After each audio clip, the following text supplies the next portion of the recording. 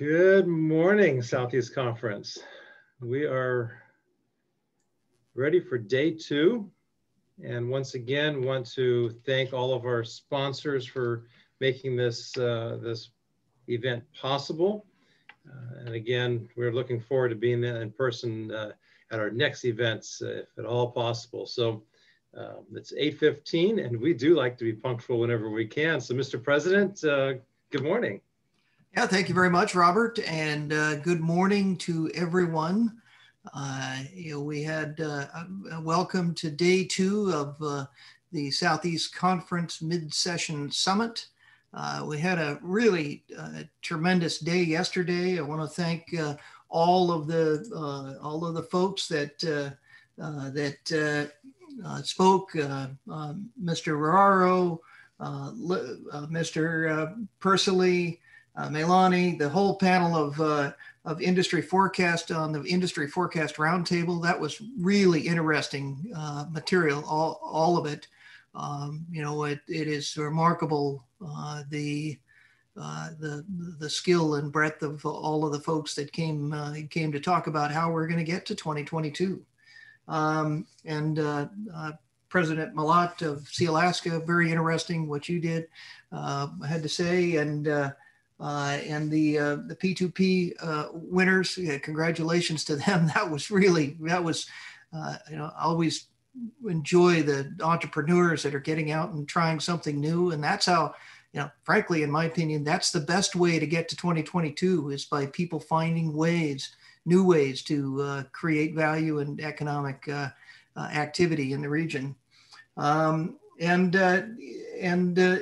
last but certainly not least, I really appreciate the senators for coming and talking about the issues that are in the legislature. That kind of candid interaction with the folks and with the industry, particularly in these challenging times where we don't get to go sit across the desk from them and talk to them like we have in years past, really is beneficial, and we appreciate them taking the time to do that.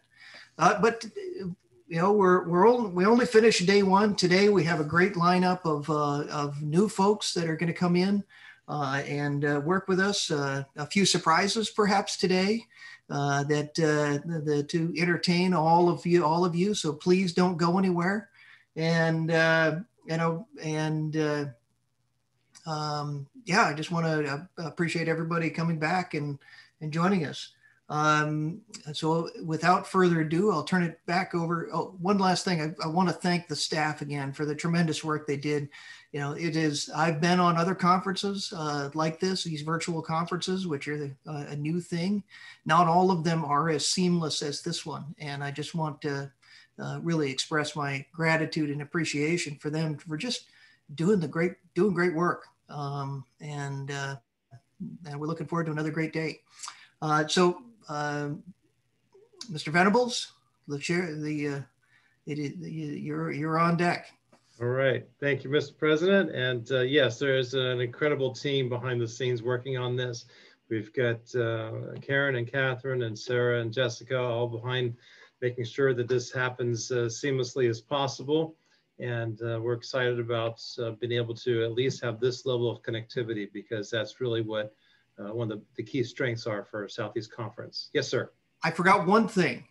I wanted to acknowledge you and the multitude of ties that you are wearing every day, and the tie that you're wearing today. I want proper acknowledgement and appreciation for you showing up. And I was going to wear a tie today, and then I decided not to in protest, because I'm just a simple kelp farmer and I probably forgot how to do it.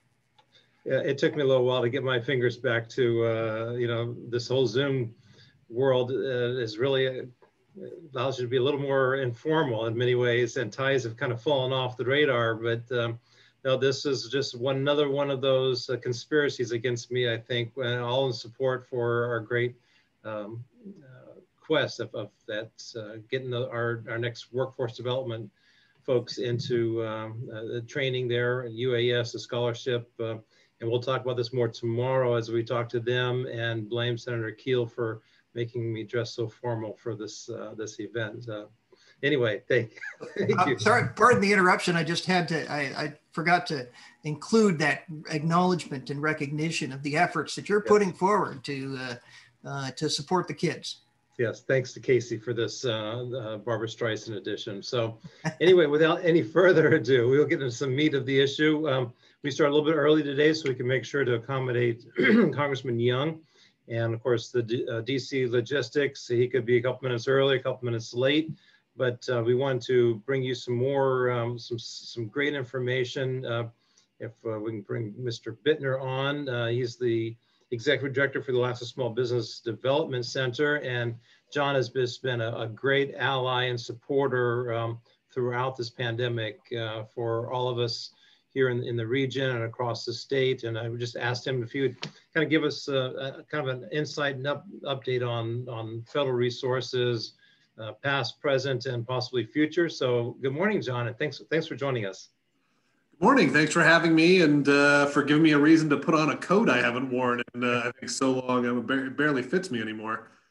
Thanks for giving me a chance to talk here today. I'm a big fan of obviously you and all the work you do and your staff. You guys are amazing.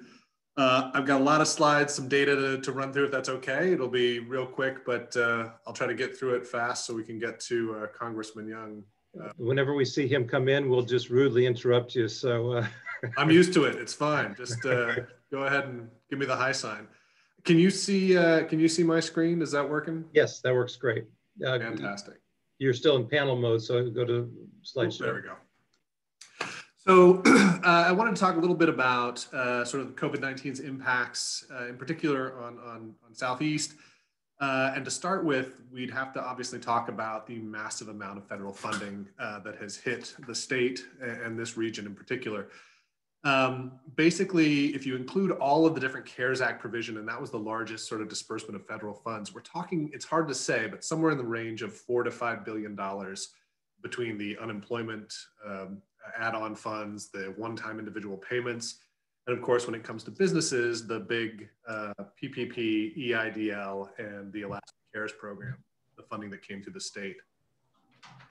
When you add all that up, it works out to, for Southeast, it works out to about $306 million. Of course, the bulk of that was in PPP funds. And the interesting thing about this is the Paycheck Protection Program was largely meant to help preserve and save jobs wherever possible. So these funds, somewhere in the range of 60 to 70% of them were used directly to support payroll in the businesses that received the money. And we'll talk a little bit about how many jobs that actually represents here in a bit, but it is a fairly significant portion. The EIDL was more of a loan program. It wasn't quite as highly used as the others, but I mean, still $90 million is no small feat. The EIDL Advance, much smaller, $10,000 grants, but it was much more flexible funding. So for the really small businesses, this was a big help. And then last but not least, the state had its own business grant program that deployed about $65 million in this area. And that's a pretty good chunk of change when you consider that all in, they had about 260 to 270 million to deploy. So Southeast actually got a pretty healthy chunk of that. On average, it was around $50,000 for each of these programs to the businesses that participated. And there was nothing to prevent businesses from getting multiple tranches of these funds. So you could get a PPP and an EIDL or Alaska CARES once they fixed the program. So it's hard to say how much each individual business got, but it was a not insignificant amount. And it really helped mitigate some of the economic impacts that we saw that came from COVID and the downturn that it's caused across not just Alaska, but globally. I know this is a hard slide to see. I apologize in advance, but this is basically a breakdown by various cities in Southeast. As you can see, Juneau, Ketchikan, Sitka were the largest sort of recipients, businesses in these areas and nonprofits were the largest recipients of funds, but just about every community had some funding go out to it. Now, when you look at the Alaska CARES data, it looks like there's a lot of communities that didn't get it. That's a little misleading. It's done by borough/census area. So blank totals don't necessarily mean that nobody in these communities got those funds. We just didn't have the granularity of data to sort of show you that where they went on this level. But as you can see, I mean, a lot of these funds were deployed in kind of along population levels. You know, it made a lot of sense. Once you get past sort of Yakutat, the funding amounts get somewhat small, but again, they're smaller communities. And so it's not necessarily indicative of a lack of deployment. It's more just, were these funding sources the appropriate ones for the businesses and the nonprofits in those areas? But largely speaking, most communities received some federal funds, some form of funding for their businesses. As I mentioned, over 300 million in total, 150-ish of it was PPP, 90 was EIDL, and then the rest was made up of EIDL Advance and Alaska Cares. What's interesting and what a lot of people haven't sort of recognized is this funding came out in very distinct pulses.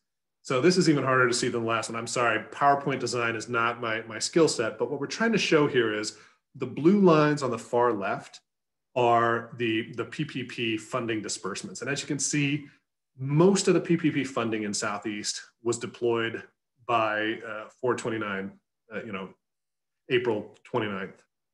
So within 1 month period, almost all of the PPP funds that these communities would receive was received.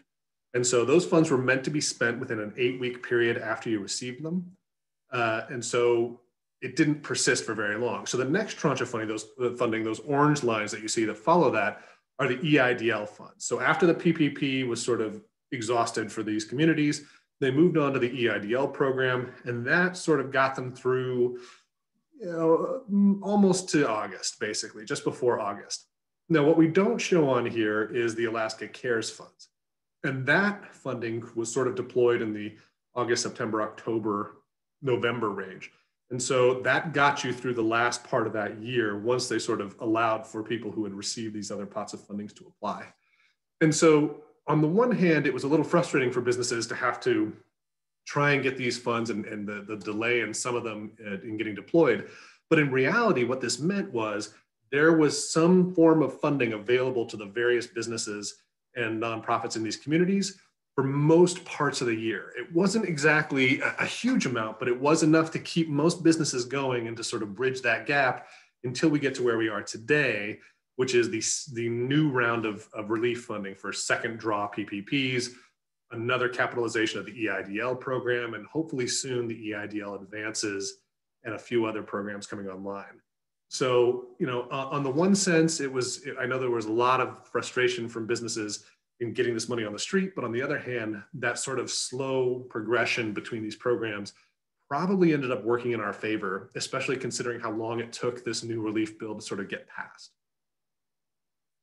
When you look at it by industry, obviously healthcare, accommodation, food services, retail were the big recipients of the PPP funding. This is just PPP. The blue lines, the blue columns are the amount of money these industries received in your region. The orange is the number of jobs that they say were supported through this funding. If you add all the jobs together, it works out to about 14,500 jobs in total. And when you consider the massive amount of unemployment that is still being posted, it gives you a feel for how important this funding was to sort of prevent what was already a unprecedentedly bad situation, quite frankly, from becoming much worse. When you look at the industries that are highly represented here, these are in line mostly with the statewide trends on what industries receive the bulk of the funding. The one sort of outlier here is the agriculture, forestry, fishing, and hunting category. That one isn't as highly represented in the statewide data, but it's an important industry or series of industries, so I get why it's here.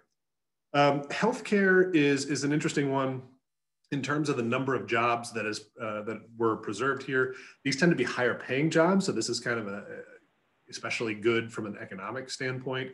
But the retail and the accommodation food services, I mean, that's almost 5,000 jobs there that have been assisted through these programs, and that's a big employer in these communities. We also ran a small business survey. This is our 4th annual business survey that we've run. I parsed out the data for Southeast in particular, and I just wanted to do a few slides of this to show you sort of what businesses in your area are thinking. It worked out to about 100 businesses spread out over quite a few communities in the region. This one, it's not great news. Without additional assistance, how likely is your business to close within the next 6 months? This survey was closed back in the end of 2020. So this is fairly recent data.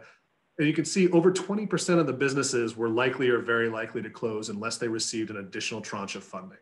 And another 18% were unsure. So somewhere around 40% of businesses out there are either on the verge of closing or not sure whether or not they're going to make it. This is not a good trend, and it is wildly different from the previous 3 years. Obviously, there's a lot of economic changes that have happened in the last 9 months. And this is just something to keep an eye on. Now, the good news is that since we've closed the survey, again, the second round of relief funding has started to hit the streets, but it's not a silver bullet. I think that we're going to have to really keep an eye to make sure that these businesses are protected over time. Do you believe the state or local economy will improve over the next 12 months? For the first time in the 4 years we've done this, the answer was largely no, majoritively no. And interestingly enough, the local government or the local economy projections are usually better than the state projections. In this case, they really aren't that much different. So there's a lot of pessimism, a lot of negativity when it comes to businesses' perception of what's going to happen over the next 12 months. And then last but not least, how did your revenue compare in 2019? Not surprisingly, almost 70% said that they had lost revenue compared to the previous year. But the other sort of slide there is, what will your financial situation be in 12 months? And 41% said very poor or poor. So again, this is just something where the businesses that we're talking to and that we're surveying in your region are saying that not only are they not very optimistic about what's coming, but they have real concerns that 1 in 5 of them or more are going to close unless they can find a way to get new capital into their businesses, either through federal grants, business grants, customers coming back, things along those lines. And an additional concern that isn't reflected in the data because it's such a new development is what's happening in the cruise ship industry and the recent announcement by Canada. That's a huge industry for most of Alaska, in particular Southeast. And so how we find a way to mitigate this is going to be a real sort of focus point. And I think that really the answer here, and the one that the businesses, when we asked them what state, local, and federal government could do to help, almost all, I think it was something like 45% of them said that they just needed more funding, preferably in the form of grants. The next 5 categories of what could be done to help didn't add up to as many people as said that they needed more funding. I know it's not what people want to hear, but at the end of the day, this economic situation is quite unprecedented, and there really is very few ways for a business to sort of bootstrap its way out of this. So, all right. So much. I appreciate the opportunity. Thanks, John. And can you make sure that we get that PowerPoint so we can send that, put that on the web and post that? And, happy to. I'll send it to you right now. All right, great. And we'll look forward to follow up with you. We do have Congressman Young with us. So thanks again for joining us and for all the work that you do throughout the year. It's really appreciated to have that information. So Congressman Young, can you hear me all right? Good morning. I think the wonders of technology will get connected all the way to DC. Good. Yep.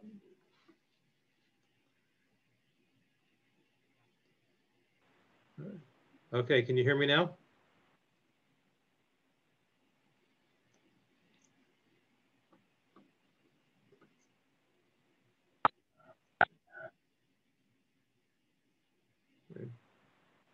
There, I think we might have you now. Congressman Young, good morning.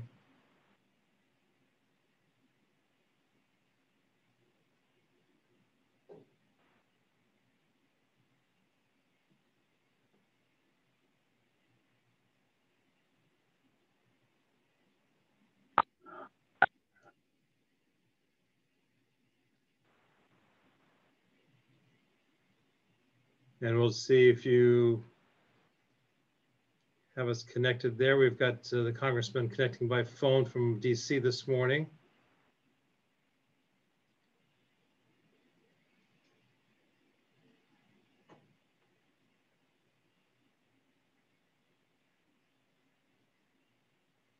We have 117 folks already logged in this morning to hear from you. So we're looking forward to getting us connected there. And get a sense of what's happening there in DC. Can you hear me now, Congressman?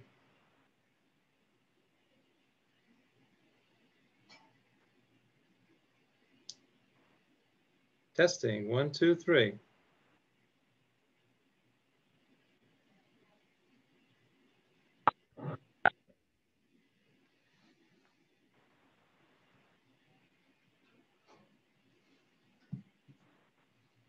And I think it looks like we have a live connection now.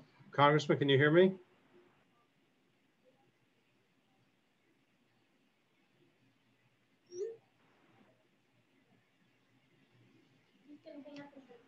Okay, he's gonna hang up and call back in.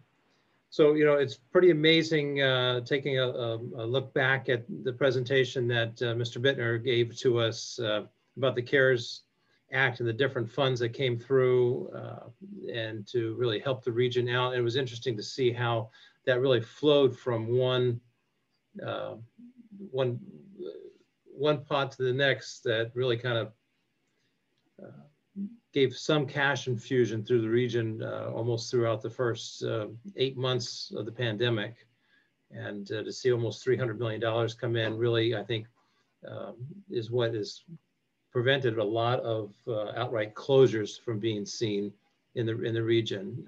But being told that you know, over 40% of our businesses are at risk and uncertain as to their own viability is very concerning. And remind you that the little brief survey went out yesterday. You should have gotten that from Melanie, and that has some questions as well to kind of give a pulse of where things are at. So do fill that out, and it kind of helps us to communicate and articulate the needs of the region, especially when we have the ear of folks back in DC to know how to best craft the resources and the aid that's coming into the region. And I know that a lot of local municipalities use a portion of their CARES funding as well. And just a lot of attention to try to help the businesses. But we've got to get through to 22, and that's kind of what our resiliency planning efforts were focused yesterday. And I think we'll at some point in the next little bit put in a reminder of that document link, so you can take a look at that, review the outline of activities and actions that can be taken. And we certainly want to get your thoughts on how to add to that list, what other actions can we take. And we're going to, we'll touch base on that definitely during the disaster preparedness panel, which really looking forward to as well. So a lot of good information, but it's not just information for information's sake. We need to have a focused plan so that we can make sure that we do get through to 22 and make the resources, and whatever that economy looks like on the other end is going to be different in many, many ways.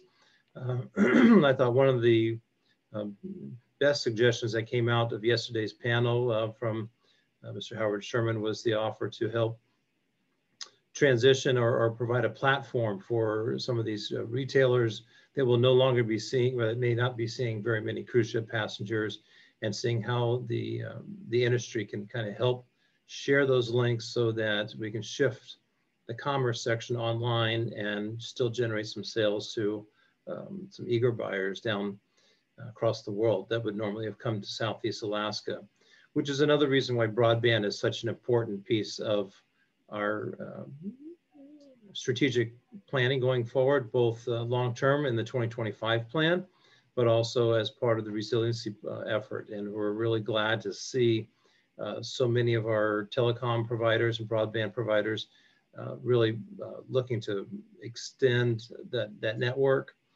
We were seeing some last year's announcement, Cordova Telecom connecting Yakutat, which is a really difficult location to try to do any telecommuting. And so, Hey now, Congressman, hello. Good morning. Good. We finally got it through this modern technology. We gotta love it. We love it. So we have 127 people listening in, and the floor is yours, sir, and we'd love to hear from you, and thank you for joining us this morning. Well, thank you for putting up with this nonsense as far as the communications, but I'm sorry, we tried to get through about 6-7 times and they kept saying you couldn't hear me. So here we are. I listened to the last report. Sort of makes you down. I hope you don't get down, guys. I want to talk about what I think can happen as far as recovery efforts and effect on the cruise ships. But I'd like to remind everybody listening to this program, don't ever depend on one chicken to lay the golden egg. The Southeast has great potential for lots of other opportunities. But when we depend so strongly on tourism and something like this happens, we're stuck for a while. A lot of it mostly a government issue. But there's two parts of this issue on cruise ships. There's the Biden administration and working with Canada. I'm working on both issues to see if we can save the 2021. When I say I sent a letter last week to the Biden administration asking them to re-engage with the cruise industry so they can work through the Center of Disease Controls. That's our biggest problem right now. They won't communicate with the cruise industry, and they won't say what we can do. In the meantime, when I try to explain to them my letter, we're flying airplanes, we're using trains, we're using buses and everything else, but all of a sudden the cruise industry can't function. And I'm saying, okay, put down what they wish them to do, let them do it, and let's get this cruise lines back in the industrial side of it so we can take care of those people in Alaska. This is a huge blow to Alaska economy, as you know. We all know that. And I know a lot of people are dependent on the relief money, but you can't continue to run on relief money. You have to get the business back on track, making sure it's working right. So I'm working on two sides. One, Biden has to work with CDC, and we have to work with the Canadians. I'm working on that part now, the passenger aspect of it, and we're making progress. The delegation is working real hard. And, you know, people don't understand. I think if we go ahead and introduce this bill we're doing, we'll get some response from the Canadian government. They're a little irritated, as you know, because of the Keystone Pipeline. But changing the cabotage laws, as you know, is very, very tricky. And I've always supported the Jones Act, that this is an immediate factor. We have to get these ships sailing out of Seattle, hopefully, into Alaska, into the tourist business, outside Canadian waters, and that's what we're working on. But the two of them together are a real challenge. I'm hoping that we have some correspondence with the CDC this coming week for them to at least engage to solve this problem. Right now, they say, "Oh, we'll do it later." Well, economically, they're getting hit real bad. Norwegian cruise line, for instance, 16% of their cruise industry is in Alaska. That's just them. Now think about the people, the hotels, all the stores, everything occurring. We've lost that income. So we're working hard on it, especially the delegation, and we think we can do it. Now, on the second issue, pertains to water, is a ferry system. We're not going to have a full federal bailout on the state ferry system. I think you understand that. We have to take and defend the funding on the new transportation bill. The funding that we have in it now, we got to continue that. Maybe not increase it as much as I'd like to. I don't think that will happen.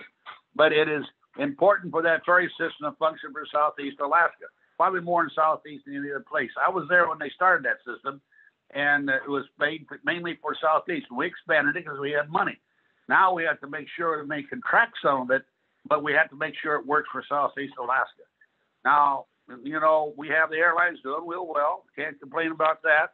But overall, I'd say you guys got a rough road ahead, but we'll work together. Coast Guard is going to be involved, especially in Ketchikan. We know that the Russians are now in our E zone. We're going to continue to work to try to make sure the Coast Guard cutters, first response cutters, are stationed across Alaska, and about 3 of them in Southeast Alaska. You know, we talk about the so-called relief package of $1.9 trillion. I am very disturbed. It's going to help, yes, some Alaskans, but overall, it's going to be helping big cities that are being bailed out for their mismanagement of money. That disturbs me a great deal. So we're working to see if we can solve some of that. It's hard to do because those are big delegations. But the idea that we're going to bail out a city that misspent their money, to me, is inappropriate. but we'll talk about that later. You know, we keep working on Southeast again. I know everybody's listening to this, but you have resources mineral-wise. You have timber, which we should be harvesting. We have fisheries we have to improve upon. And we have this tourist business, which we need to work on, Biden administration and the CDC. Now, if we work on all those and get us going, we'll have a diversified economy. And this is for everybody in Southeast. Keep in mind, when you attack another industry, you take a weaken your position and you become too dependent on one industry. You can't recover that way. You got to have more, I like to say, chickens in the hen house. So you're always getting eggs. You get one chicken, that chicken dies, you don't get any more eggs. Now, everybody says, well, you're just being a country boy. Now, I want you to think about that. Because I've been living through this, watched over the years where one industry will attack another industry. One industry will attack the other industry. Pretty soon you have no industry at all. So for this conference, just keep that in mind. You've got to all be together, all working together, and you have to take and understand if you don't do that, and you have a problem like we have with this 19, you're not going to have an industry. You won't have people. You'll lose schools, and it's not good. So I'm optimistic in a sense if we do it together, think together, work together, and do the things we need to get a sound economic base. You have the opportunity. It's up to you to make sure you lead it. I will do what you ask me to do, but right now my main emphasis is on cruise ships and the people that they serve on my coastal cities and why they're being hurt tremendously now. So with that few words, I'm open for any questions or any suggestions. All right. Thank you, Congressman. It's amazing the broad topics and fronts that you have to fight all across the board for us back there, and we certainly appreciate it. The announcement by Canada certainly took us by surprise last week. We did hear from the industry yesterday that suggested that one of the biggest unknowns is just with our own CDC, and you said that you were working with them. What advice do you have for businesses and communities in Southeast? How can we weigh in effectively to try to get some movement out of CDC? Well, you know, you won't like this, but what I would do is that if I was Southeast Conference and all the communities, I'd immediately try to organize and file a lawsuit against CDC because they're being prejudiced against one industry. And they'll say this is what they're going to say. Well, it's an incubation for the COVID. And they'll say, well, they don't pay any income tax and they da. But the effect upon those coastal towns is tremendous. Doing it arbitrarily. They're hiding behind the so-called health factor. And I'm saying if they can let an airplane fly full of passengers, they sure in the world can let a cruise ship go. And I will say, we probably should have all the crew certified, vaccinated, tested, so the crew itself is safe. And then we have to make sure that the passengers themselves, and that's where we get a little problem, that the passengers themselves have some certification of not having having the COVID or been vaccinated against it. And it also reminds me, you guys have to work with the cruise industry. I don't want them to be in a bubble. When I say a bubble, I don't want them to get off the boat, go to a specific place, and get back on the boat. That doesn't help the communities at all. I want it open, make sure they're safe, like through vaccination and already indoctrination of COVID. And we ought to be able to do this. I just don't understand how they can let every form of transportation, Amtrak's running down here. They don't have any tests at all. Closer proximity than a cruise ship.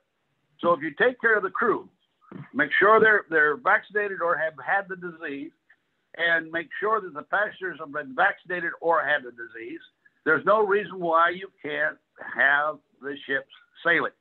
But CDC is hiding behind the idea this is for the safety of American people. Well, okay, if that's the case, why are they letting everything else work? So these are arguments I have with CDC. I would file suit. That's what I would do. In fact, I'm really thinking about, I don't know what I can myself, that they are being totally prejudiced against the people of Southeast Alaska and in Alaska totally by destroying the economy of the tourism industry. We don't let them get away with it. They act like the Dr. Fauci, he acts like he's a new czar. He's saying things he can't back up.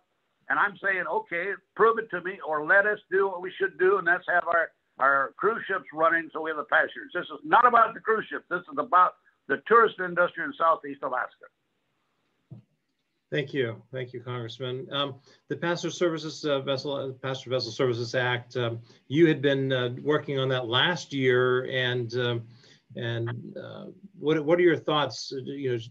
How to best pursue that as a temporary exemption, or is there a way to carve out exemptions for the cruise ships that don't destroy the intent of the bill itself?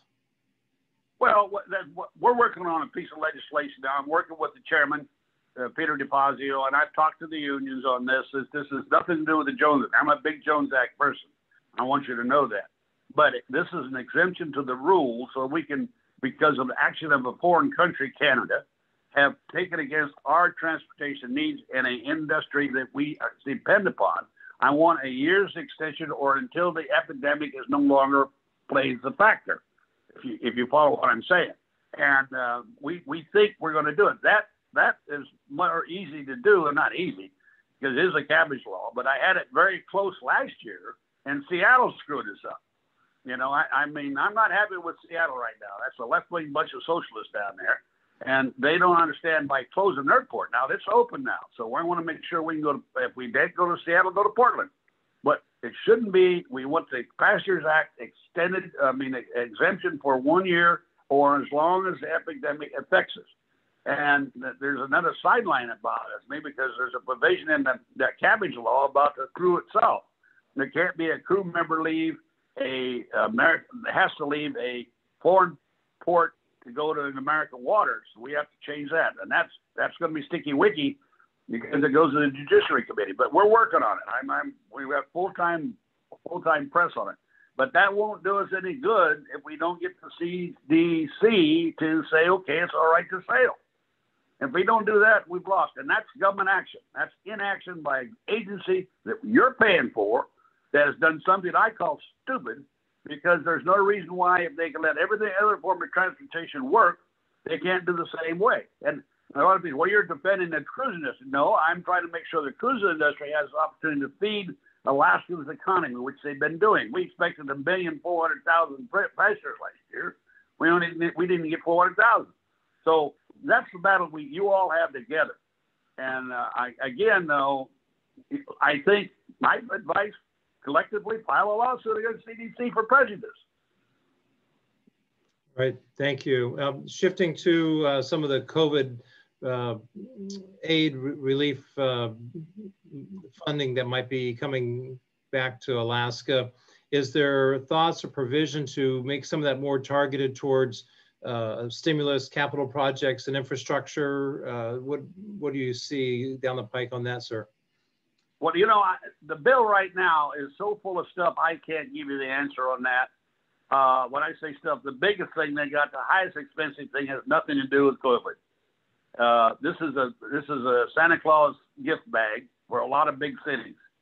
Now, will there be some for infrastructure? We have a responsibility on the committee. I'm on that committee. I've talked to the chairman. We're going to try to make it does go into infrastructure, shovel-ready projects, so we have to work on that. That's part of it. I do know that we're going to try to make sure there's more flexibility within the communities to distribute the money, so it's not just restricted to one thing. But again, anytime you borrow to take and run, and that's what we're doing, that doesn't solve the problem. The real challenge is to get the industry back on track. And I think we ought to concentrate on it and don't continue to depend on monies that's distributed by the Congress. People don't realize, I think we got $400 billion still left from the first package that hasn't been dispersed. And those are the type of things when we start building these Christmas packages, there's too much ribbon and not much wrapping paper. Thank you. And in the theme of infrastructure and capital needs, you've been a huge champion for transportation and ports and harbors. What do you see in the future for program support for continuing to make improvements there? I think that's pretty good. That's under the water program. We did well last year. We're going to continue to do that. If you look at all the harbors in Southeast Alaska, in my 48 years, I think you'll see my fingerprints on most of them, and we're going to continue to do that. With the delegation, we've been quite successful. The transportation bill itself I mentioned that in my opening statement. We're trying to keep that formula alive for the ferry system and make sure we can improve the ferry system even in some of the reconstruction of ports in some of these communities. So that's going to be our big challenge in the transportation bill. Right now, through the AOCs and the Nancy Pelosi's, their idea of transportation is bicycles and windmills. And, that don't work, especially when you got an area as big as ours. We need ferry systems, we need highway systems, we need the system to move people. But we have this big push now. We're going to save the world by, changing the climate. And you asked me about that in Fort Yukon, it's 51 below zero today. So I always think about that. I don't know how cold it is down there, but it's cold enough up north. It did dip below zero in Juneau today, so it's we qualify for being cold today in the capital city for sure. Juneau's cold at zero. I was stationed there for 7 years, and that's cold. It is indeed. Speaking of stationing in Juneau and other places, there's been a lot of shuffling around with the Coast Guard. NOAA has always seemed to be, a presence here that we'd like to see expanded, and other military. What do you see as the cards get shuffled around for those opportunities for Southeast in the state? Coast Guard's going to grow big time. We're working on the Ketchikan issue. We're trying to make sure I've got 3 of the new cutters stationed there, maybe 4. We're building more vessels. The Coast Guard has finally woken up, and so is the Navy and the Air Force, about the Arctic itself. There's going to be a lot of activity up there because of the corridor, supposedly because of climate change. We'll have a huge amount of foreign fleets crossing our shores.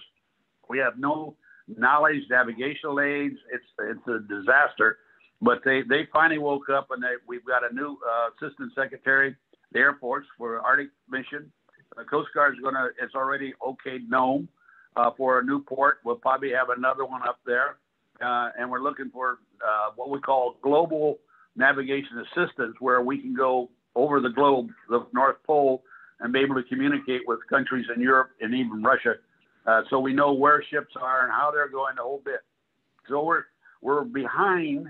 And we're competing against China and Russia, but we're trying to catch up. And now it's a little hard to convince a guy in Nebraska or Kansas that we're an Arctic nation, but we are, and that's where the future is going to lie, is in Alaska. That's where the minerals are. That's where all of our resources that we've had locked up all these years will be available for the population of the world. So we have to not only have the navigation system in, but the harbors in. The whole concept that we need to protect our borders. And I'm not talking about the southern border, I'm talking about the northern border, and that's what we're going to be doing.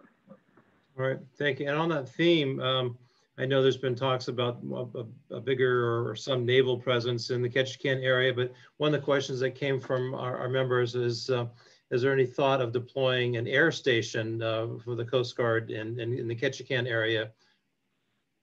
Well, I haven't talked to the Coast Guard, and right up front with you, because the state's so big. That's one of the responsibilities I've got. I love Southeast. It's got great potential, but I got to worry about the other part of the state. And a lot of people look at that proximity to Russia and China, and they say, well, why are we doing this down in Southeast Alaska, was closer to Seattle? I'm just telling you the truth. And if I have to do it, look at the total picture, I got to figure out where they can best spend those dollars. Right now, the Coast Guard's interested in Barrow.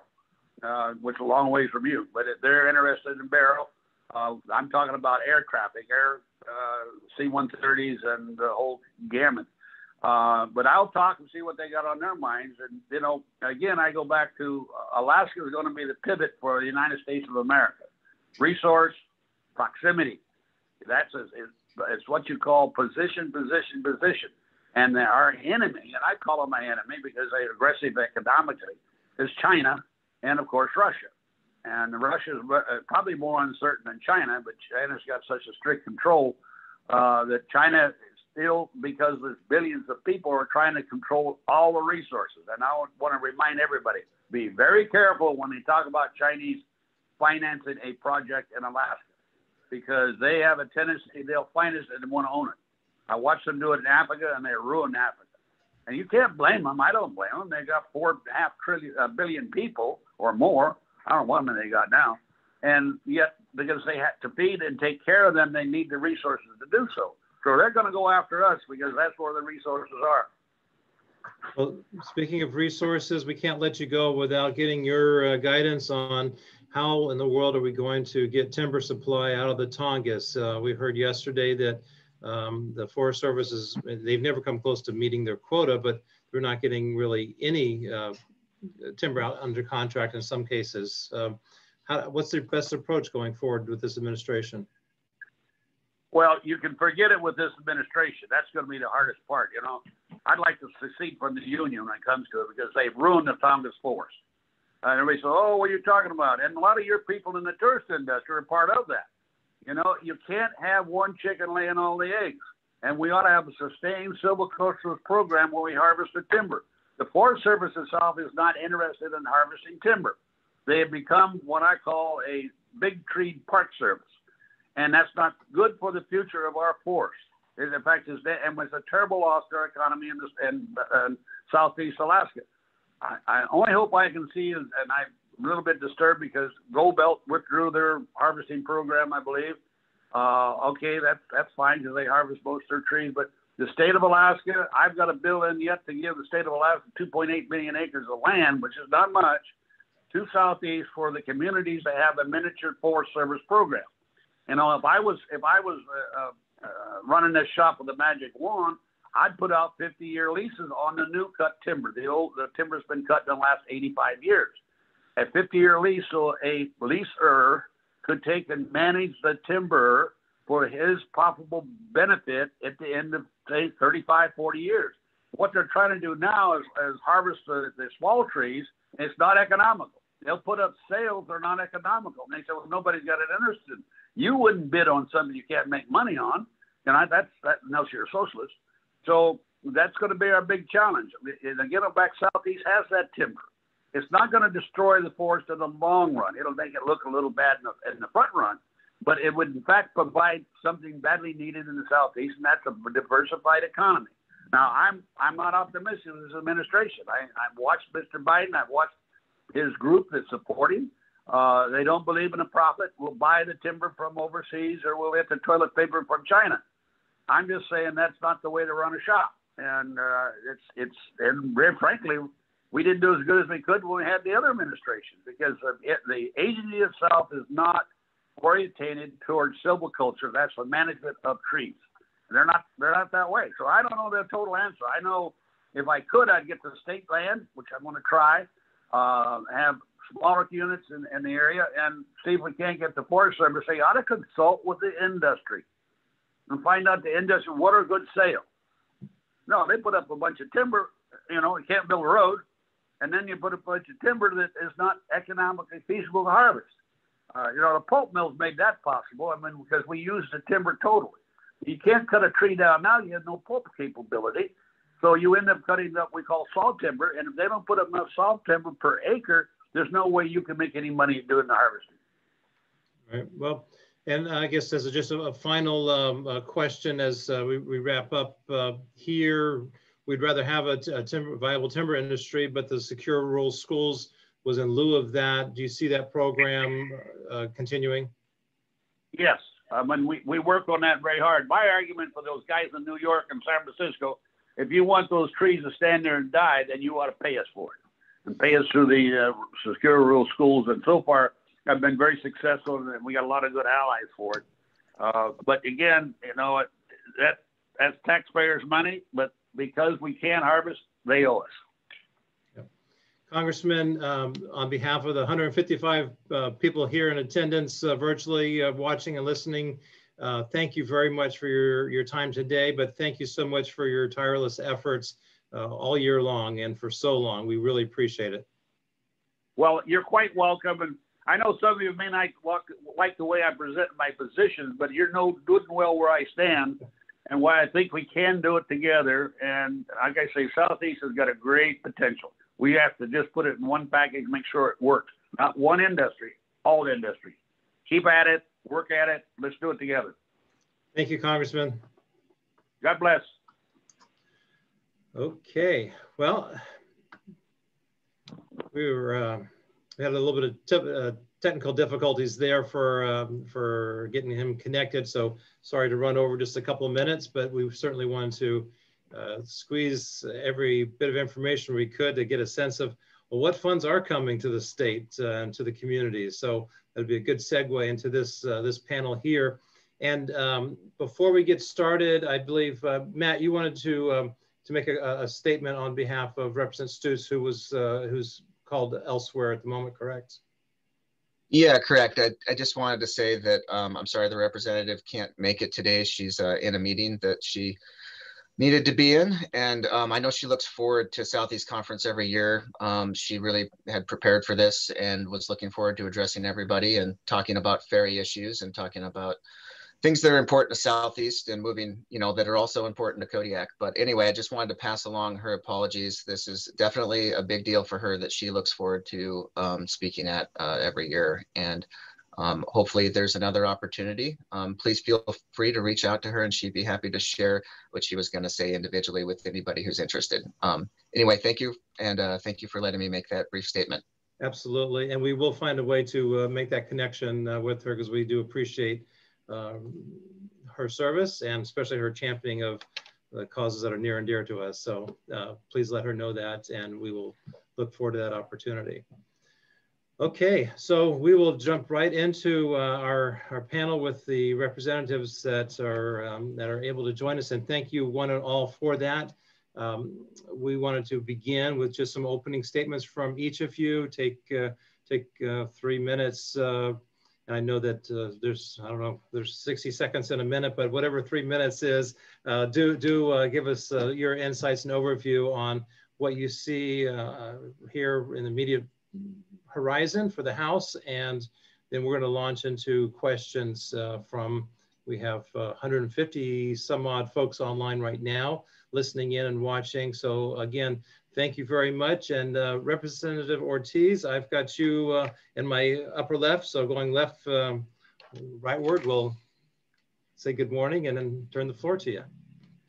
Good morning, Robert, and thank you. And on behalf of all of my fellow legislators who are here this morning, thank you for the opportunity to address Southeast Conference. It's always a pleasure and an honor to do that. And yeah, we're excited. We have obviously challenges before us. And of course, the big issue is the fiscal situation for the state. And before we get to that, of course, we have the minor issue of organization. We'll get through that because we have to. And so for me personally, I have a couple of bills that I'm interested in moving this particular session. HB 41, of course, is the mariculture bill, which the folks at Southeast Conference are familiar with. It was in the hopper and all the way near the end of the finish line in the last session, and didn't quite get across the line. So we're looking forward to giving that a push again this year, and hopeful that can put in place with the passage of that bill, put in place the regulations, the parameters, and help give a jump start to the mariculture industry here. Not that it needs a jump start. I mean, it's already started and running. We have some big projects throughout coastal Alaska that are already, in the works. But this, I think, is a needed bill to kind of solidify that and to give mariculture a push forward because, I see that part of the fishing industry as being, one that we can has unlimited potential, and one where the products from that particular part of the fishing industry, the market will never go away. And it's just something that I think, we are poised here in coastal Alaska, lots of places in coastal Alaska where we can take advantage of that. So I'm excited about that. Excited about, I have a time change bill, which is, I'm still, it's called HB 31, and I'm kind of communicating out there right now in the beginning phases with the different constituents as to, how much they want me to push that particular bill. I think that, the bill is based on the idea that if we would get congressional approval, and if Washington State, as well as I think another Northwestern state, if they move in that particular direction, that we would, the state of Alaska would move in that direction as well. The effect of the bill would keep us on daylight savings time year round.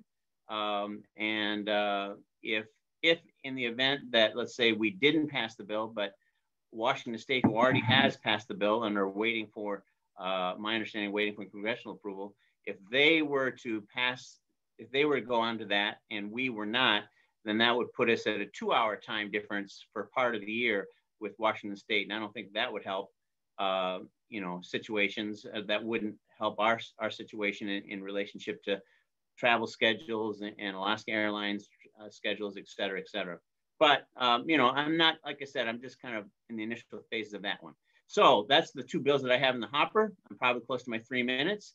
But I did want to mention that yesterday I did meet with Chief of Staff Ben Stevens after getting some feedback from some constituents about the idea of, now that the Canadians have announced that they are not going to allow cruise ship activity up until February of 2022, once we heard that, several constituents emailed me and said, hey, what a better opportunity, what a better time than to try to jumpstart our marine highway system to try to, at least in some small ways, fill the gap of unmet demand for the ability to travel to coastal Alaska.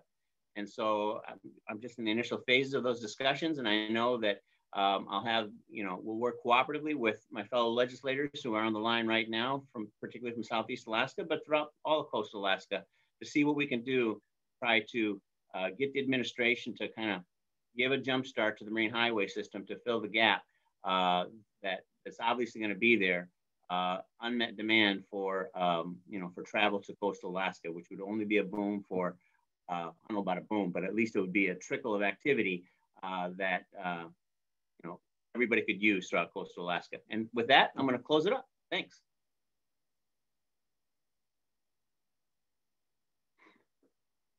Robert, you are muted. So, yeah. So I want to be the first one on the panel that messed up their mic, so that you didn't feel so bad if that happens. But thank you for your remarks. Representative Christ Tompkins, I know you started the week with a birthday. I'm not sure if you're getting cake remnants there, but what other priorities are you working on? Yeah, thanks. Good morning, and thanks for hosting this. Three priorities I just sketched out for this session and really the next 2 years. The first, which has been a mainstay over the last couple of years, is protecting the entirety of the permanent fund from being overspent beyond what is sustainable. 2 years ago was very involved in and supportive of transferring what ultimately ended up being $5 billion from the earnings reserve to the principal, and the principal is the constitutionally protected part of the permanent fund. The earnings reserve is the cookie jar that I think is increasingly at risk from overeager legislators that may want to spend more than what should be spent. And I'm very, very motivated to try to find, if you will, a permanent solution for making the permanent fund permanent. That is putting into the Constitution an annual draw that cannot be exceeded by the legislature. So potentially 5%. I'd actually be supportive of even a more conservative draw, maybe 4 3/4%, or even 4.5%. But something that protects the entirety of the permanent fund, including the earnings reserve account, from overspending, so that the fund is truly there for future generations, and that we protect that intergenerational wealth. That's the first priority. Second priority, building on a lot of the work that you've been involved in, Robert, trying to create independent governance of the Alaska Marine Highway System, and get governance of the highway system out of the sort of political, away from the political pinball of different administrations coming and going, and creating an independent governing board of some sort or fashion. And appreciate the task force's work, and I'm supportive of Representative Stute's legislation in the House on that. I think there's broad bipartisan support for that in both bodies, and I really hope that this legislature we can get that done and get the ferry system in a better and more independent place, so we can make better long-term management decisions. And third point I'll speak to is the infrastructure geobond.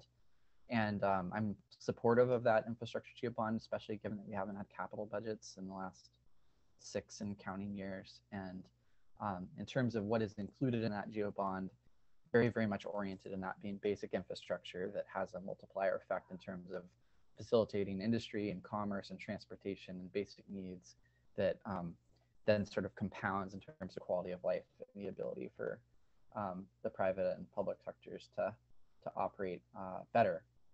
Great example of that would be, looking at a haul out in Sitka, which is, vital to the fishing sector here and other sectors for that matter. It seems like there's a relatively warm temperature on the geobond in the legislature for the next 2 years, and I personally am supportive of that and hoping we can see it through. So those are 3 quick priorities for the next 2 years. Great, thank you. Representative Hannan, good morning. Good morning. Nice to see you and hear you all. And I could watch the snow blowing off the mountain peaks in Representative Ortiz profile. My windows are behind me, so I'm not tempted to look out them all day long and watch that cold, stiff wind blow off Mount Juneau and Mount Roberts.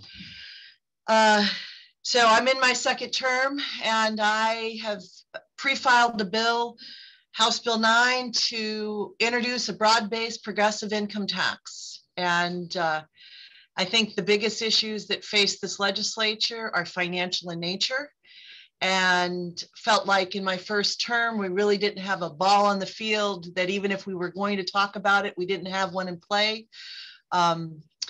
I'm not the originator of this bill. I stole it all from the House of Representatives in 2017. The bill that I pre-filed is identical to the one that passed the House in 2017, but did not pass the Senate.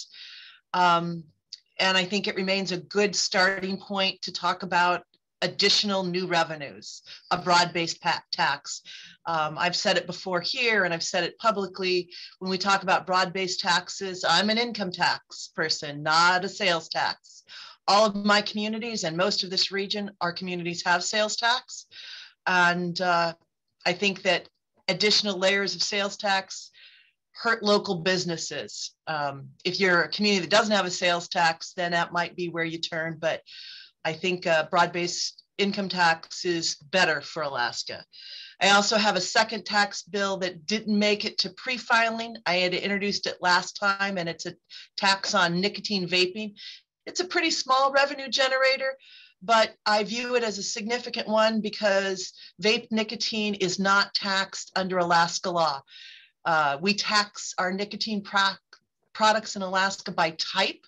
So cigars, snuff, now they're all correlated to be taxed at the same rate, but we haven't touched nicotine taxes in about 12 years. And when we last did them, vape nicotine didn't really exist. So because of that, it's not included in taxation. And that's not a huge revenue maker, a couple $1 million, but when we're desperate for money, everything counts. And I think additionally, it's a discouragement to people who are price sensitive, i.e. teenagers, from beginning to tax. Right now, if you went, cigarettes are more expensive than vaping. Well, let's make the tax burden equal to what it would be on cigarettes or snuff for cigars. Then the 3rd bill that I have that is another pre-filed is House Bill 10, of interest to Southeast. That is the protection of the Anungan Cemetery from the World War II relocation camp in Funter Bay on Admiralty Island. As a history teacher, I'm sometimes shocked to find how many people do not understand that World War II came to Alaska, that it was on our ground in the Aleutians. And because of that, the Aleutians and the Pribilof Islands were evacuated and relocation camps were put in Southeast, and Funter Bay is the site of the deadliest of the relocation camps. That bill to protect that cemetery made it all the way through the House and through the Senate to its final committee of referral, but because of our early adjournment of COVID recess, it died in Senate Finance. So really hoping to get that ball moving and to get that protection. It changes nothing on the ground, but moves the land that cemetery's on just between two divisions of the Department of Natural Resources and puts it into the existing marine park. It might become then the only cemetery that's in a marine park, but that's the division that has protected land over in Funter Bay already. And of course, being a teacher, I could rattle on all day about all the things. Oh, I guess one more that I'll put out there. The governor's proposed budget cuts some DMV offices, Division of Motor Vehicle offices across the state, 6 of them. One of them happens to be in Haines. And I always like to point out, of all the agencies of state government, the Division of Motor Vehicles is one of the very few that actually generates revenue. It more than pays for itself. And in fact, generates $25 to $40 million a year in additional revenue that's transferred to the general fund. I suspect that in financial analysis, the DMV offices they're closing are ones that aren't highly profitable, but those are one of those services that are really important to have in your communities. Everyone has to have identification. If you're over a certain age, 68, you can't do an automatic renewal of a driver's license.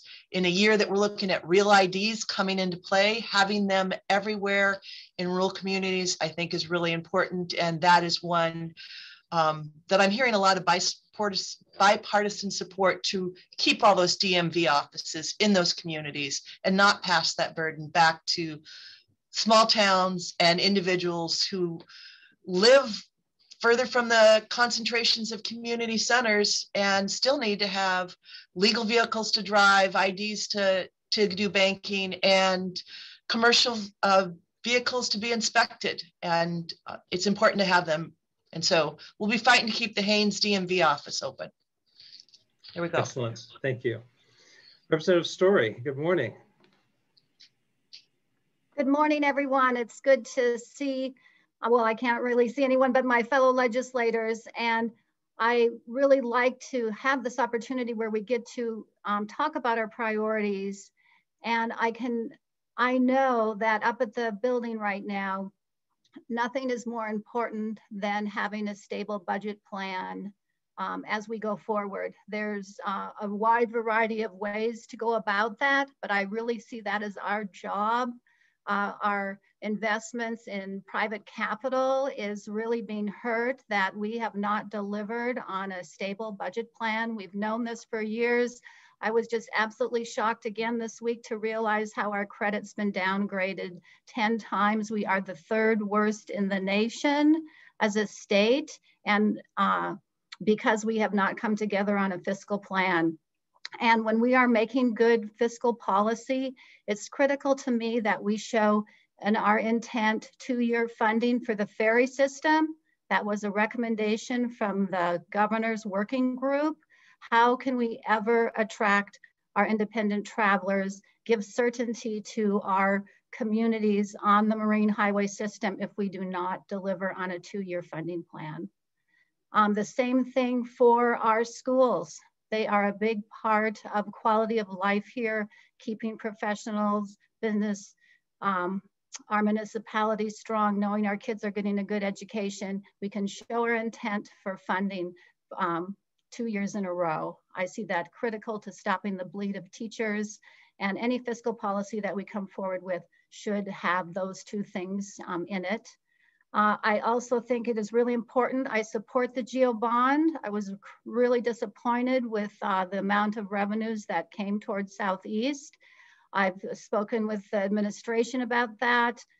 Their intent is to look at that again. And we have talked about a few things in Southeast that would be important to be adjusted on that list for GEO bonds, but I support it. Critically important around the state to do what we can for a job investment.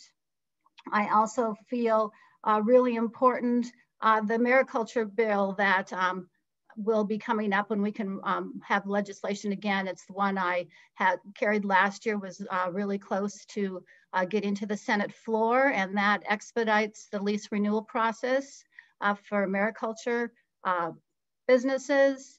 Critically important to keep things on good timeline when you're doing a business, and also it allows for, it makes clear that ecotourism is allowed, and I've added that to the bill this year. I do also have an education bill saying if you are a student, your career tech classes will count towards the Alaska Performance Scholarship. I'm always saying education is more than education. It's economics, it's training our future workforce.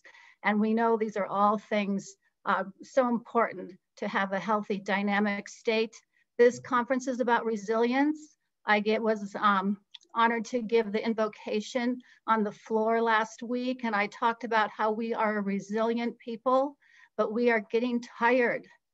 And part of resiliency is coming together, such as conferences such as these, where we get energy from one another, but it's taking action. It is keeping our eye on the 30,000-foot view though.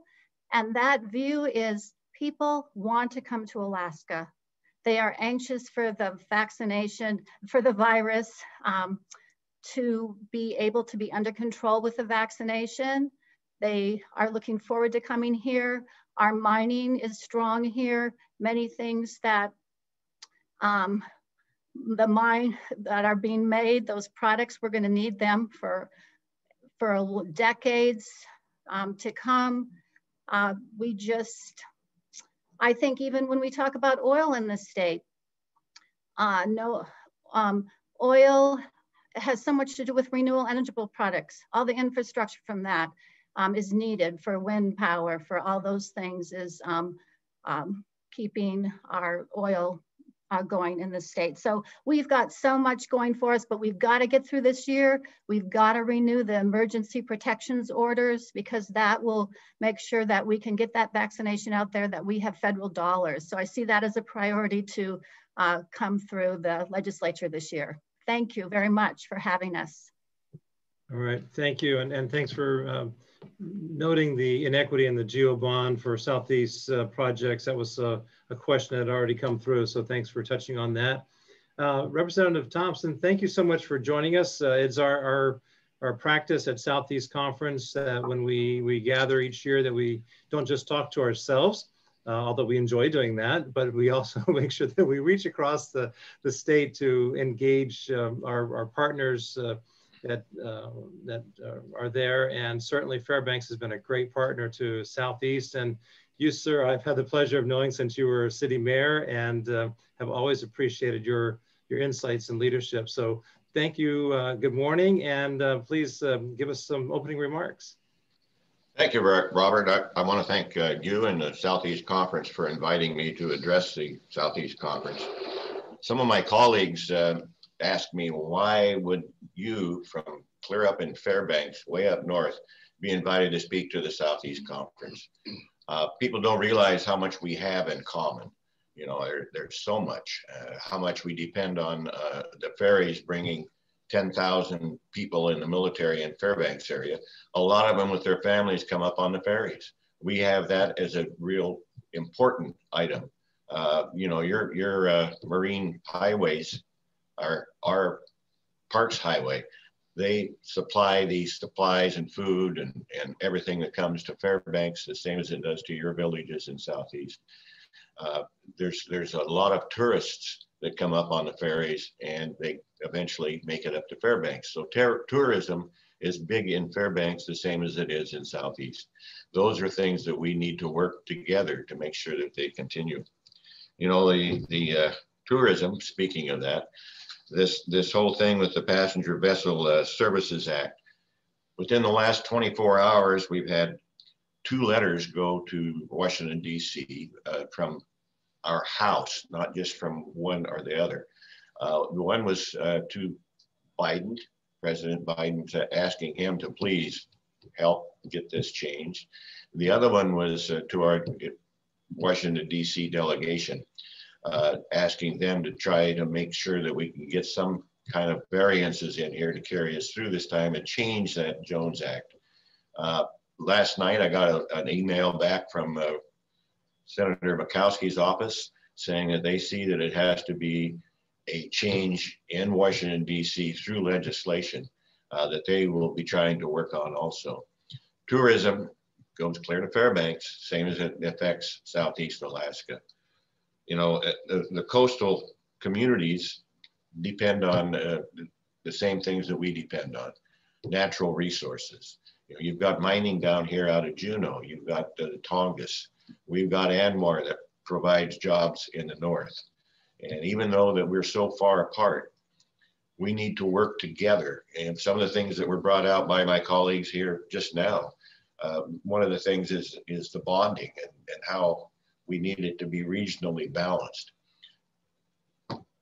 The interior and the northern part of Alaska needs to work with the coastal areas down here because we want to make sure we have that regional balance.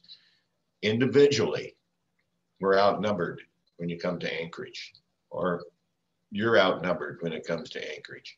We need to work together to make sure that we aren't left out in the cold, so to speak, which it's cold today, by the way. But yeah, it's going to take us working together to make sure that we aren't outvoted because of the large populated area with more legislators than we have individually in each location. We need to join together and work in that direction. We've been working on trying to get rid of regulations, and that's one of the ways that we're going to have to change things. You've got a bunch of revenue issues that we're looking at, but healthcare regulations are another thing that we need to work on, trying to get rid of unnecessary ones or ones that are hindrances that slow us down and cost us more money than we should be paying. It's an interesting fact that our energy industries vary so much. Energy up north is expensive. Energy in a lot of your communities along the coast are expensive, but you've got some hydro down here that helps you. And we need to make sure we keep those in working order. And I see we've got one project, I think, on the capital bonding that will help with repairing one of those, but we need to make sure we keep that. Without that, it's so expensive, we can't afford to move forward with economic development. Your Tongass is such an important part of your economy down here in Southeast, and we've got to make sure we work together to let that happen and make sure we change those laws and those restrictions that have been put on by the Forest Service and the Department of Natural Resources. The same as we have to work on ANWR to make sure that we keep that open and we keep that part of supplying money to our state of Alaska. We've got to work together on those type of things. And that's really important. You know, the ferry system, those letters we sent about changing that congressionally, we had the Tom McKay in the Republican side of the House right now has a resolution to go after changing that, and we sent that resolution along with our 2 letters that went out. And that's one of the things that we got responded from Washington, D.C. and Murkowski's office, that they are willing and able, and they want to try to work on this also. So it's difficult times, but we can get through this when we work together. And that's what I want to make sure we remember, is that it's going to take all of us working together to get through this year and move forward. There's a lot of things you guys have talked about that are really important. You know, the PFD and the budget is the main thing we have. That we're required by the Constitution to pass. I'm looking at that we need to maybe pull that permanent fund dividend out of the budget, and then we can work on passing a budget without that, because with that in there, I think there's going to be such a variety of different ideas that we'll never get the budget passed. Let that permanent fund dividend be a separate bill, and everybody can vote yes or no, or move it up and down the line. And that's one of the things I think that will help us move forward, and it'll bring that one just individually to light. If we leave it in the budget, it could tie up the budget until July, and we don't want any of us see that. So that's one of the most important things that we have this year is doing our duty. First, we have to get organized. I know that. We can't move forward and do our work if we don't get organized. And I feel like embarrassed, if you want to know the truth, that we haven't been able to get that done. We have to move forward. And I really think that we can work together, Southeast and Northern.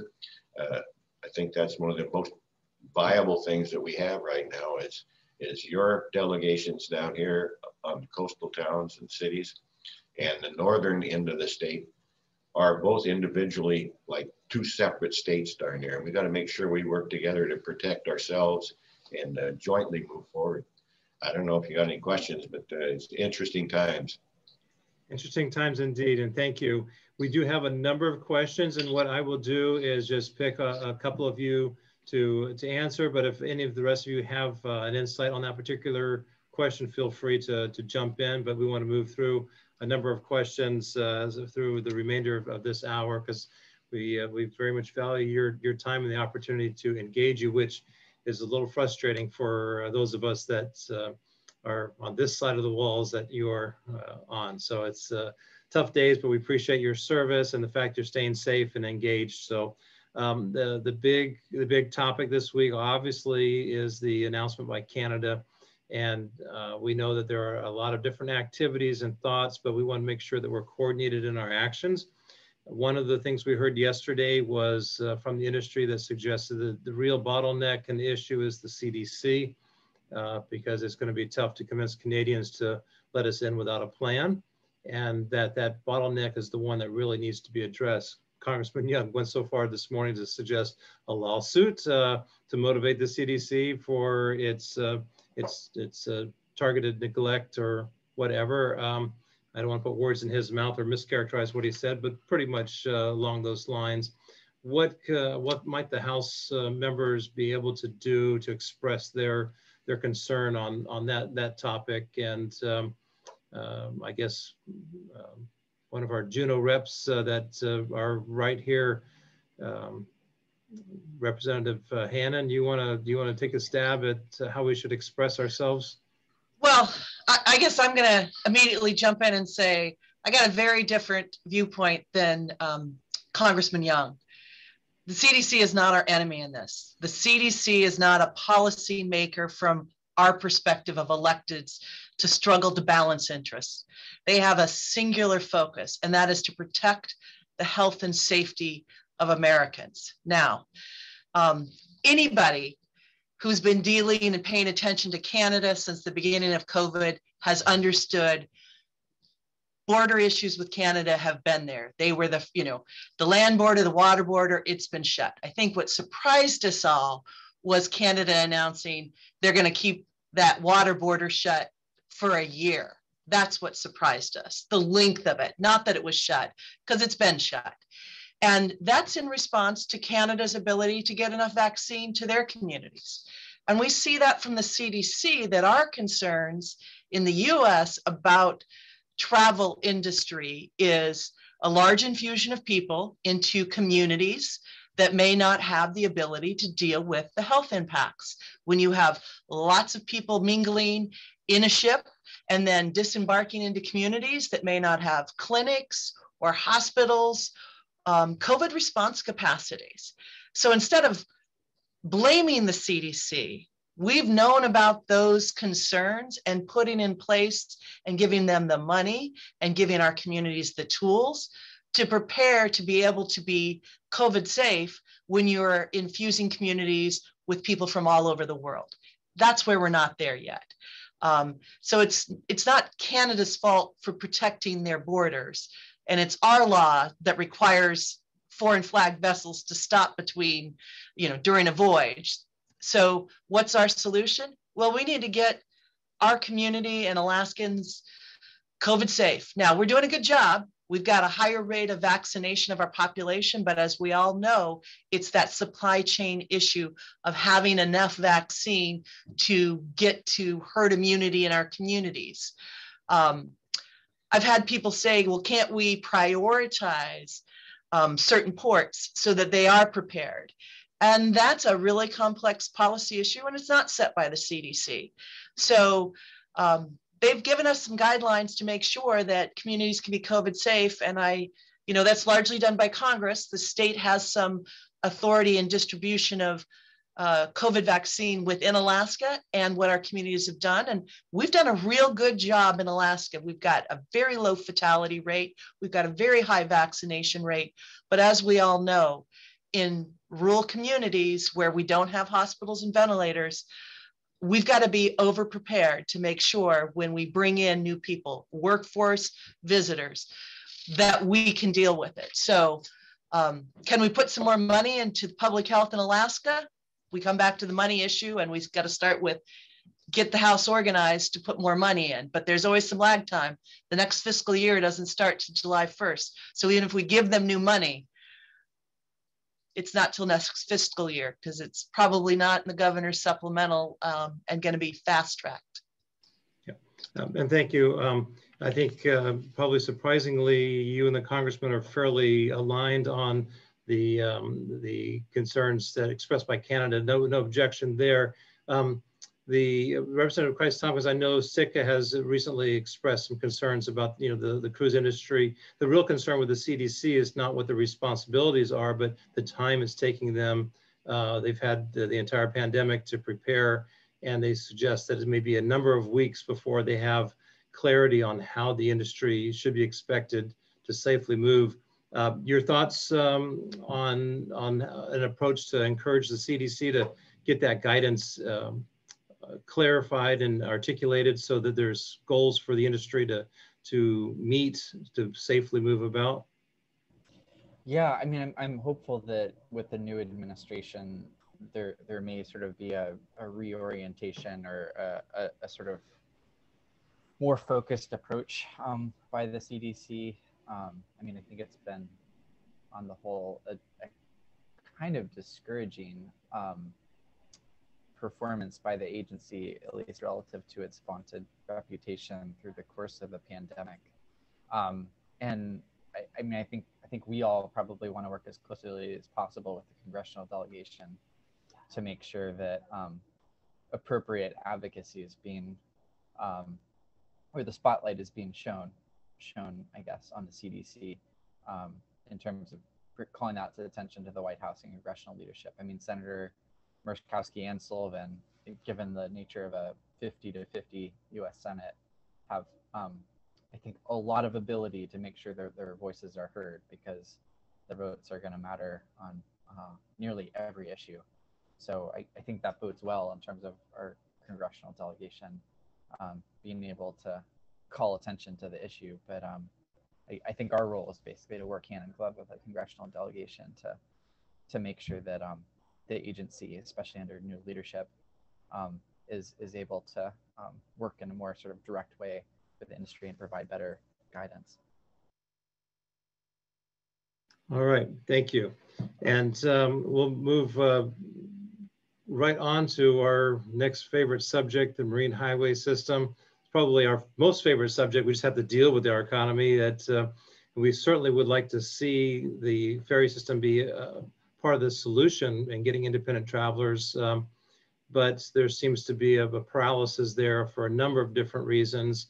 There's some legislation that has been filed regarding governance structure, and I think there's the greatest level of awareness of the need to do something different.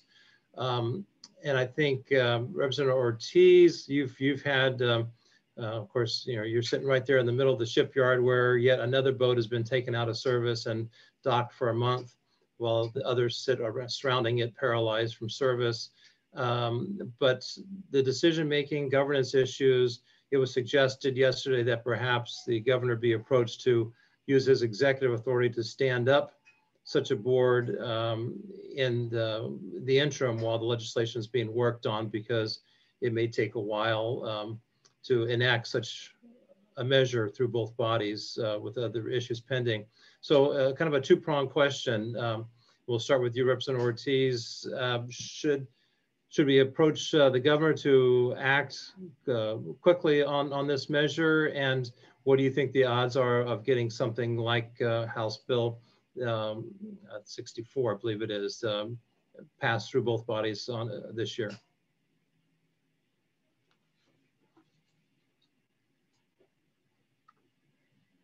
Go on here. Yeah, thanks for that question, Robert.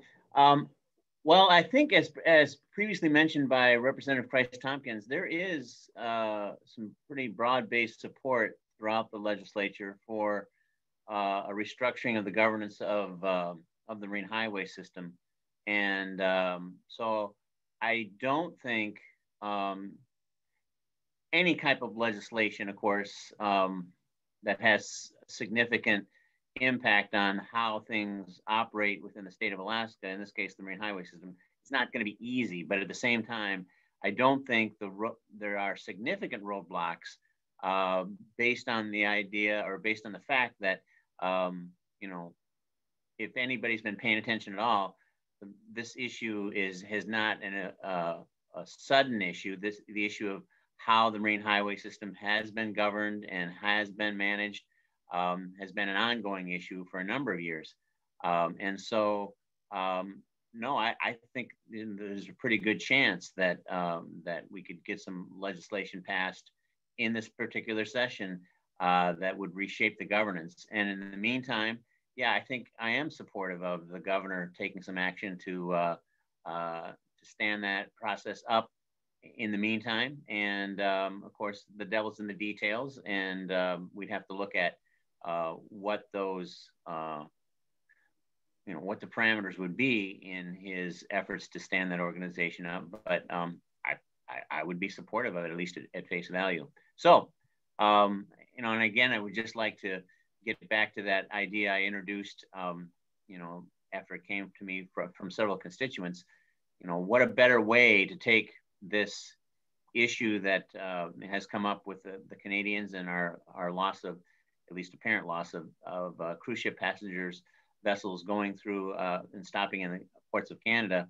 You know, it's just a golden opportunity for the Marine Highway System to get back in the good graces of all of Alaskans if they could find it within their means to jumpstart the, you know, their proposed schedule, to kind of boost their proposed schedule for the summertime, and to offer some more sailings, perhaps both out of Bellingham, and then maybe with the port of Ketchikan being the southern stop, at least on some of their runs, and maybe communicate with Alaska Airlines to try to put forward a package that's, you know, that says, hey, Alaskans are still open. We're still open to and wanting people to come visit Alaska. And the way that you can do that is through maybe a combination of flights with Alaska Airlines and the Marine Highway System that will allow the independent traveler the opportunity to visit coastal Alaska and stop and spend some money in our businesses, our hotels, restaurants, etc.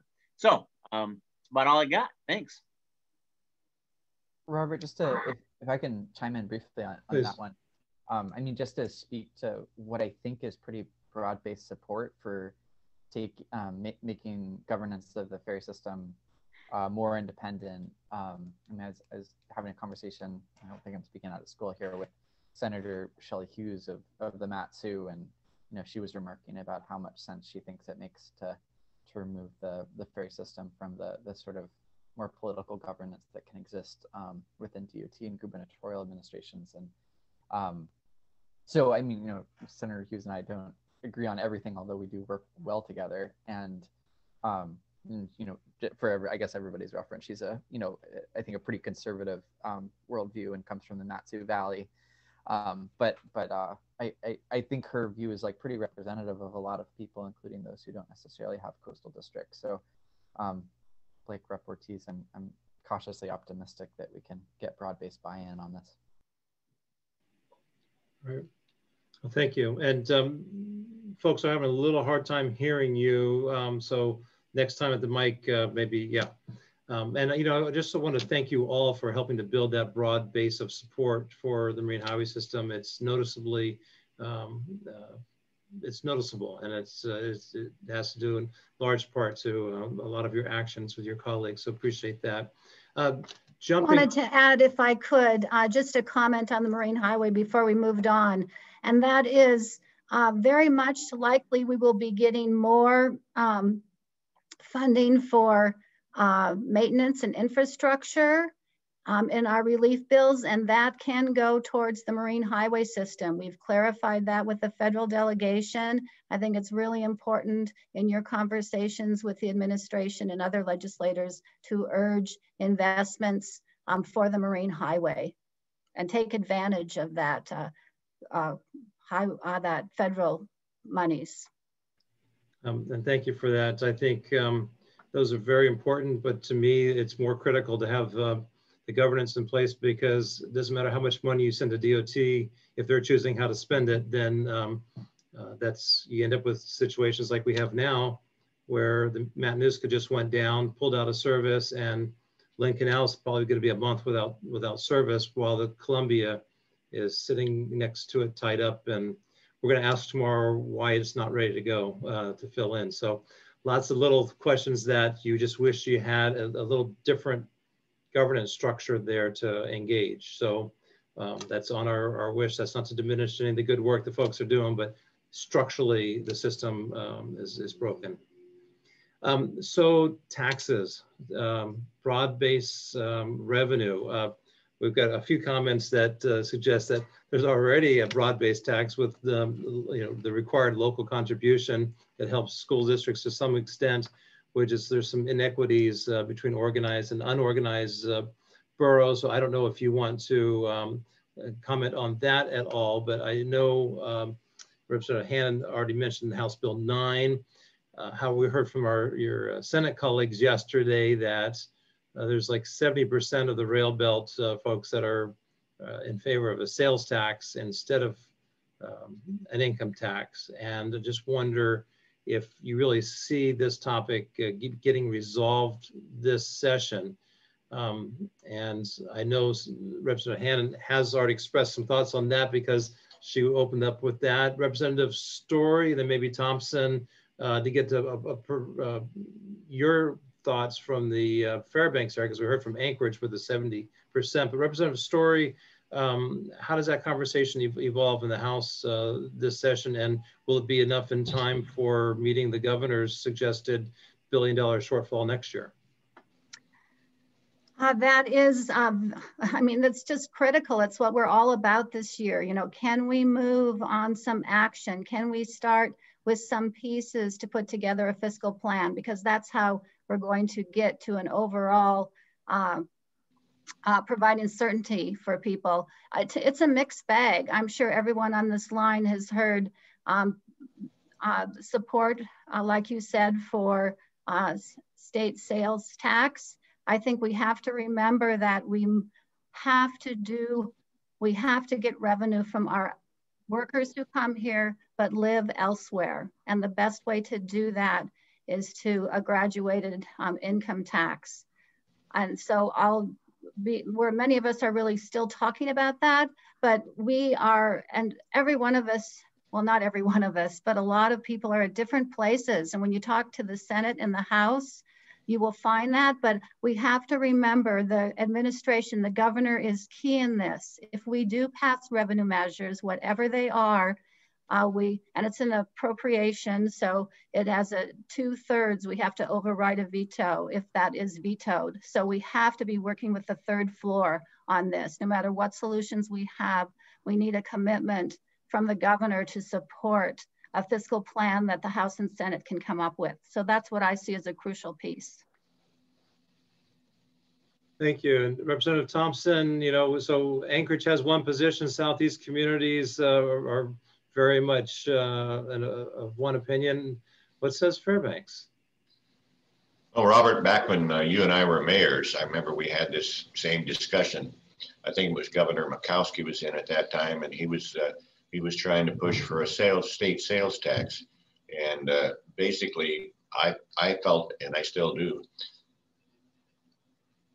you know, a sales tax is the only way some communities can raise money. I mean, they have that ability. They can't put in an income tax for their community, but they have that ability to have a sales tax to raise funds. And for us to take, with over 90 communities in the state already having a sales tax, for the state to pile another sales tax on top of that would be very detrimental, I think. You know, none of us like taxes.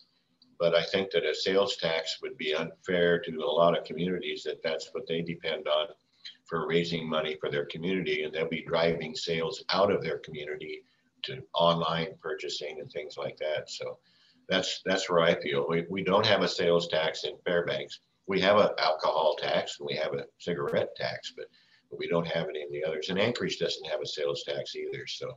So I want to make sure that we protect all 90 communities that do have a sales tax. Thank you. Representative Hannan, we have a question that came through about the issues right now with the school enrollment. So many kids, being homeschooled, taken out of the districts, and there's just a huge reduction of income for the school districts. How do you see that topic being addressed this session? Well, and I wouldn't usually punt, but I would tell you that Representative Story has been our point person in the Juneau delegation on that. But my 2 cents, having been a classroom teacher, Rep. Ortiz, also a retired classroom teacher, we understand that districts haven't saved money by kids going to a different delivery. The costs to have, whether it costs you the same to put a teacher in the classroom, whether there's 42 kids there or 28 kids there, and whether that kid is on, doing disenrolled from your district for part of the year. When they return, you're obligated to serve them. So districts have lost enrollment, but they haven't reduced their operational costs by any means. They've increased in the time of COVID. You had to stand up double kinds of platforms, deliver it electronically, digitally, and perhaps in person. And we've got to be prepared for that, because we cannot have yo-yo fluctuations and have a system be stable.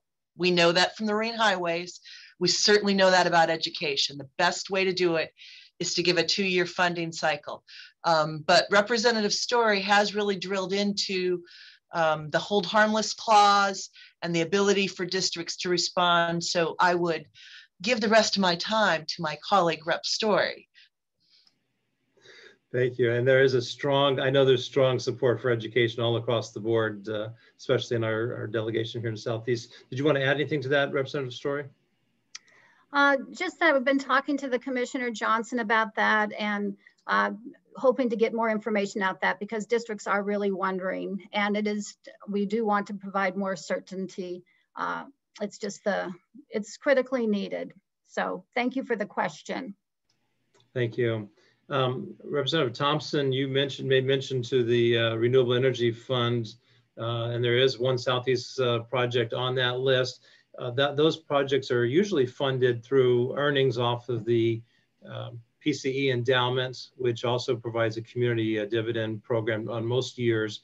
And this year, there's been a proposal to take operational costs for AEA out of that. And just kind of curious, we were particularly concerned about Fairbanks Energy because that's part of the component that sets the floor for PCE. So we're very much a supporter of Fairbanks keeping low energy, but what are your thoughts about the PCE program and the Renewable Energy Fund being funded this year? I want to protect the PCE, I really do. I think that's so important to rural areas of Alaska, rural areas in Southeast and up north of Fairbanks even. So that fund, if we start robbing from it, will be depleted. And then what do we do in the future? I mean, that to me is so important that we've got to continue to have the PCE available and used for what it was originally set up for. So yeah, it's a hot topic item, I know. I spoke with the governor's chief of staff, and he said that right now the governor, because 2 years ago the governor wanted to do away with the reverse sweep and basically take all of the entire $1 billion fund or whatever it is there now. And they guaranteed me that right now the governor is not wanting to go after the PCE this year and will not. So that's one encouraging thing, but we've got 60 legislators, 40 House and 20 Senate, that could try to mess with it. And I don't think they'll succeed. I think it will protect it.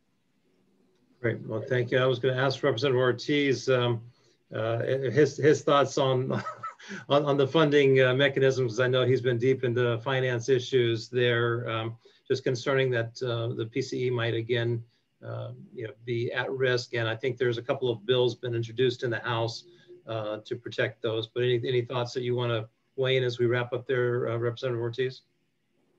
Really, I think Representative Thompson, his position is my position.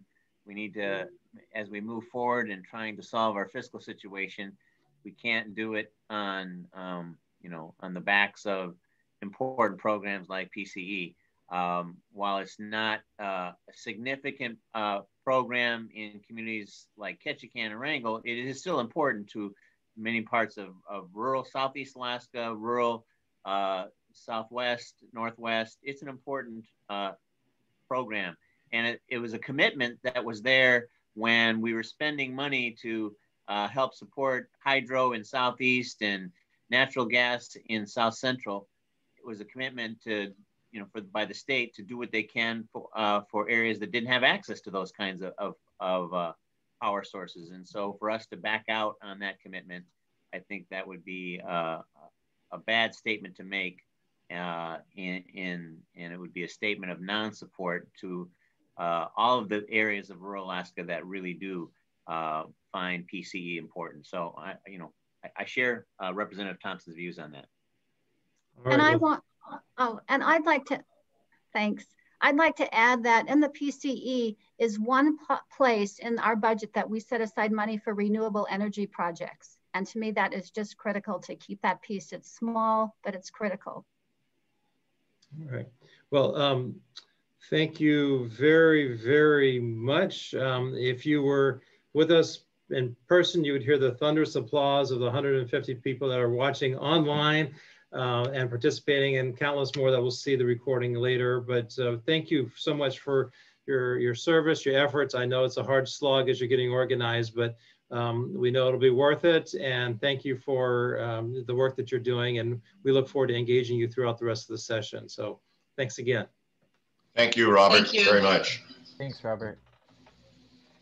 Okay, so we get to, we just have such solid content throughout the morning. Just really, really pleased that each of these panelists have agreed to come and talk to the region, help us understand what is going on, help us find our way forward, and make sure our actions are focused and effectual, because there's no room for error. These are tenuous times for sure. So we have our healthcare panel next, which is just really the cornerstone of this past year's activities. And these are some of the gatekeepers of the topics that that we have to grapple with and understand and move forward with. Do we have Dr. Zink with us yet? I know she had an incredibly tight schedule, and it looked like she was only going to be able to be with us for the first half hour. We wanted her to go first if she was on. If not, I see that we have Kevin Benson on with us for Bartlett Hospital. And I think we're also expecting Dory Stevens as well. So Kevin, if you don't mind starting off with some remarks, and then we'll yield for Dr. Zink if we could. I know you're stepping in, at least temporarily, for the very large shoes left behind. We certainly appreciated working with Bartlett over the past year, but we know, we did invite, just for the record, we did invite Search as well, because they're doing just great work throughout the region as well. It was not there was a conflict in their schedule, and we're hoping to queue them up at annual meeting. But having Bartlett in the north and Ketchikan's Peace Health there in the south, really looking for the perspective of what's happening, in the industries, some of the challenges, and so anyway, we're really, really pleased, Kevin, that you could be with us this morning. And I know that you come from a very long background in healthcare finance, over 30 years, I believe, and I've been here for a couple of years, and already enjoying the slopes and the weather that we have over there at Eagle Crest. So you're becoming part of the community here. We appreciate that, and welcome to Southeast Conference. Well, thank you, and good morning.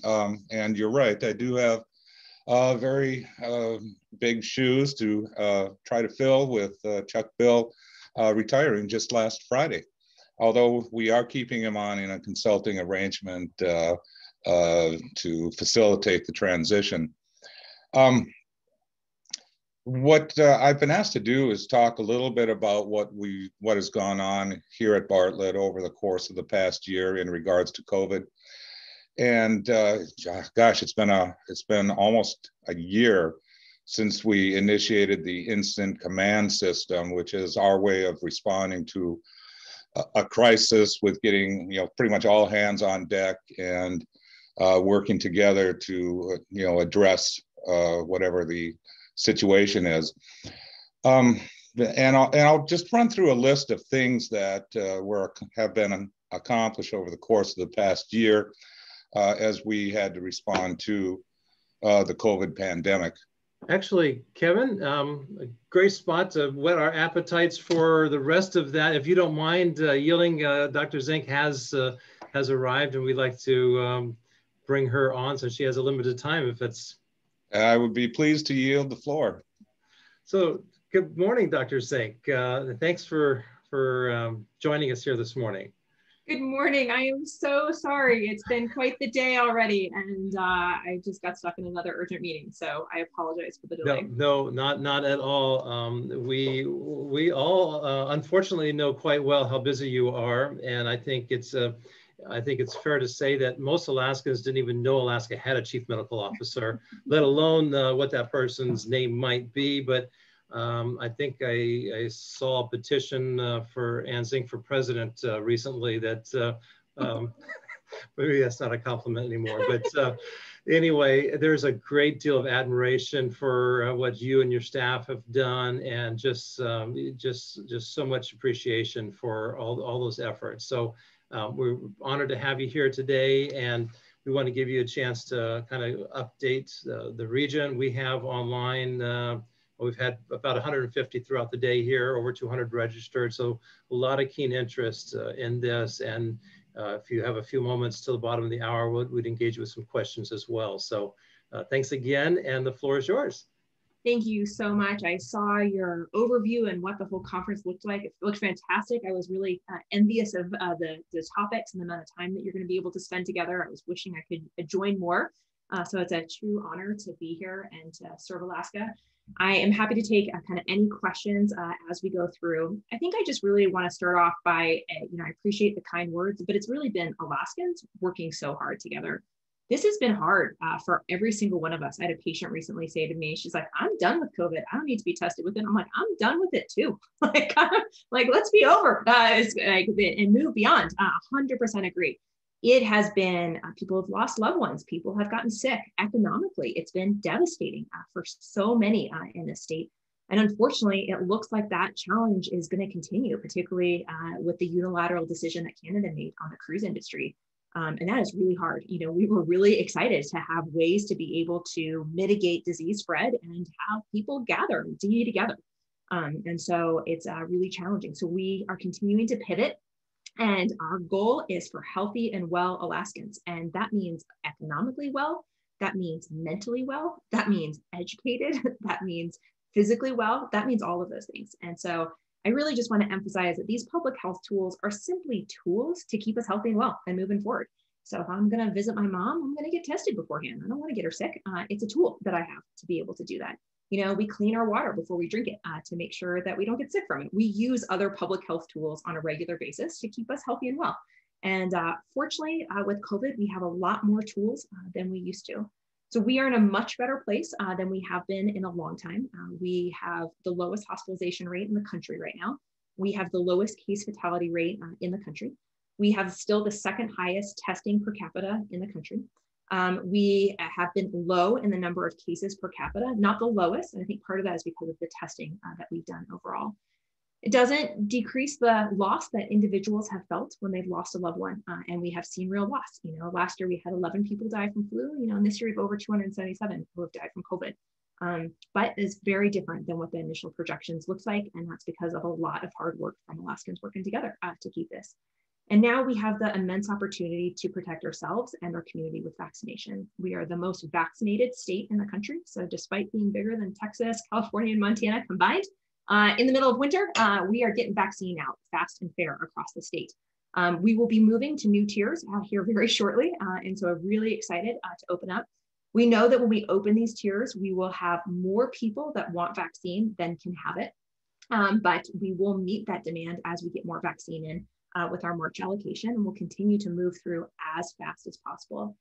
I think some of the reasons why we've been able to get so many people vaccinated in the state is because of incredible partnership. You all know what your communities look like locally better than we ever will. And so we really allowed communities to say, this is the best way to get it out here. And it's one of my favorite parts of the day is seeing what great work is being done by communities all on their own, figuring it out with really creative stories in trying to get vaccine out. We also have been fortunate that the tribes have had their own separate allocation and they get to choose how they use it. And so they have been creative, they have been mindful, they have been getting it out super fast. And that has been protecting all Alaskans, because the more of us that are vaccinated, the better off we all are. But you will see across the state that different regions are kind of working through different tiers depending on their IHS allocation. The state tiers are the same kind of regardless around the state. And as I mentioned, we've been working through the 65 and older, and we are very soon opening up to more people to be able to be vaccinated very quickly to move forward. I would highly encourage anyone who's eligible to consider getting vaccinated. These are amazing vaccines. I think one of my fears as the chief medical officer was that we were going to get an okay vaccine, that I would say, this is okay, it will help some, it's not going to help great. And instead, I kind of feel like we got handed this golden ticket through this pandemic. These vaccines are near some of the best vaccines we've ever seen for their efficacy. So while 1 in 20 people still may get symptomatic disease, so even a 95% efficacious vaccine, 1 in 20 will still get mild symptoms. It's not perfect. We didn't see people get severe illness, and we didn't see people who died. So a lot of us can deal with a runny nose or a little bit of mild symptoms. That's not the big deal. What we don't want is the hospitals overwhelmed and a lot of people dying, and this vaccine prevents it. They also did not skip any safety steps and went through all the safety steps. And I can go into great detail if you want on how they were manufactured and why it happened and all those other things. I would just state that, we don't expect our phones to, get the technology to get better time by time. We learn on the past and we get better. So we've learned from past technology and learned from past vaccine efforts and have gotten faster. And from my perspective, it's kind of been like watching a man land on the moon. It seems so many scientists around the world put their time and effort and energy to find a solution for humanity has been phenomenal. And because there's been a lot of time and money and effort put into a vaccine, lots have moved forward much, much quicker. So that's why we have a vaccine out quicker. It was actually 63 days from when this virus was first sequenced to the first human test to see if this vaccine was going to be working. And most of the summer and fall was just making sure that it was safe and efficacious.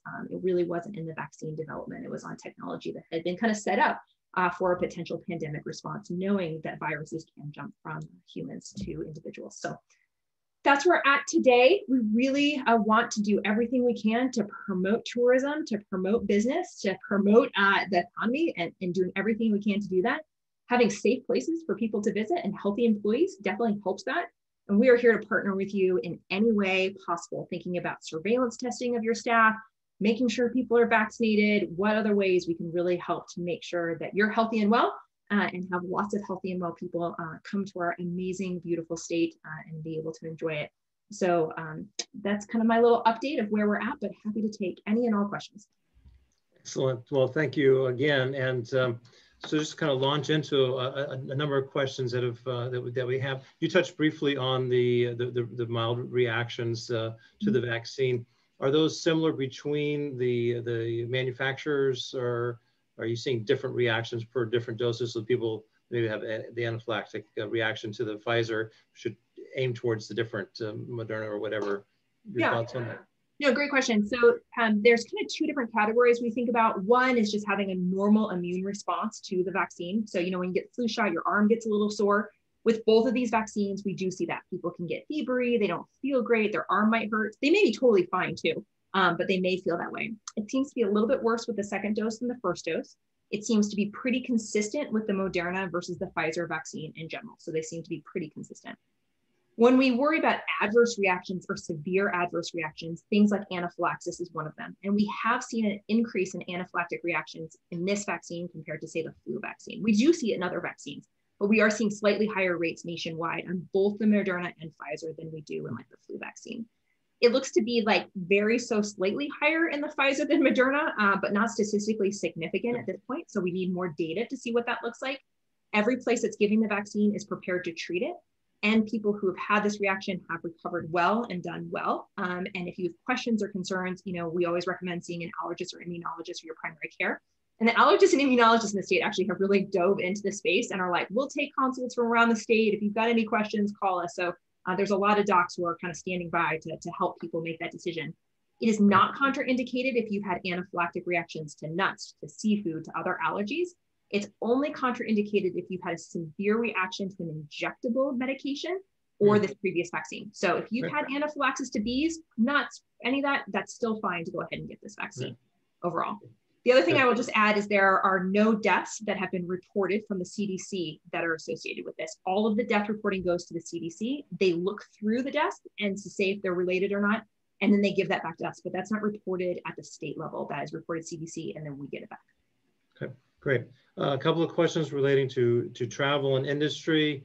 As there are discussions of lifting the restrictions and limitations of people coming into the state, specifically about the double testing and 5-day quarantine, what do you see on the horizon there? Yeah, we've gotten a lot of great questions about that 5-day, and it can be really hard for particularly people who want to travel for a short period of time because they want to go see things at that time. They want to be in quarantine for 5 days. There's some good data coming out to show that if you're vaccinated, it really does reduce your chance of being sick, but then also your chance of kind of picking up COVID in the same time. One of our concerns is these variants in general. And so something we've been talking about pretty extensively is if someone's vaccinated, just having them test once, but not having that 5-day distancing. Because then if they were an asymptomatic carrier of a variant, we could pick it up quickly before it would spread. But again, that would be less, but we're kind of working through those details and waiting for a little bit more information from the CDC. But we hear you that 5-day can really limit the tourism aspect and hoping to make some changes to that shortly. Okay.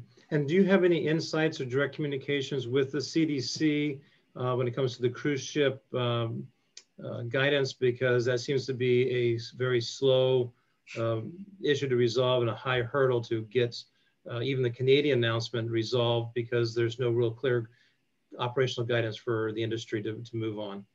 Yeah, it's a great question. You know, I have not been directly involved with the CDC aspect on that. I know that Brian Fisher, who is one of our incident commanders, who's on, I believe, the call here today listening, he has been much more directly involved in working through that process. So we kind of have different groups that have been working with different issues.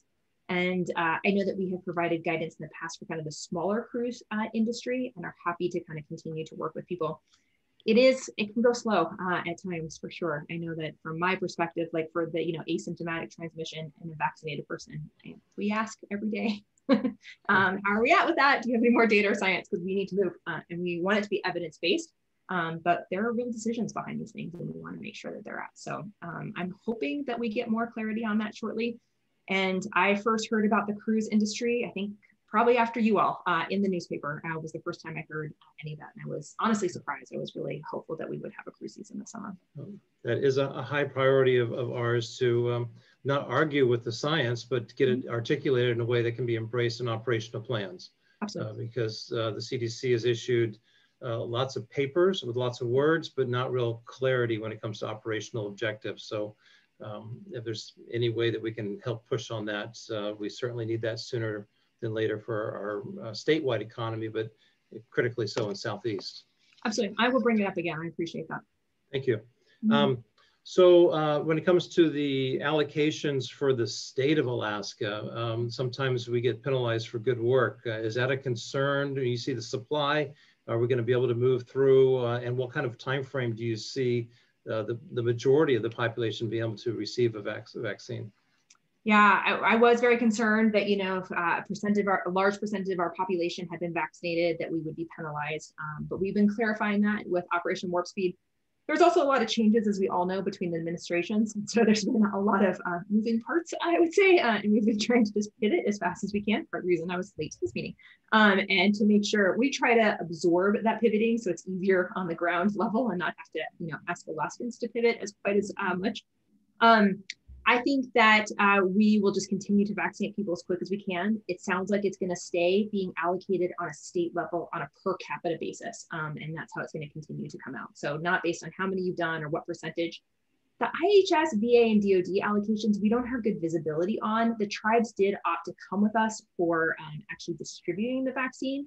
But what happens is we get a number and then we go back to Operation Warp Speed and we're like, what percent of this number is IHS versus what is ours?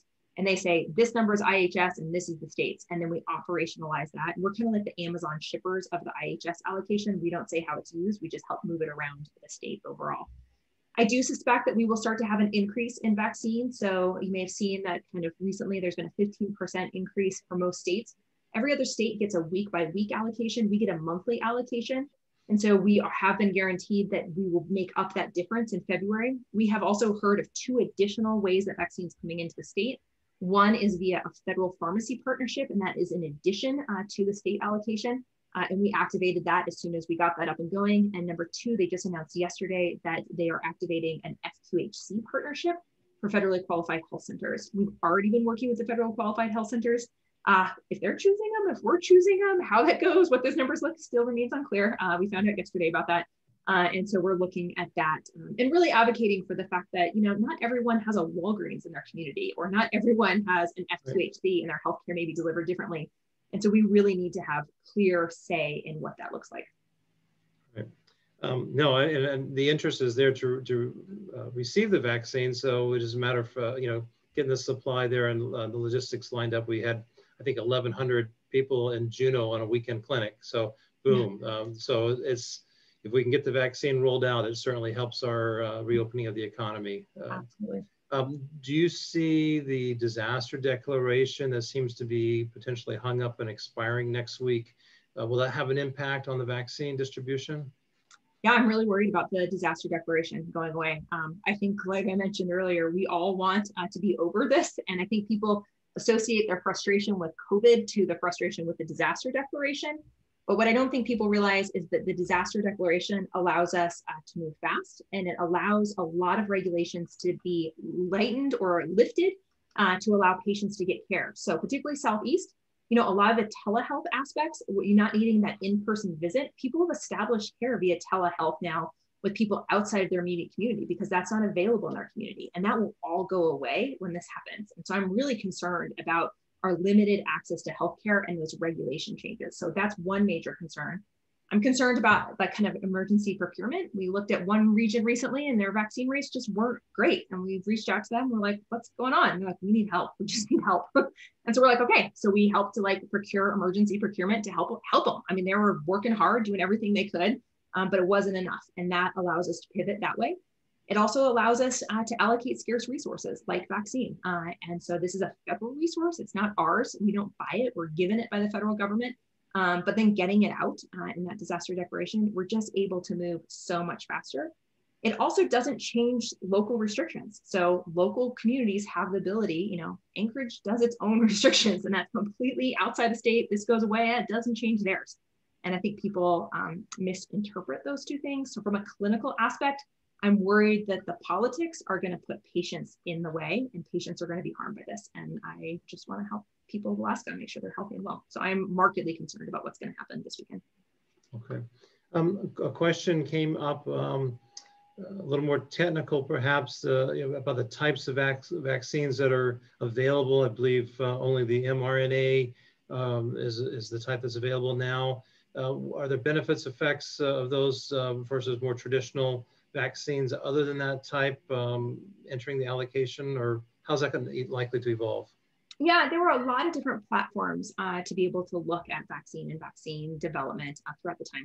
Traditional vaccines, such as you know, attenuated viruses, where they either kill part of a virus or make a virus not as strong and be able to give that to you. The mRNA is a platform that does not require you to isolate virus, and it doesn't require cell culture, and so it actually goes much faster. And it's a technique that has been built for the last 15 years, both to address pandemic viruses like this. As soon as you could sequence, you could make it, as well as actually honestly address things like cancer. You could be able to say, this is what this cancer cell looks like, and this is what we want the immune system to respond to. And so they were the ones that really have had the best data and have come out and been FDA approved so far. There's other ones like the AstraZeneca that has been, approved and being used in other countries. It has not been approved here. The FDA has the most rigorous process of any regulatory body in the world. And so it just takes a while for them to get through, and they want to see US data plus other data. We saw Merck take off their vaccine recently because it didn't look like it worked so well against these variants. And so they said it wasn't worth time. And we want that to happen, right? We want the ones that work to come out and the ones that don't work not to come out. And so we're honestly as happy for the failures as the successes, because it means that the process is working. I do suspect the Johnson & Johnson vaccine will be coming out shortly. It is up for FDA EUA approval. We have not seen the data on it. We've seen a press release, but not the raw data. And that is a different platform, but that may be here as early as March, and we'll follow that closely. So specifically on that, the efficacy rate, I think was around 55% as opposed to the 95. I know that even at that level, it's still more effective than many of the flu shots that were, commonly used. But if we were going to choose, wouldn't we choose 95 over 55? How does that fit into the mix? Like, how does that fit? Well, it's a great question. A lot of people have been asking that. I think what you have to ask yourself is, what is it effective against and what does it do? And so if you look at hospitalizations and deaths, Johnson & Johnson, the Moderna and the Pfizer are all equally efficacious. They all prevent severe disease, hospitalizations, and deaths. So they all work pretty equally that way. What this one doesn't look like it worked quite as well is mildly symptomatic disease. And so we saw more there. And so I think it depends what question you're trying to ask. The other question that we really want to know from a public health perspective is which ones decrease your viral transmission. How much do you move it from person to person, not just how well you do. We don't have that data fully on any of them yet. And I think the other question that's going to be coming up more and more is going to be variants, and which ones work against variants and which ones don't. The current mRNA ones look like they work well against them, and we'll have to see how the Johnson & Johnson and get some additional data on that as well. At this point, with how much virus we have circulating around the world, I would take whatever one of these 3 vaccines were available because it prevents hospitalizations and deaths. That being said, I think we need to look at the data from Johnson & Johnson before we can give really clear guidance on that. The other 2 mRNA ones, we've seen the data, so it's much easier to speak about those 2. Okay. Well, I know you said you had a 10:30 appointment that you needed to get to. We want to respect your time and so much appreciate you carving out this block of time to talk to our conference members. We've got 150 folks online here live. This is recorded because there's a lot of interest, and this is a cornerstone of really the economic recovery we need to see in our region and state. And do you have any final words on how we can help accelerate or things that we should really be focused on? Yeah, no, I appreciate it. I think you mentioned many of them. We really need to get people vaccinated. I think that's really going to help our communities be healthy and safe together. If you've got any questions or concerns, or if you want a community council presentation or a group presentation with your industry, let us know. And we've got a whole team of people. Brian Fisher put his email in the chat box for all attendees, and he's really helping to kind of support industry. Coleman Cutchins is our testing lead. He's been working with many in the Southeast to think about things like surveillance testing of your staff on a regular basis. A quote I heard recently is, well, vaccine may not be available for everyone, masks are. And so we do have other tools and resources. So keep using those while we keep getting vaccine out as fast as we can. And we have a very shared mission of economic recovery, getting people together, getting the economy going, having people visit the state. And these tools help us to do it. And we are here to partner with you on whatever that looks like in your community to make it happen. So thank you for the opportunity. Thank you for the time. And I hope to hear from many of you on how we can better support you moving forward. All right. Well, again, we cannot overstate the appreciation we have for you and the team that have been out there providing us the information and the guidance to keep our communities safe. We've gotten through this far. We've got some hard days ahead still, but we see a light at the end of the tunnel, and we're appreciative of it. So thank you very, very much. Thank you. Have a great day. All right. Take care. Okay. So that was great. So good information to have, and it will be part of our resiliency efforts as we're going through as well. So back to our are on to our healthcare facilities and institutions. We had Kevin filling in there at the very beginning with while we were waiting for Dr. Zink. We also have Dory Stevens online from Ketchikan, and we're glad for both of you to be there. Kevin, let's go ahead and come back to you. You were getting ready to launch into the meat of your remarks, so we stopped you just in time. And look forward to your remarks, and then we'll bring Dory on, and then have some questions for you as well. Okay. Very good. And so I was about to go through the measures that were implemented. The main concern, of course, was how do we keep our staff and patients safe? And so some of the measures that were implemented, we locked down all of our entrances other than the main entrance, and that was open from, I think, 6 to 8 p.m. And the emergency room, which can obviously continue to be open 24/7. However, at the front entrance, we also set up a screening station that was staffed to screen persons seeking entry for COVID-19 symptoms and appropriateness for entry. And outside the emergency department, we set up what we called a triage tent to screen patients seeking care there, so we could not keep COVID necessarily out of the ER, but to understand the differences in care that was provided, with PPE versus a patient not presenting with COVID.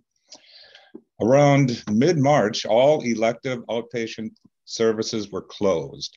So we only continued with inpatient and emergency services. While we prepared to be able to safely care for patients and protect staff. We set up we have a Rainforest Recovery Center, which is a substance abuse treatment facility, a separate building. What we did was discharge all of those residents to make room for using the facility as a location to isolate and treat COVID-19 patients. And so we set that up as an alternative care site.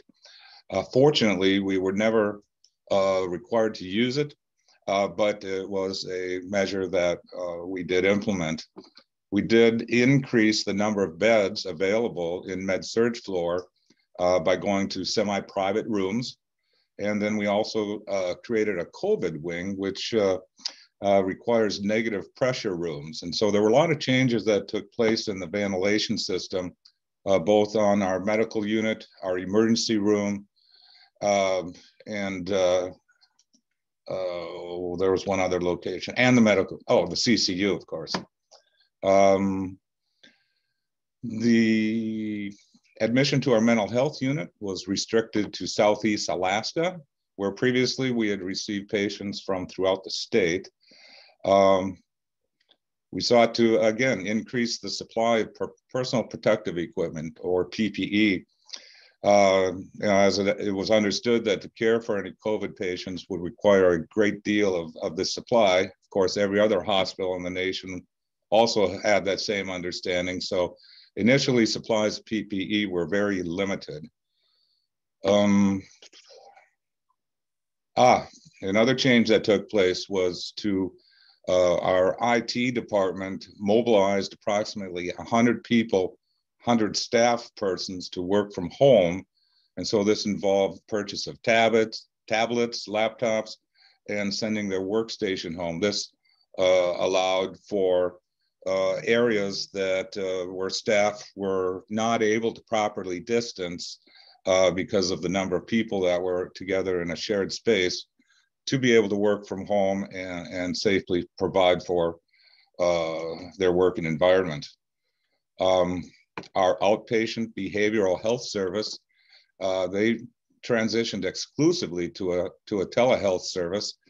Interesting thing about that is that our no-shows declined from, I think, 38% to about 20% as people found it more convenient to see their provider electronically.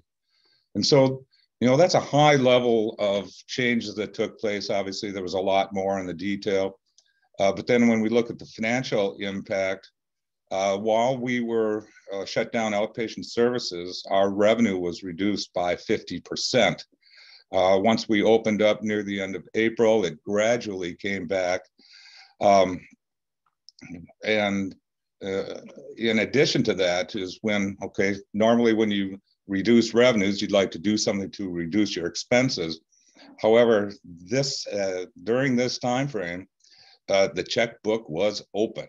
There was a lot that needed to be done.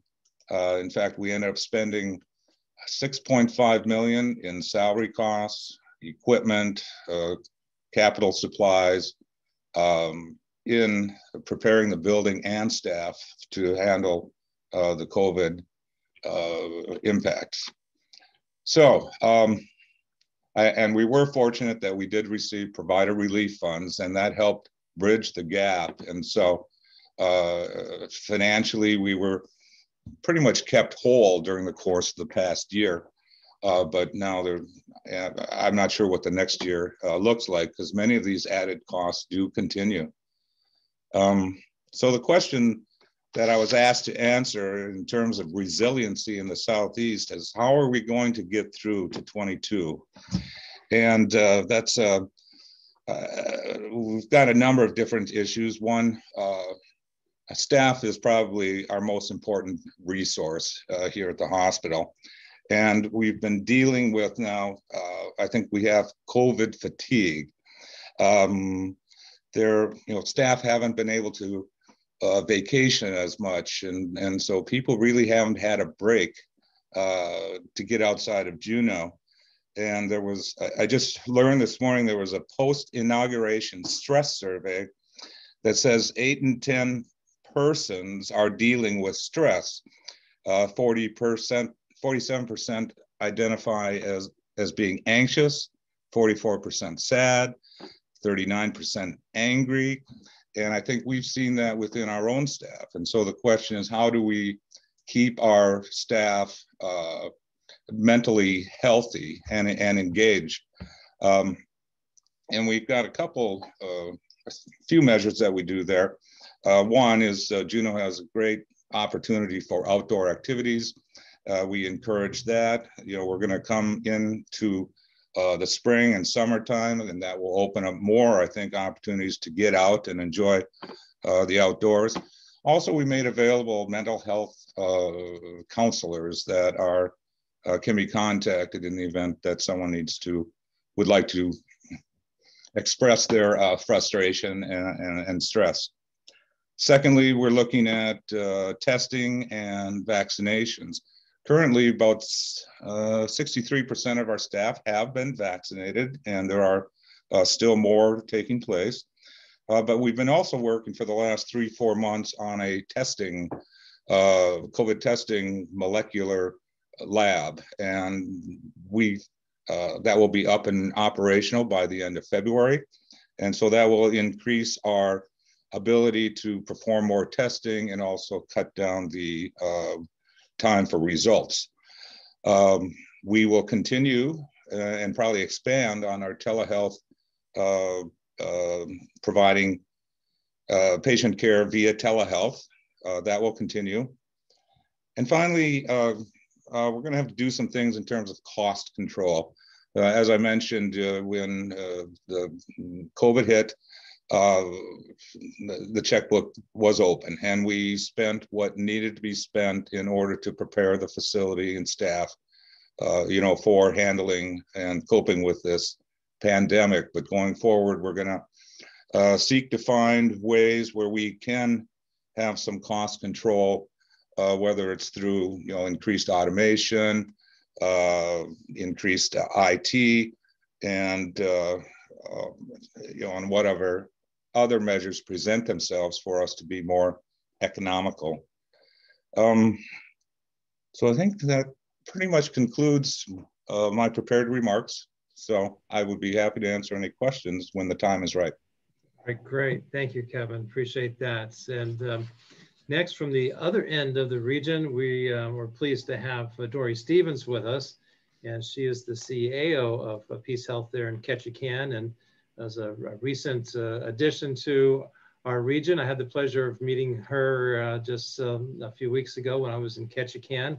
And she's got an enormous 30 years plus experience in healthcare leadership. So she's been very welcomed into the community there. And we look forward to hearing your remarks. And then we'll take a few questions. But Dory, good morning and thank you for joining us. Good morning. Thank you for having me. It's been quite an interesting process to be onboarding into a new organization and a new community during the time of COVID. I got out here right at the beginning of the pandemic. So pretty much all I know with Peace Health and the state of Alaska is COVID, unfortunately. It definitely has been a different way to learn a new environment. I'm going to share with the group just for a minute one of the mission statements for Peace Health, and then I'll kind of explain how that ties into some of the work that we've been doing here just recently. So our mission here is the healing mission of Jesus Christ, promoting personal and community health to relieve pain and suffering and proper treatment of people with love and care. So that's our mission statement. One of the big projects that I've been working with and partnering with our city management team is working on economic recovery with the cruise lines and the tourist industry.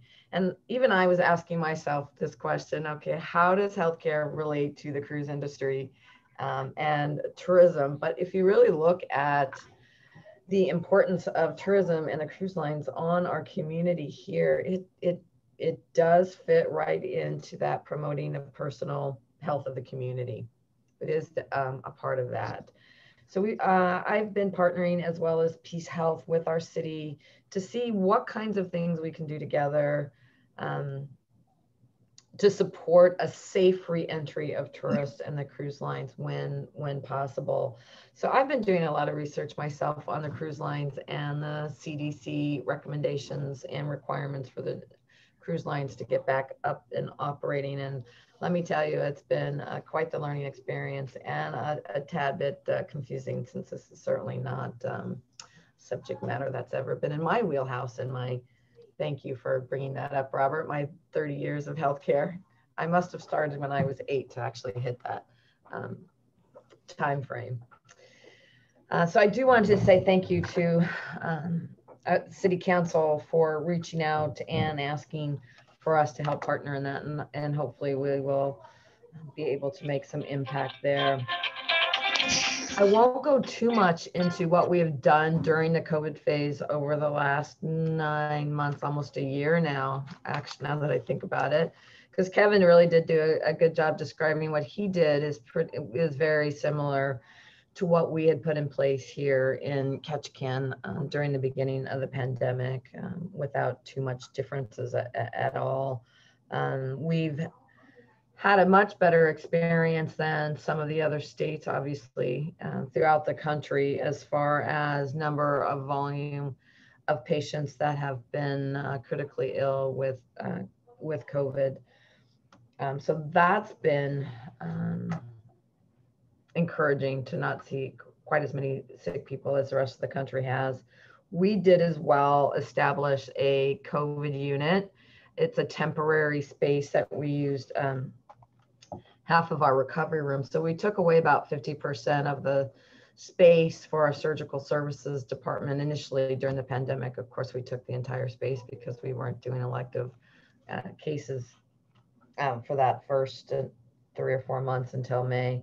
But now we're in that kind of permanent phase where we are using half of the surgical services. The next transition, when we look at resiliency and what is the next step, are we all going to have to establish more permanent respiratory care isolation units in our hospitals? Right now, I believe most of us are operating under temporary space. So that's going to be the big assessment over the next several months is, are we going to need to find permanent space, build that space out to be able to deal with respiratory illnesses, including COVID, for the next several years?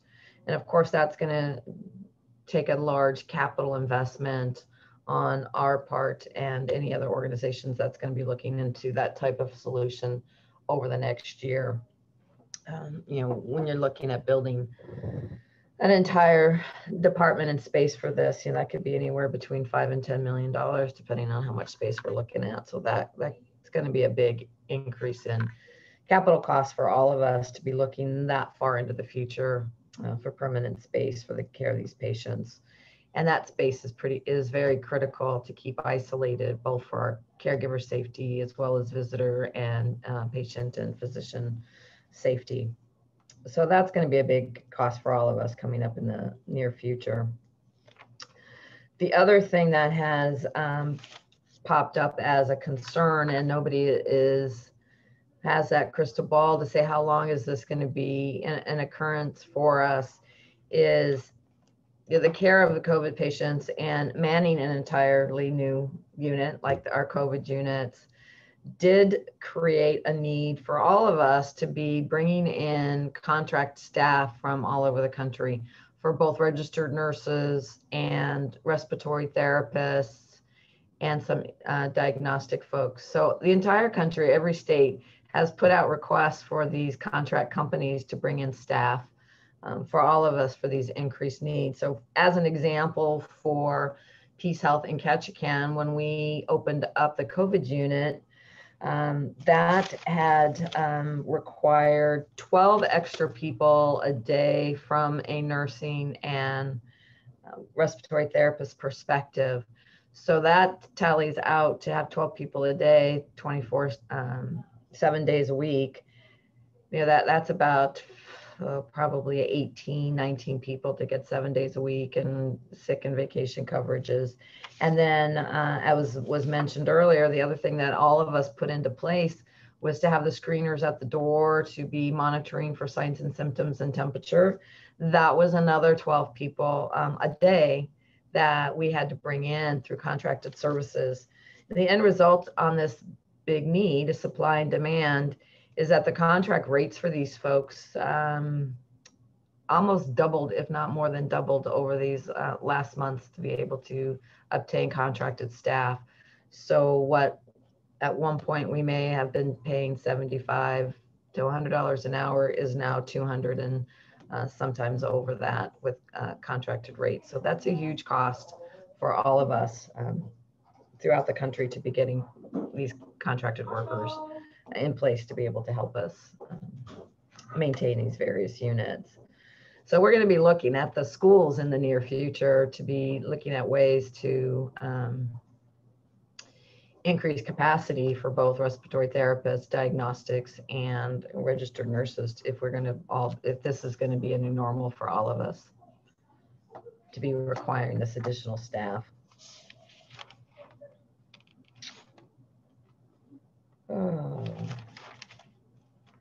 The other increasing cost that, again, all of us are experiencing, Kevin, I'm sure you are as well, is a dramatic increase in our supply cost.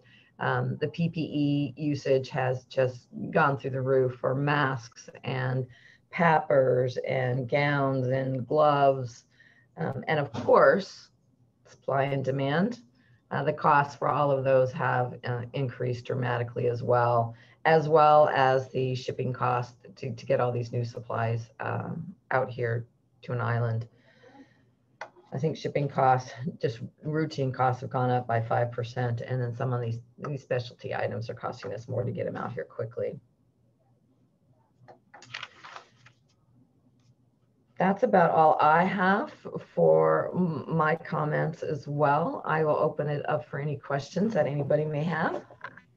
That was, wow, that was very meaty content there. That's going to be very, very useful for us. Kevin, why don't you come back on screen here? We've got time for a couple of questions, but I just kind of want to follow up on the recognition that there might be some long-term capital needs, especially for the respiratory. I imagine the mental health issues are going to linger as well. Is Bartlett seeing probably similar needs on the horizon? Yes, in fact, we're looking at a ventilation upgrade, something that is going to be a more permanent solution for us. There's certainly that. We've had in process for some time now a project that we call our crisis stabilization facility, and that was in planning stages prior to COVID, but we will be breaking ground on that sometime this summer, and it will be a 2-story, be able to house 8 patients, both adult and adolescent. And we'll move our outpatient behavioral health staff over into that facility as well. And that is scheduled to open the summer of 2022. Okay. And there's the obvious issue with the health emergency declaration expiring next week. Maybe from each of you a perspective, Dory, what impacts, if any, does that have on Peace Health? Quite a bit. We are pretty nervous about this not going through. So if we don't get this declaration expanded, if it does actually expire, that's really going to limit our ability and to be nimble and swift in our responses to things that come our way. That lifting of some of these regulations is what really allowed us to move quickly to establish these additional units. So for example, these temporary units that we have in the surgical services area and these temporary sites that we've have these COVID units placed, those could be at jeopardy because those aren't normal established, beds that are in the state system. So we had to expand, and we might not be able to use that space without this declaration going forward. The ability to vaccinate and to test. We've all have been very creative in figuring out safe and efficient ways to do COVID testing through tents and to do, we're doing vaccines in our physician clinic, so that's not too much of an issue here. But if you're doing vaccines in cars, like a lot of people are doing, that is going to hinder that process as well.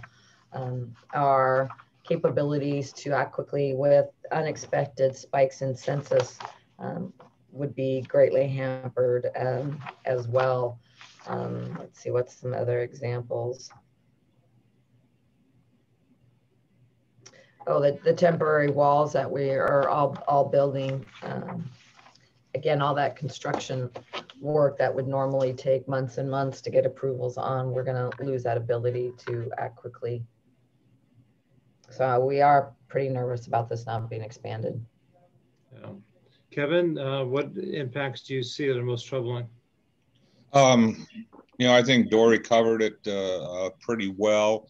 The only thing that I might add is the loss of the emergency declaration will have an impact on future funding or reimbursement related to COVID expenses. Okay. Yeah, telehealth also has the potential of being affected by that, because if you recall the beginning of the pandemic, telehealth just boomed. It was a resource that all of us had, but in the past, prior to this declaration, there was no way for physicians to get reimbursed for telehealth visits. So it wasn't something that was used very widely. Once the pandemic came on, they released those, the ability for the physicians to receive similar to a doctor's visit, probably a little bit less. I don't know what the exact reimbursement is for telehealth, but that turned out to be a very useful tool, one during the pandemic, and we all knew it was going to be a useful tool to have without pandemic. And without, if we lose the ability to bill for telehealth, then that technology might go back to not being used as widely as it could either. Yeah. So I'm a little concerned about that. Okay.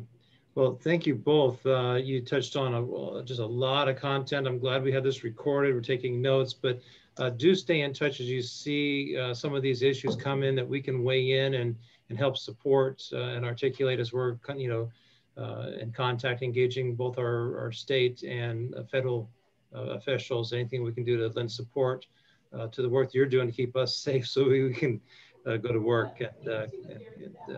It's just anything we can do, let us know. So thank you very much for taking the time today to be with us.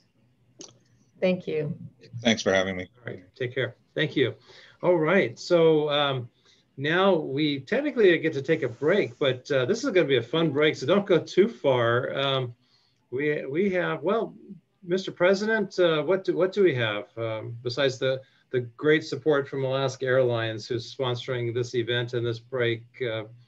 I think you've got something in mind, and I'm just going to turn it over to you. Yeah, thank you very much. Appreciate it. We were planning for a surprise guest to join us.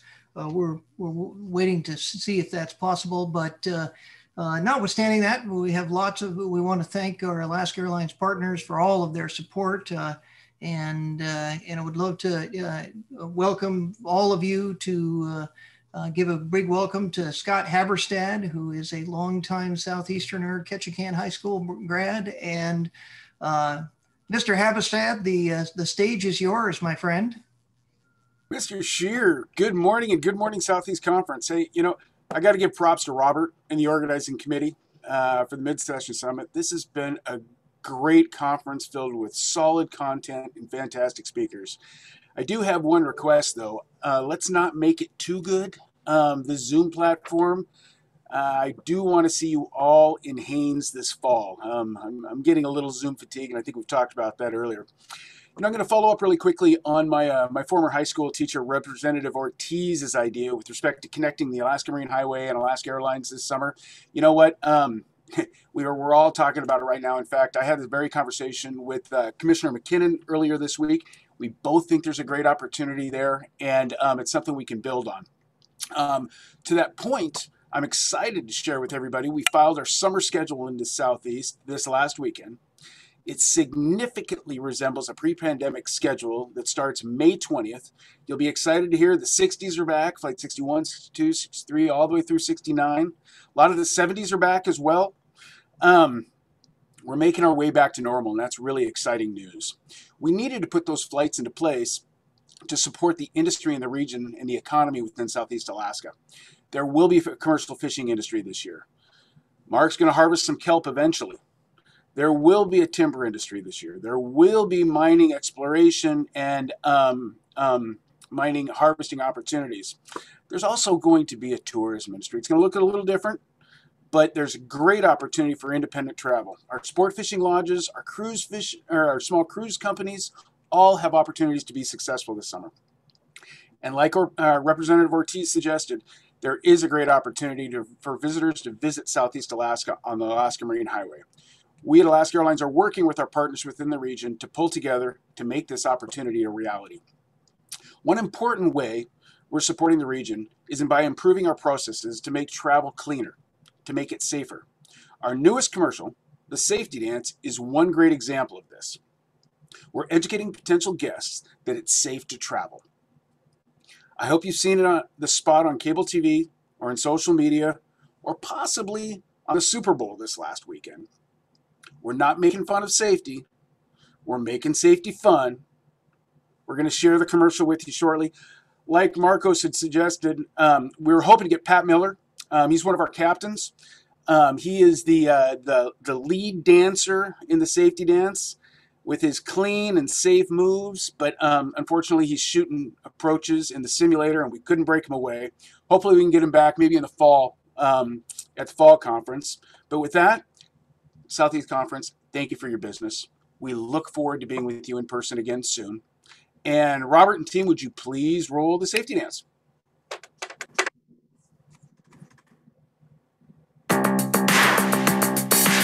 SAFETY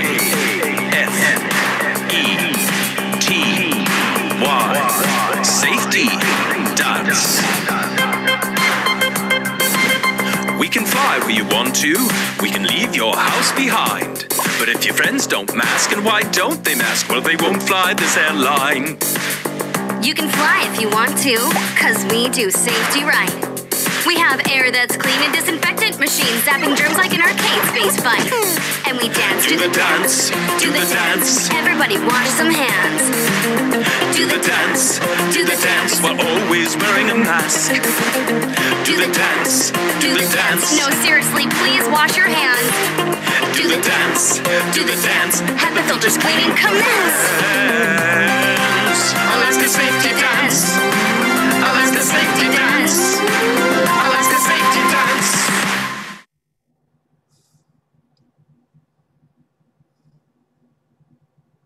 The only thing that was missing was Scott Haverstad on stage.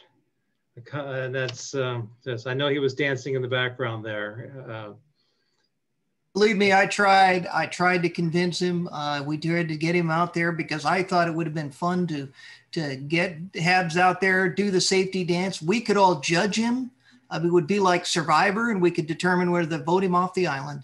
Well, you know, maybe that'll be part of our fundraising auction in the fall, because the tie event was really good. And I'll just show you, thank you, Scott, for this tie. I wore my Barbara Streisand from Casey this morning. So I've got my travel tie on, and I'm ready to go. As everybody knows, I have a face for radio, so I'm going to stop the video and thank you. And please don't let Marcos have the mic again.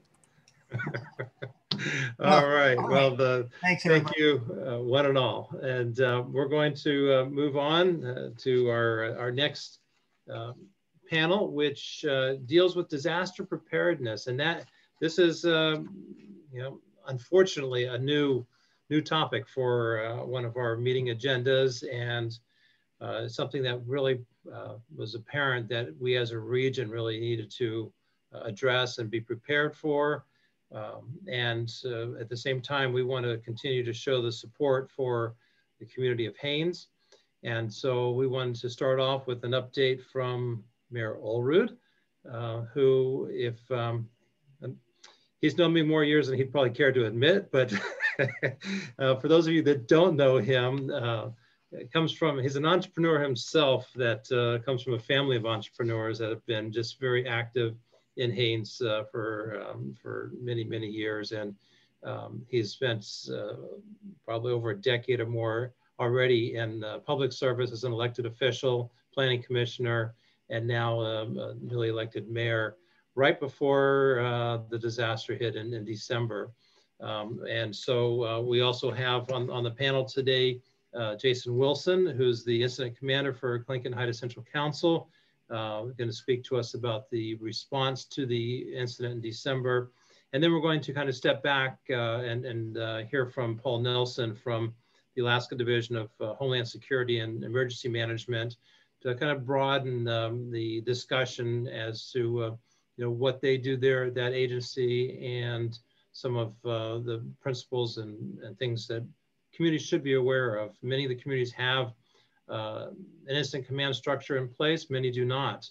One of those that do is Ketchikan, and we've got Chief Hogue with us as well, just to kind of provide some insights on the topic as well. So without any further ado, Mayor Olerud, welcome to the Southeast Conference, the Mid-Session Summit, and please take a few moments to kind of share with us the incident that happened. I think we're fairly well aware of that, but just kind of the EOC response and where the community is at now, and how do we help as you rebuild in the shadow of this thing. So good morning.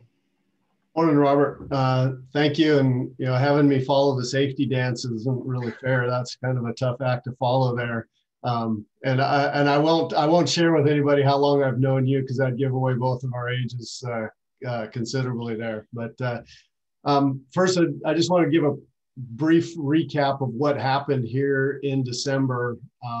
For those of you that might not have known the details on that, we had 96 inches of snow, and then we've got 10.5 inches of rain in the 2-day period, and it ended up being almost 15 inches of rain in the 7-day period. And during those 2 days where we had the 10.5 inches, We had multiple roads wash out. We had multiple 50+ landslides throughout the community. A lot of them blocking the Haynes Highway, Lutak Road. We didn't have access to our fuel dock for a couple days while DOT was clearing slides. And in the middle of that, we had our largest landslide on Beach Road that took out a few houses, as well as leading to the loss of 2 of our valued community members. And so we activated the EOC. We were pretty much active most of the month of December.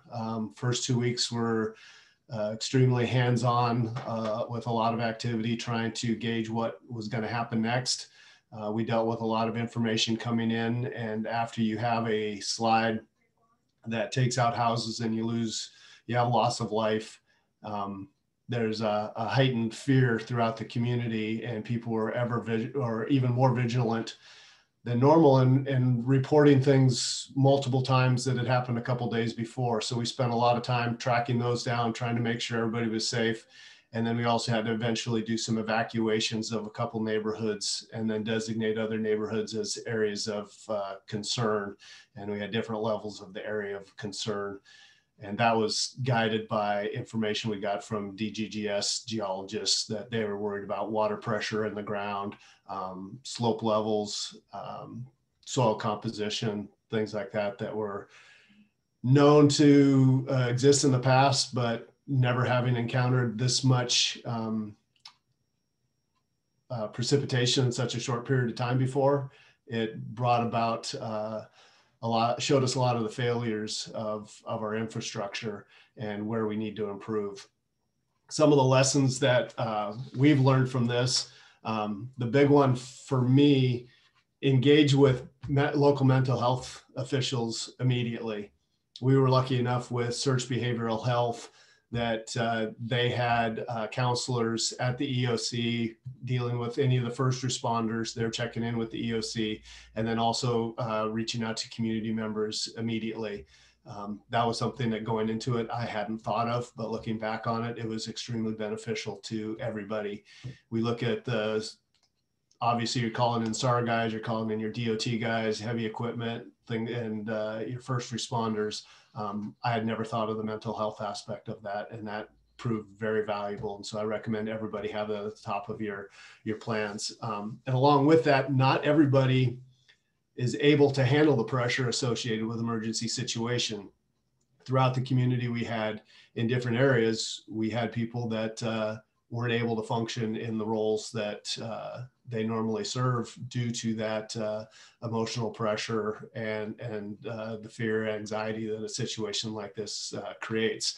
And so as we're moving forward, we're going to be working with Search Behavioral Health and try and do a checklist or an interview to maybe address some of those issues before we bring people into the EOC.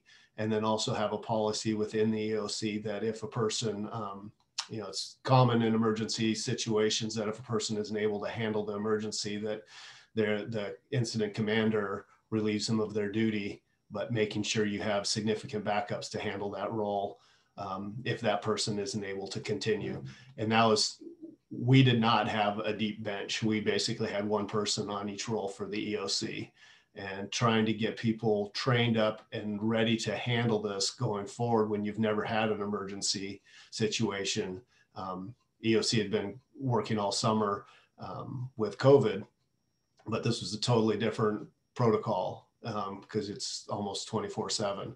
And so that was something that we're also working to address going forward, is making sure we have more people that are trained in emergency response situations. The other aspect is asking for help. There's a ton of help out there. All of the government agencies are representatives in Juneau, Representative Hannan, Senator Keel, the governor. Dunleavy did a great job reaching out to us, offering any assistance. Our neighboring communities, Juneau, Hoonah, Skagway, Wrangell, Peter, everybody was offering assistance. The problem for us was the timing. Not knowing what we're going to need in 3 or 4 days, because that's how long it's going to take to get stuff here. We couldn't get things over the road out of the Yukon, out of Anchorage, because of COVID protocols getting through the border. That was providing a difficulty with limited ferry access, trying to get stuff from Juneau, Skagway, and other places here, trying to have that foresight of what we would need in 3 to 4 days, and then schedule everything so it could meet those. And then also dealing with, you had passenger and freight restrictions on the ferries due to COVID protocols as well. So that was a challenge. There was a lot of offers for help, but we didn't know how to get it here in the time period that we needed. And so that was a frustration, and that hampered some of our efforts as well. And then make sure that you have a mechanism for donations to accept in your community. We were funneling all the requests when people asked us. We were mentioning the two at the top were Salvation Army and the Red Cross. We know Tlingit Haida did a great job partnering with CIA. And I think that was one of the more effective avenues because that was some level of local control. But hundreds of thousands of dollars were donated, and it's been frustrating for the residents because that money has not been quickly dispersed or dispersed in the way that they want it. So if you have the capability, some of you might already have that, to have some way or work with, we're looking at talking to the Chilkat Valley Community Foundation, but a nonprofit organization that can handle that kind of volume from a GoFundMe site and have a mechanism for dispersing those funds after a disaster would be very beneficial, because that was something that we're still dealing with. And so now going forward, it's how do we repair everything? A lot of the funding that's available is to rebuild to previous standards. And we just found that our previous standards aren't good enough. And at least for a 200 to 500 year storm, we don't know if we're going to have another two. It just doesn't mean we have to wait 200 years before we have that storm. It's just, that's the likelihood of when it's going to happen. And so how do we get those extra funds to rebuild our road infrastructure and our sewer and water and drainage infrastructure to handle that kind of event in the future? Because with climate change, they say that's more likely than not going to be something that is going to be headed our way. That's kind of the quick and dirty of what I have, Robert. I'm anxious to listen to what Jason and Abner have, and then also, Director Nelson was a great resource for us during this event, and we talked numerous times, and so that's what I have. Thank you. All right, thanks, Doug. And yeah, we're waiting for Mr. Nelson to come in. That's one of the things about tapping EOC commanders is that they're on call without notice. So we're still hopeful that he will join us. And then we'll circle back for some questions after each of the remarks. Jason, we welcome. I think folks really appreciate your remarks at our last event, talking about how the measures that you were taking as incident commander to reach out to communities to begin disaster preparedness measures, and wow, were they needed on the short order just a few weeks afterwards. So first, thank you for your leadership and the robust response. Please give us some remarks and tell us leading up to that and lessons learned and how did that go? So good morning and thank you. Good morning and thank you. And I also want to acknowledge the awesome safety dance video. I got quite the chuckle there. So a very nice way to start this this discussion. Again, my name is Jason Wilson. I'm the incident commander for Tlingit Haida's Tribal Emergency Operations Center. I also want to say, on behalf of Tlingit Haida, our condolences to the community of Haines in the things that they're dealing with and have been dealing with for a while now. So looking back and just kind of a real brief, Tlingit Haida had established our Emergency Operations Center back when COVID first hit, and recognizing that we needed a mechanism to deal with the situation at hand and how do we take care of our employees. thankfully, our president had wanted to expand that. How do we not only take care of our employees, but as we were not prepared for this emergency of COVID, most of our communities were also not prepared to deal with COVID. So our expansion of how do we help our communities in dealing with COVID really took precedent in what we were doing with our TEOC. That helped lead into working with Haynes in the respect of our priority was looking at how do we prep a community not only to deal with COVID within their community, but also to help start the process of preparing for emergencies in the future. So we had created the COVID care units, which is a Connex that we kind of filled with personal protection equipment, and then other items such as water purification systems, generators, and then some dried food, just to get that thought process of preparing for an emergency started.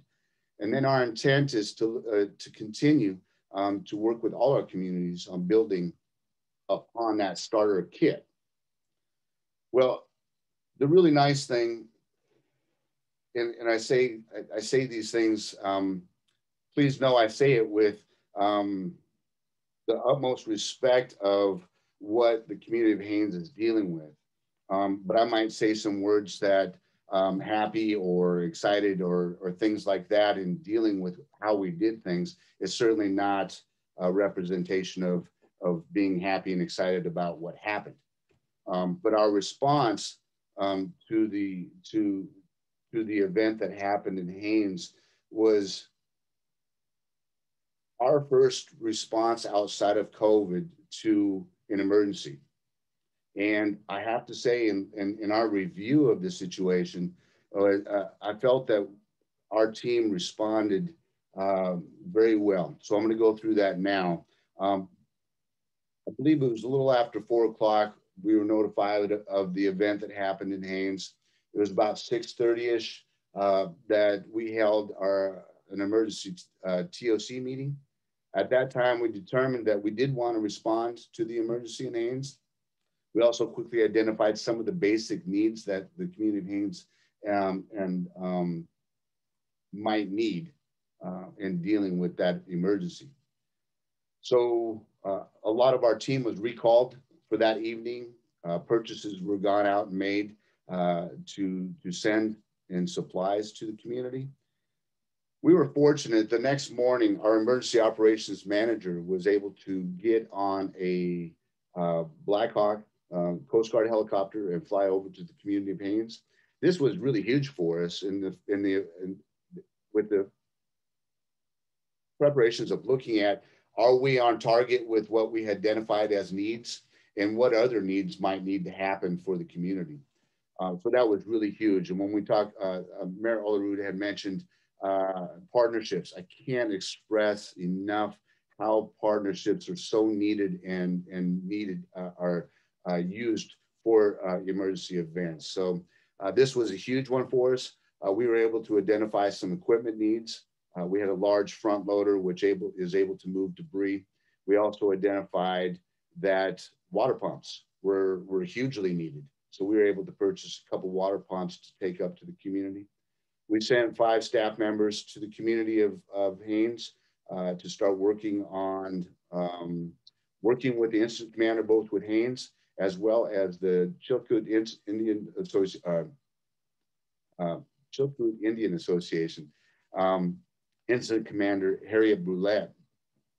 We were able to establish some plans on the use of our team there and how we can help with that event. We were able to move a great deal of debris as well as water.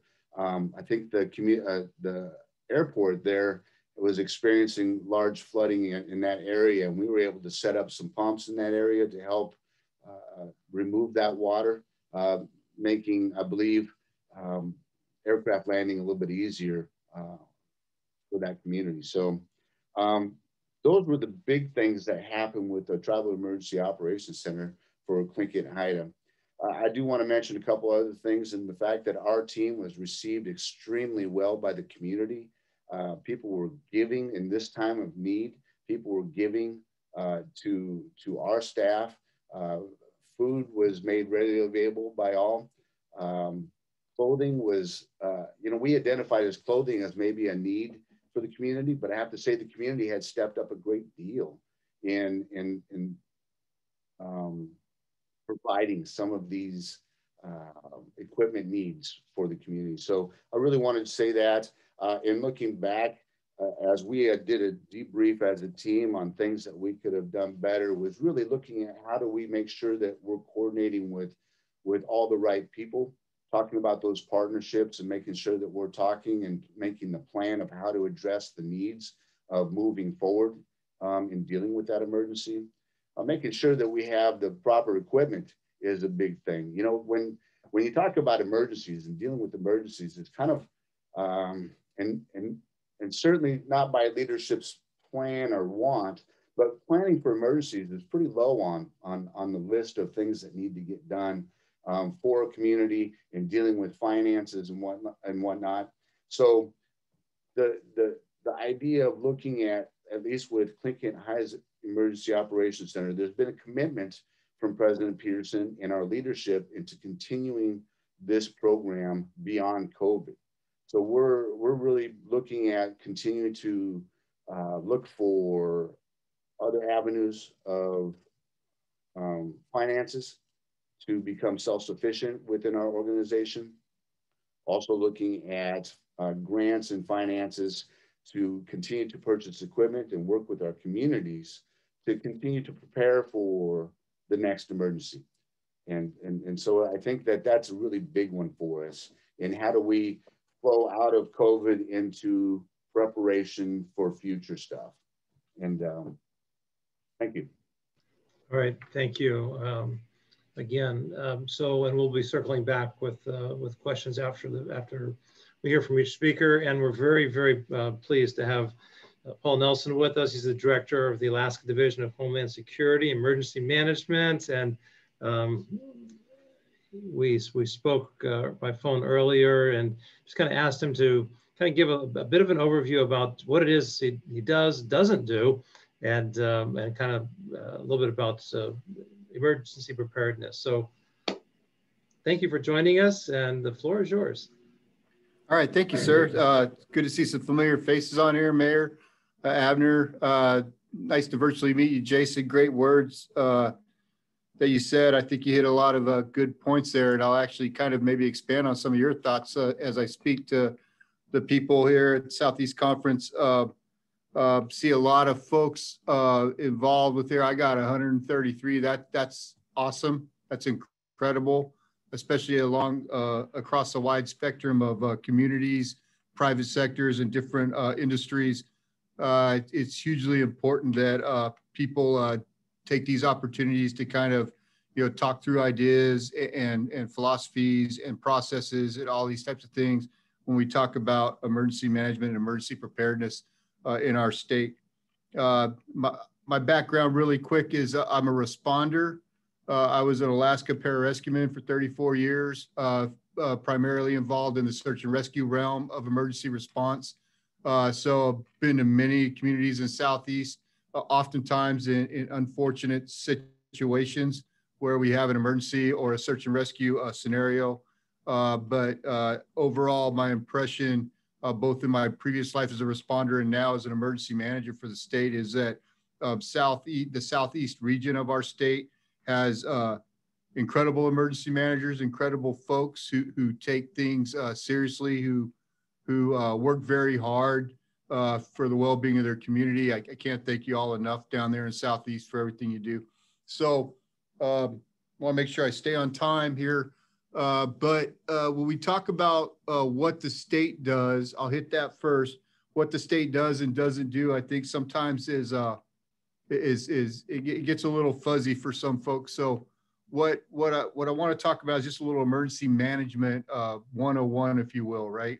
So the first thing to realize is that all disasters or emergencies, they begin and end locally.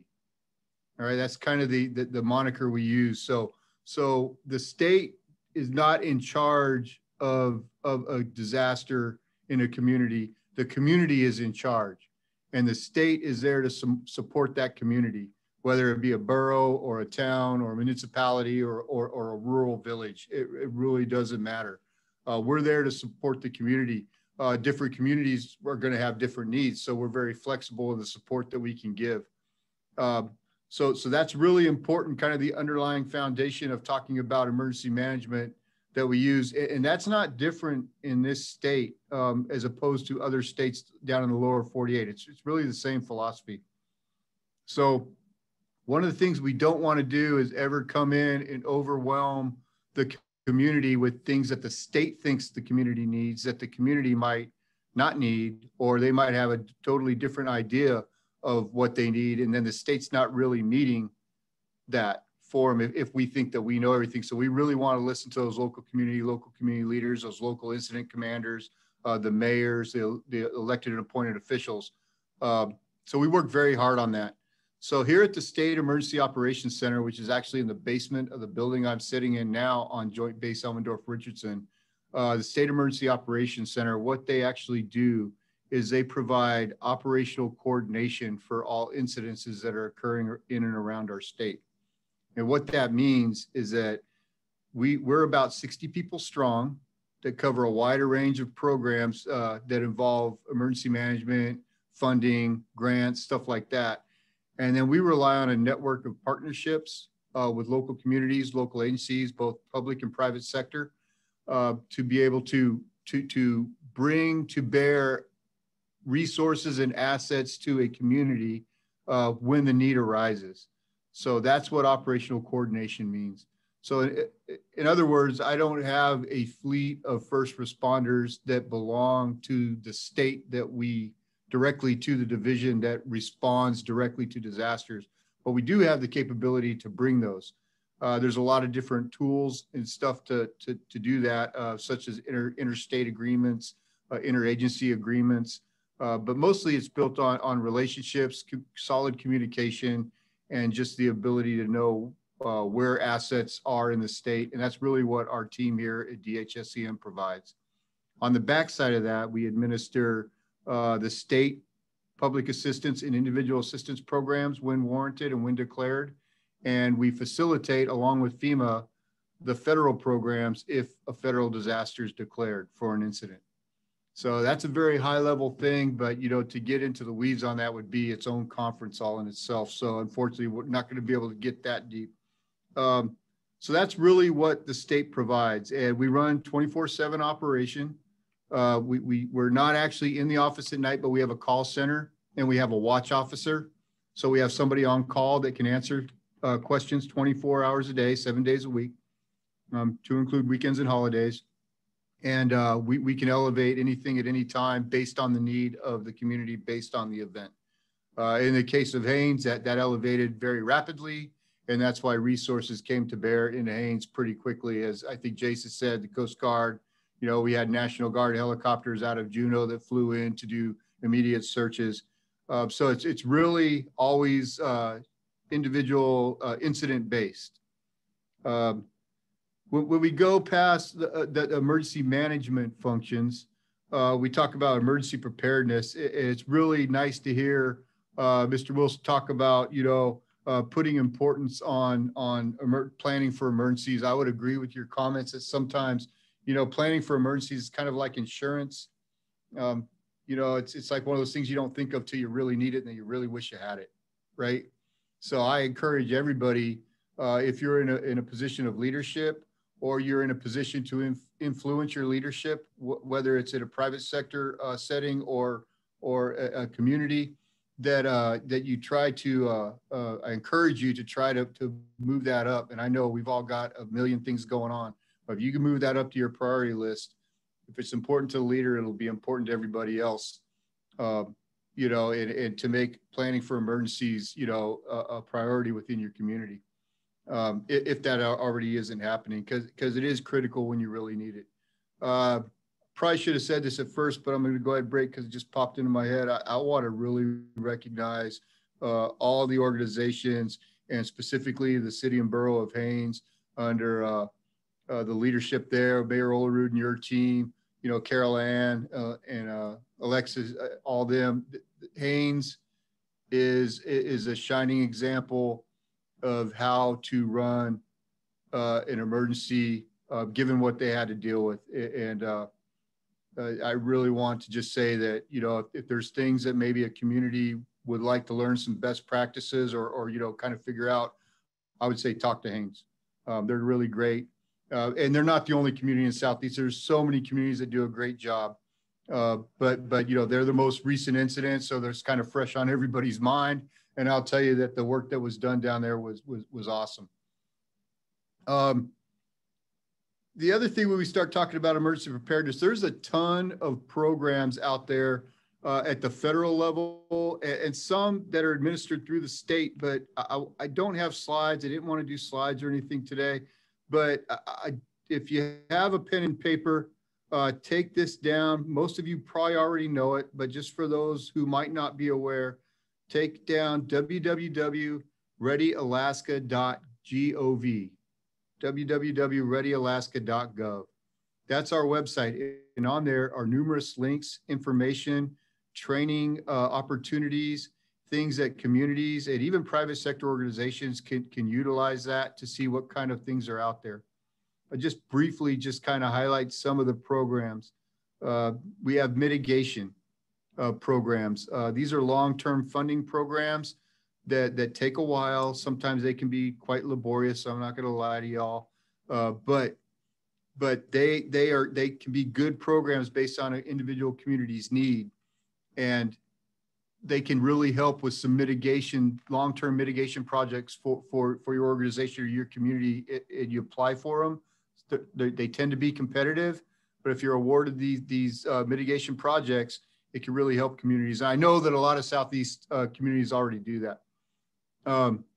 The other types of things that we have is FEMA training, specifically in the incident command system, which is free. It's all online now. It used to not be all online, although the really important ones for communities were online. Now, pretty much even the ones that they used to not offer online because of COVID-19, they started migrating to that. They don't cost anything. I highly recommend those.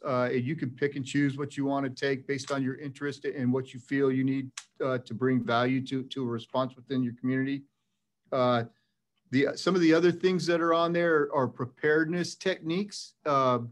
I know Cordova is not really considered Southeast, but I remember going to Cordova and seeing one of the end caps at the store and seeing all the items, and on the top of the end cap having a backpack with the items all set out for a home preparedness kit, right? And I just thought that was just brilliant, right? It just, all the kids, all the parents walk by that and they see that every day while they're going grocery shopping, and that just puts that fresh in their mind. So a simple thing that a community can do, you know, it's just one of thousands of examples. And we have a lot of preparedness materials on there that communities and organizations can use. And I highly recommend that you get ready, because one of the things about Alaska, folks, is we're kind of on our own. And I think everybody knows that. All right. We're 3 hours from Seattle. And this is before COVID-19, right? You know, sometimes they say, oh, we'll be there in 24 hours. I say, I'll believe it when I see it. You know, and then as soon as you get away from the hub, right, of the Anchorage Bowl, just start adding time, right? And we know that. So we're really kind of on our own. And each community is so unique within our state. You know, every state has something that's unique about them. One of ours is our geographical separation, our minimal lines of transportation, right? In some communities, our lines of communication aren't well established. It is just a reality that we live in as Alaskans. Most of us embrace that and love that. So we have to be ready. It's inherent upon us to be prepared to go it on our own. I think most of the Southeast communities, if not all of them, are very, very good at that. I applaud you for doing that. But I think that recognizing that, accepting that is a first step towards success in any type of emergency event. And the better we can get at that, the more importance is put on from our community leadership, our first responders community, and our citizenship is only going to make us better and help us out. So self-sufficiency is huge.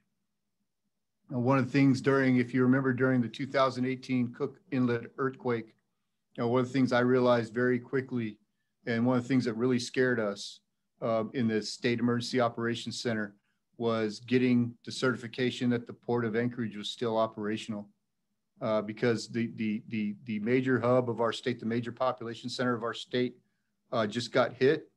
So, people outside of Anchorage might say, yeah, that's bad, but, it doesn't really affect us.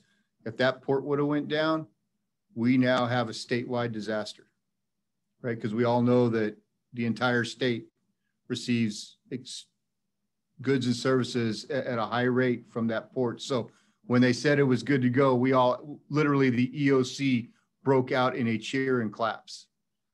Because that was huge for our response statewide, not just for the Anchorage Bowl.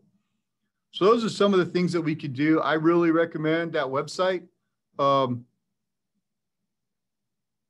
I think that and we also want to look for feedback on that. If there's anything that anybody thinks that we could add to make that better, we certainly would be happy to get some feedback.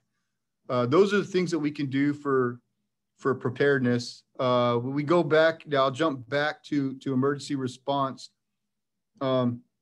I know that through COVID-19, the whole landscape has changed, and things that, were true before aren't necessarily true now. So one of the things that I've had to add here at the Division of Homeland Security Emergency Management is I've had to add the increased awareness that I've really got to think about the response into a community that is experiencing a disaster or an emergency, right?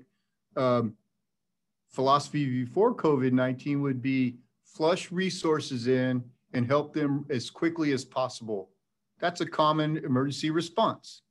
Now with COVID-19 considerations, and it was really tested during the landslides in Haines, was a step back and go, wait a second, let's think about just flushing people into Haines.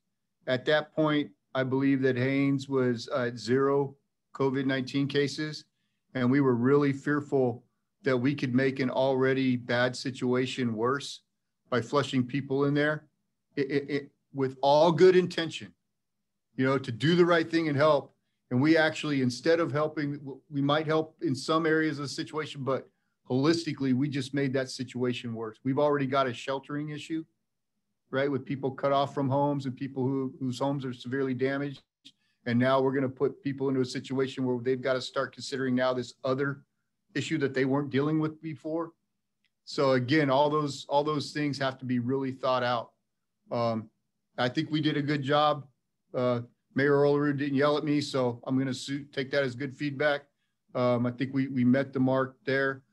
So those are the things we think about up here. And then we run those programs, like I mentioned, mitigation, grants management, all those types of things.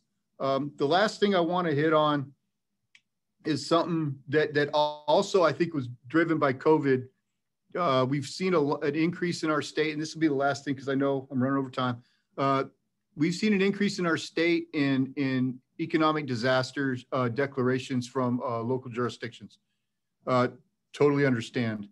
How that works, how an economic disaster works is, although it's a disaster, and it's perfectly fine to send it to the Emergency Operations Center, which many local jurisdictions do.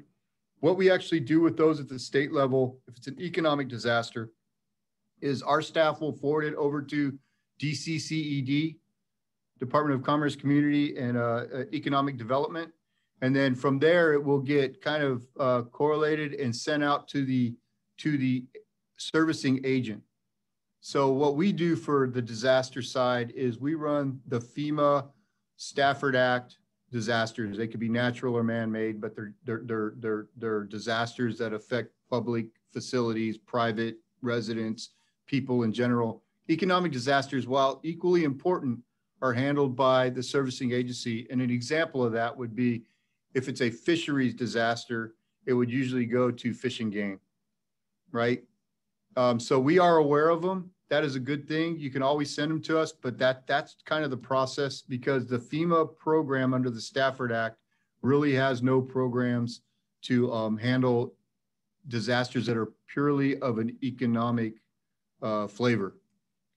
So they aren't ignored, but sometimes there just isn't public assistance or individual assistance funding sources for those economic disasters. I still think they're important because they do highlight issues that we're dealing with and continue to deal with. I know I see Chief Hogue there.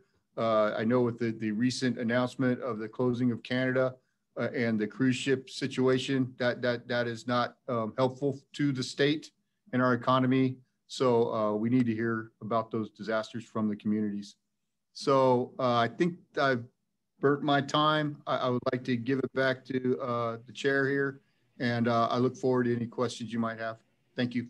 Thank you. And we will circle back with a couple of questions. We do want to hear from Chief Hogue, who knew 30 years ago when you were a junior volunteer that that path that we should take as incident commander here. And I know you spent 20 years in the Air Force as well. Thank you for your service there and for joining us this morning to share some perspectives from the other end of the region along the way. So thank you, and take it away. Thanks, Robert, and thank you everyone for the opportunity to speak to you this morning. I'm Abner Hogue. I'm the emergency manager for the city of Ketchikan and for the Ketchikan Gateway Borough through an agreement that the city has with the borough to provide that service. I do also want to extend my condolences to the community of Haines for the disaster that they experienced with the landslides. From the things that I've heard, they had a very robust and very well-organized response, and that's very impressive. Congratulations to you on that response. I guess what I'm going to try to do is bring this back around a little bit more to the topic of COVID and rebuilding in the shadow of COVID, or recovery, using an emergency management term, in the shadow of COVID. I think all of us, regardless of whatever we're experiencing, COVID is overshadowing all of that and how we respond and the impacts that has. So I kind of want to talk a little bit about that. For a little bit of background, just from the community perspective, for those of you who you probably already know, but I'm going to say it anyway because I put it down on my notes. Community information. Ketchikan's a community of about 14,000 people. We have 8,000 roughly in the city and another 400 in the city of Saxman. And then the greater borough area has about 5,600 for a total of 14,000. Our pandemic response, this has been the largest and longest response that any of us can think of in Ketchikan history. We activated our EOC on March 16th of last year, and we've been operating every day since then. As of a couple weeks ago, we had published over 95 situation reports. We started off publishing those daily, and then we've gone weekly since about May. We reduced those updates to weekly. Our EOC has been staffed with 30 to 35 staff. That's a huge EOC for a community of 14,000 people. But we've had involvement of all of our local, state, and federal agencies, I would say, or many of them. We've had Alaska Public Health, our borough staff, our city staff, our public utility staff. We had some Coast Guard staff that were helping us for a while. Other local nonprofits and businesses, the hospital, the Ketchikan Indian community. So we've had huge involvement from a lot of different partners in our community, and that's helped us to be very successful. Early on, we recognized that testing, tracing, and isolating combined with public information were going to be our biggest keys to success in our response. And so we really worked hard at that.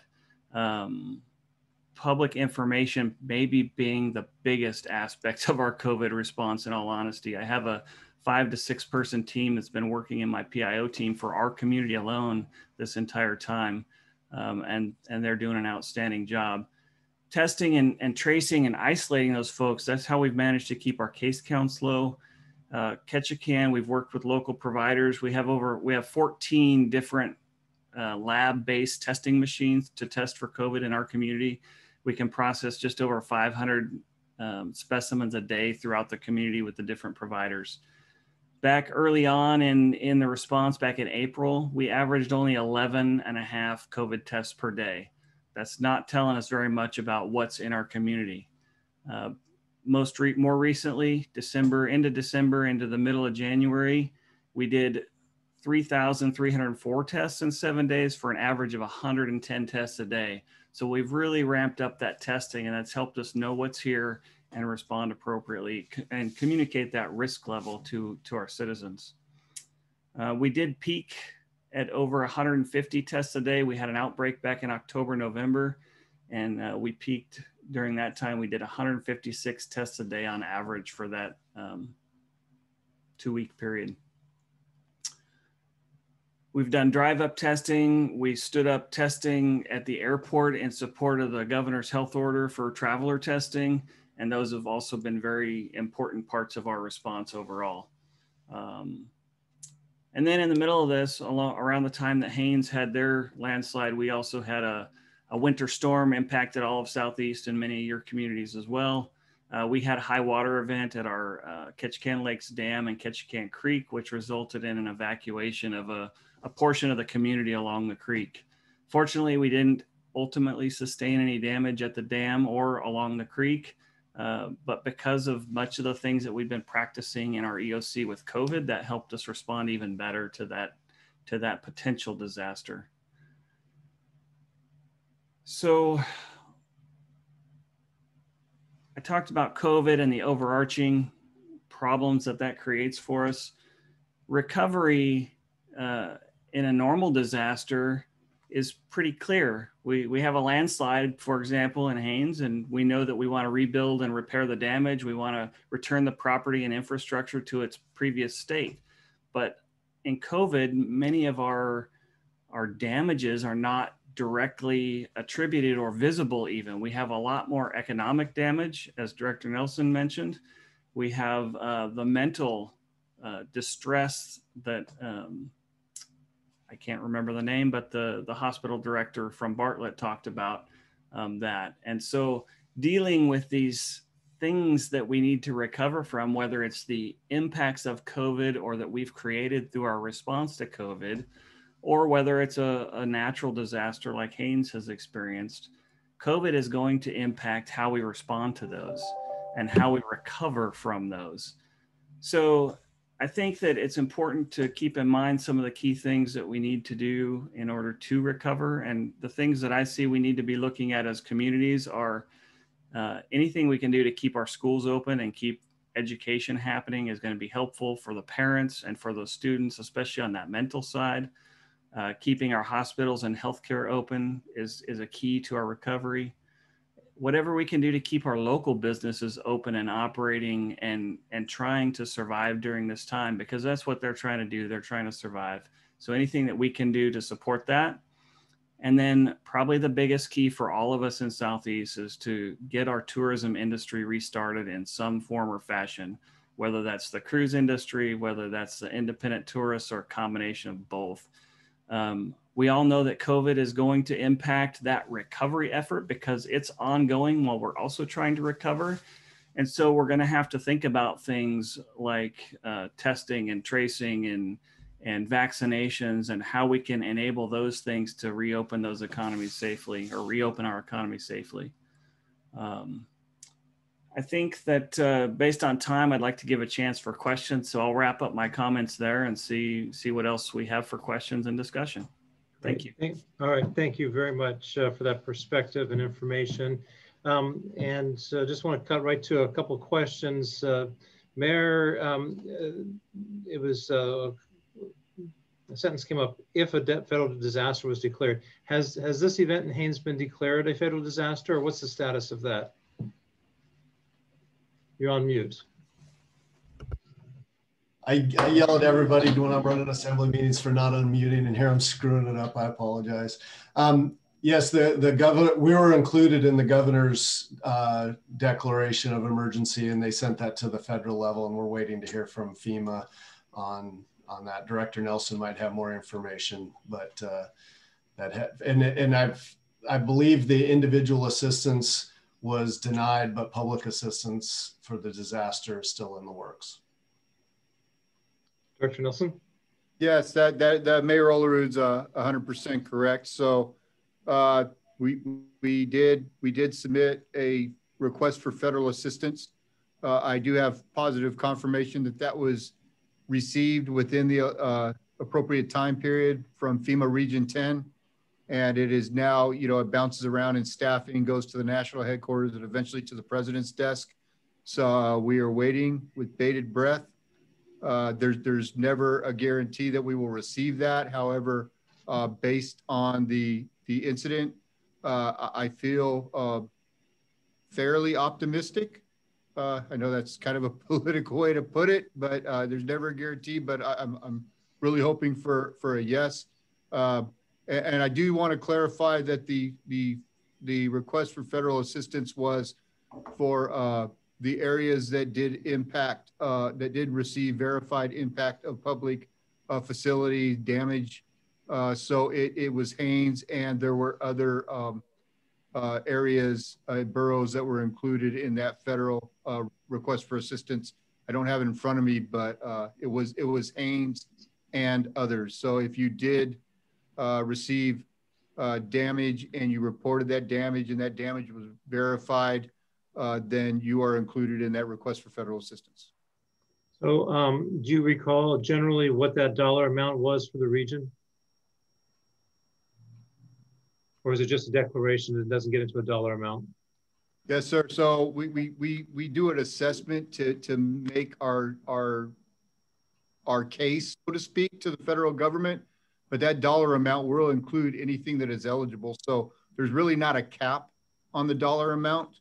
But you know, we will, as we move through the project worksheets to complete the work to repair those roads, repair those buildings, repair those utilities, all those things that need to be done, any eligible costs will be covered under that. So we don't necessarily have a.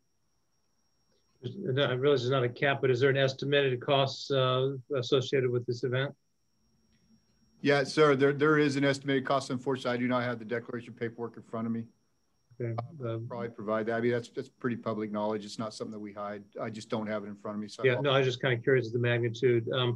Is there any way that the region can help weigh in on that, or is that process just, it is what it is?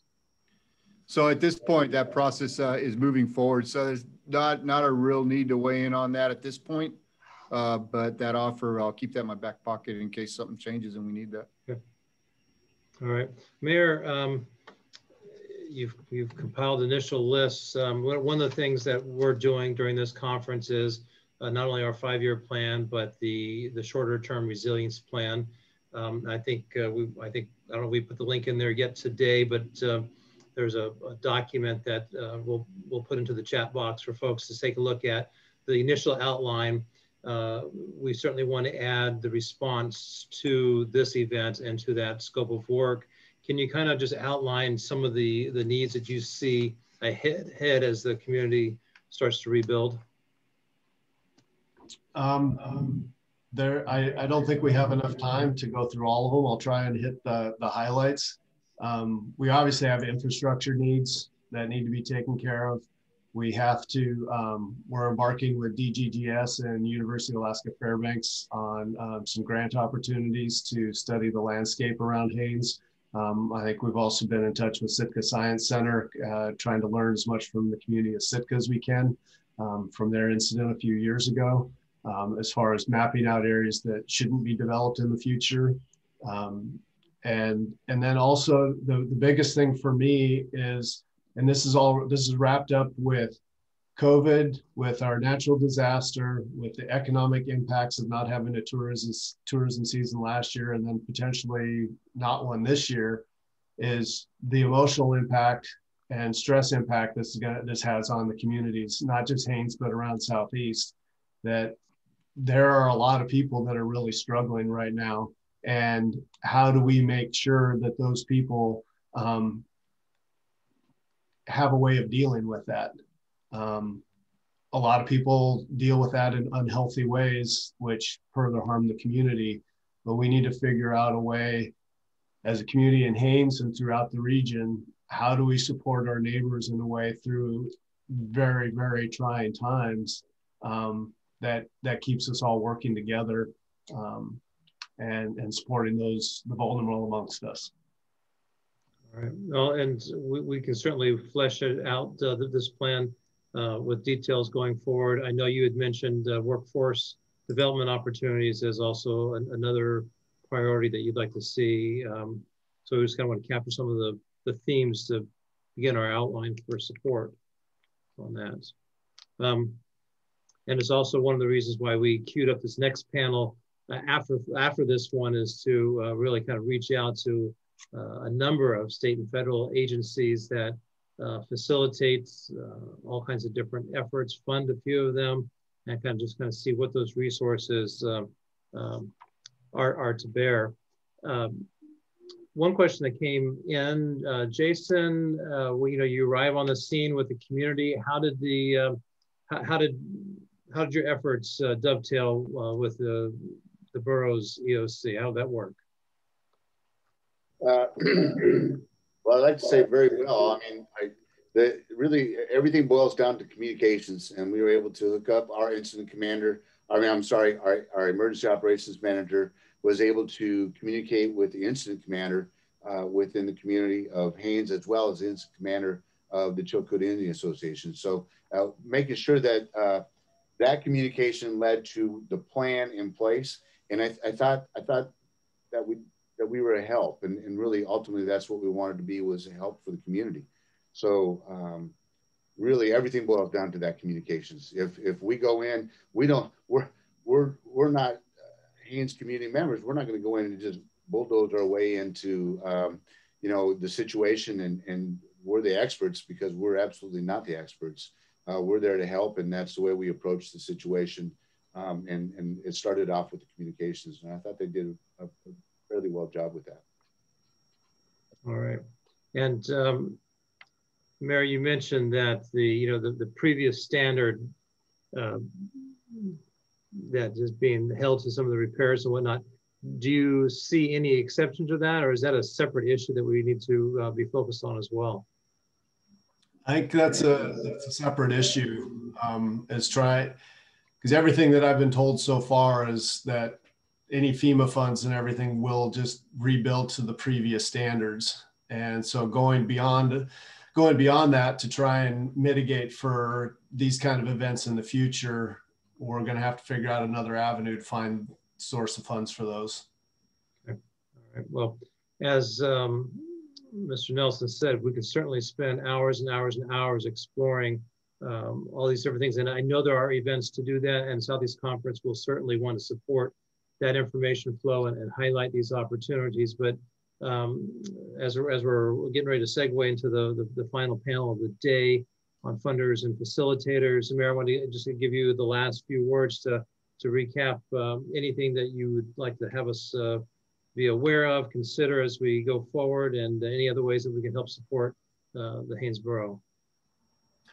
Thank you, Robert. To reply to a couple of comments from the other panelists, one of the things that Jason had talked about on emergency preparedness is the cost of it. Not a lot of people want to spend the money to be prepared, and at what level do you prepare for? When you have tight budget constraints like a lot of our communities are dealing with due to COVID and looks like will be in the future, how do you justify to the community preparing for something that may or may not happen when there are immediate needs in the community? That's definitely a challenge of getting that in the budget. One of the things that we're extremely lucky about here is the state is working on rebuilding the Haines Highway, and Coalaska Southeast Road Builders had a huge inventory of equipment on hand. If they didn't have that equipment on hand, our recovery process would have been days, if not weeks longer, in order to get some of this material cleared. And then Director Nelson talked about the mitigation plans of bringing people in here. And as our interim manager, Aleka Fullerton, put in the chat box, we did not have any active COVID cases through the month of December. And so everybody that came in, the extra steps that they went through and the steps that the community went through above and beyond our normal protocols, it worked.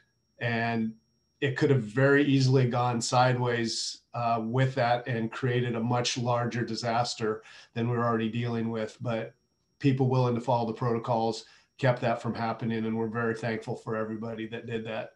And I hope nobody here gets a call from Director Nelson saying, how can I help? Because that means you're in a very bad situation.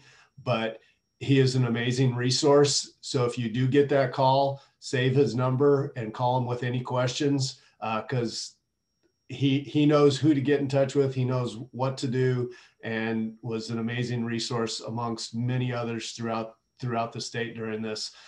So don't be afraid to lean on those outside the community that have immense amount of expertise and connections. They make the job a lot easier as you move forward through a situation like this. And it's when you're in the middle of it, you don't really realize you have a lot of phone calls, you hear a lot of things, but you don't really realize the magnitude of it until a few weeks or a month later, and you start hearing the stories more completely about who called, who sent this, who donated this. And it's one of the reasons we live in not only Alaska, but Southeast Alaska, because so many of our neighbors came to our help, and there's so much help from outside the community, not to mention the level of involvement from the community and the number of people here that stepped up. It was a tragic situation, but the response was amazing. I will never forget the response from everybody to this event, and I just, on behalf of Haines, I want to thank everybody for that. Okay, well, thank you. And it's one of those situations where it's not an event; it's certainly a process that we want to stay in sync and be supportive any way we can going forward. So. Thank you, Mayor. Thank you, panelists, Chief, Mr. Nelson, Jason. We will look forward to seeing how this rolls out, but do keep us in mind if there's ways that Southeast Conference can support these efforts going forward, because like the Mayor said, you don't really know what you need until you're needing it. And so being prepared and planning is something that Southeast Conference looks to promote and do throughout the region. So thank you all again for your time this morning. And we will just go ahead and segue into the next panel. And I think looks like we have a number of folks there. Chad, if you want to show yourself, or Jocelyn, we're really appreciative of the support that the Denali Commission offers across the state in so many different ways. But I know for Southeast Conference, there's been a number of direct ways this past year that's been particularly meaningful. And one of the first interactions I had directly with the Denali Commission was when I was borough manager in Haines a number of years ago. We actually had a funders forum. The event, we're having our annual meeting in Skagway, and it was just a small event. It was just, I think, just a half dozen folks, and the Denali Commission was there, and we made a pitch, and we got monies that that was able to be leveraged into a harbor project there in Haines. And so now we're a number of years later, the needs are magnified, and wow, I asked Chad if there was a way to bring some of these folks together, and it looks like you've done amazingly along that line. So I'm going to step off the stage and turn it over to you to facilitate this this next hour's panel. And again, just thank you so much for pulling this together for us. Great, thank you, Robert. A couple of specifics before I go into our little introduction for the webinar. If all of our agency colleagues can please attempt to rename themselves with their agency name and their first name and last name, so we can make sure that you've been upgraded as a panelist, and that will give you capability to unmute when it is your time to speak. Also, let's put our cameras on, and so it can be more of a meeting type discussion, and we can all get to know each other a little bit better. And please do keep your microphone unmuted until it is your turn. I'll be going through the list of agencies in about alphabetical order. We have a couple of requests for certain timing, and it's kind of funny how some agencies, we know them as being towards the end of the alphabet rather than the beginning, but we'll get into that.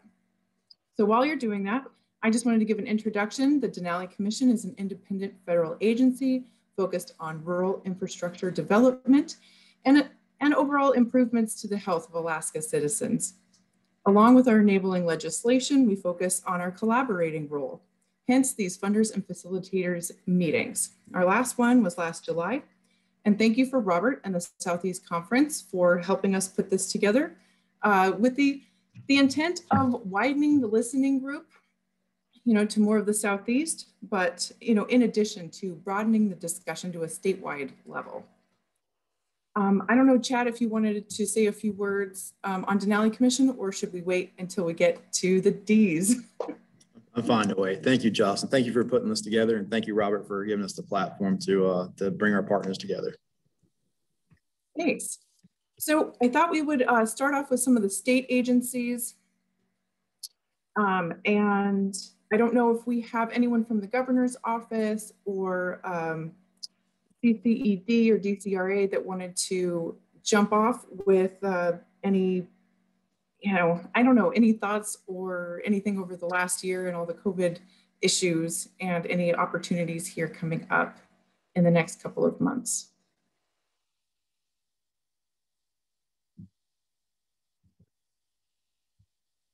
Okay, and I did not have anyone specifically confirmed. I do have some confirmations from Alaska Energy Authority. Would you like to start us off with some of your opportunities, technical assistance, and things like that?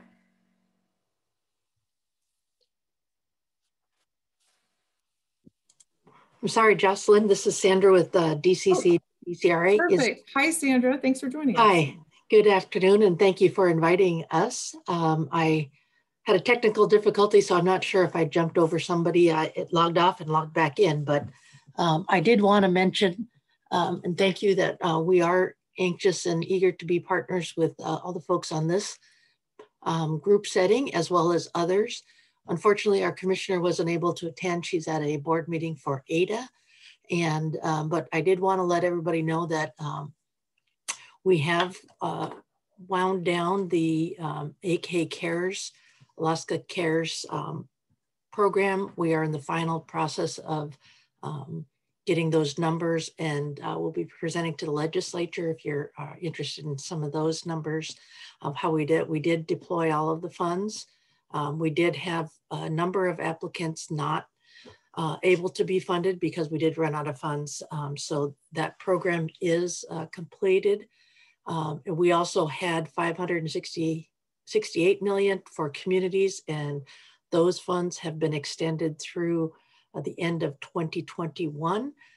So we have a number of communities that have not requested funds yet, although we're continuing to work with them, and we are well underway with deploying nearly all of those funds. We right now have about 2 million of that 568 that have not been requested. So that's some of the AK Cares. We are very interested in hearing from our federal partners and working on things like broadband and transportation, tourism, lots of things to help get our economy going. So I do appreciate getting a chance to speak with you, and I look forward to listening in on updates. So thank you. Fantastic. Thank you, Sandra. Glad you could join us. All right, we can move into Alaska Energy Authority. I know we had TW and possibly another speaker. Then let us know if you're not having access to turn on your camera or unmute. Try to send a note in the chat and we will elevate you, and we'll try to come back if we end up missing folks.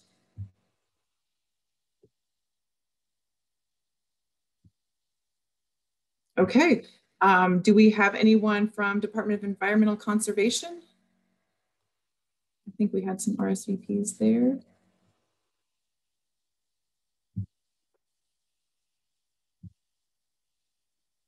And I'm hearing from the IT to raise your hand if you want to be promoted. And to do that, I believe you click on the participant screen, and there's a raise hand option that will be on the right side of your screen.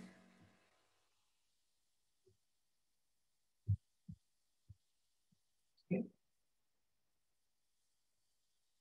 Thank you for your patience. All right, DMVA, Homeland Security and Emergency Management. I think we were going to have someone to give a quick overview of their hazard mitigation program. That would be me. My name's Terry Murphy. I'm the State of Alaska Hazard Mitigation Officer. I started in this job in September, so it's quite a learning curve because it's a very technical and demanding position. And we basically are working with grants for pre-mitigation and post-disaster mitigation. And basically mitigation is used to reduce the loss of life and property by minimizing the impacts of disasters. And we do that in a couple different ways. The pre-disaster is a BRIC program. It's called the Building Resilient Infrastructure and Communities. And FEMA allocates a certain amount of money annually with this new program, and it's in the millions, but you compete with it nationwide. And applicants can formulate projects that qualify under the BRIC to try and garner some of this funding. The biggest issue you got to remember is first they have to qualify.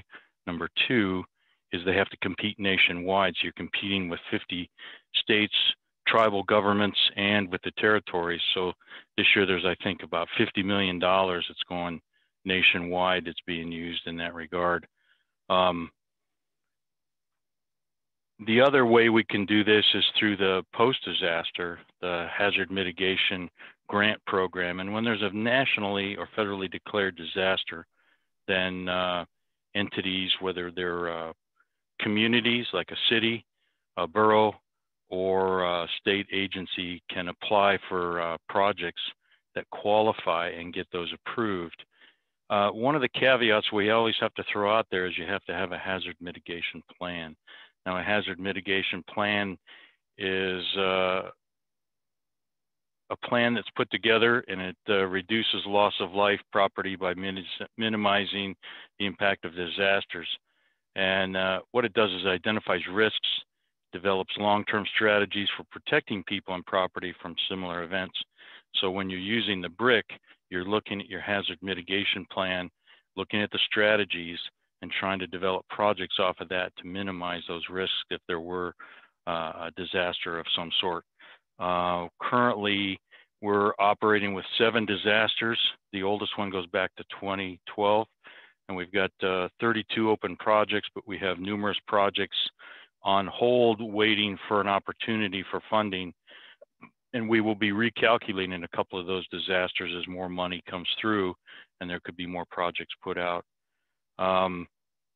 With the hazard mitigation plans, we have in Alaska approximately 228 recognized tribes, 151 formal incorporated cities, and 19 boroughs. So we're looking at over 380 entities. Each one of those can get a hazard mitigation plan. They can be individual plans or they can be multi-jurisdictional, such as if you have a borough plan, you can include all the communities within that borough into the plan and sort of have like a regional concept plan. Each plan has a 5-year expiration. The plans are put together with community input. What are the issues? What are the hazards? And what are the strategies as a community you're going to develop? The problem with putting these plans together is there's limited resources, meaning people to put it together. There's limited funding sometimes because some of these plans, they average between $30,000 to say $50,000 a piece, and they're renewed every 5 years.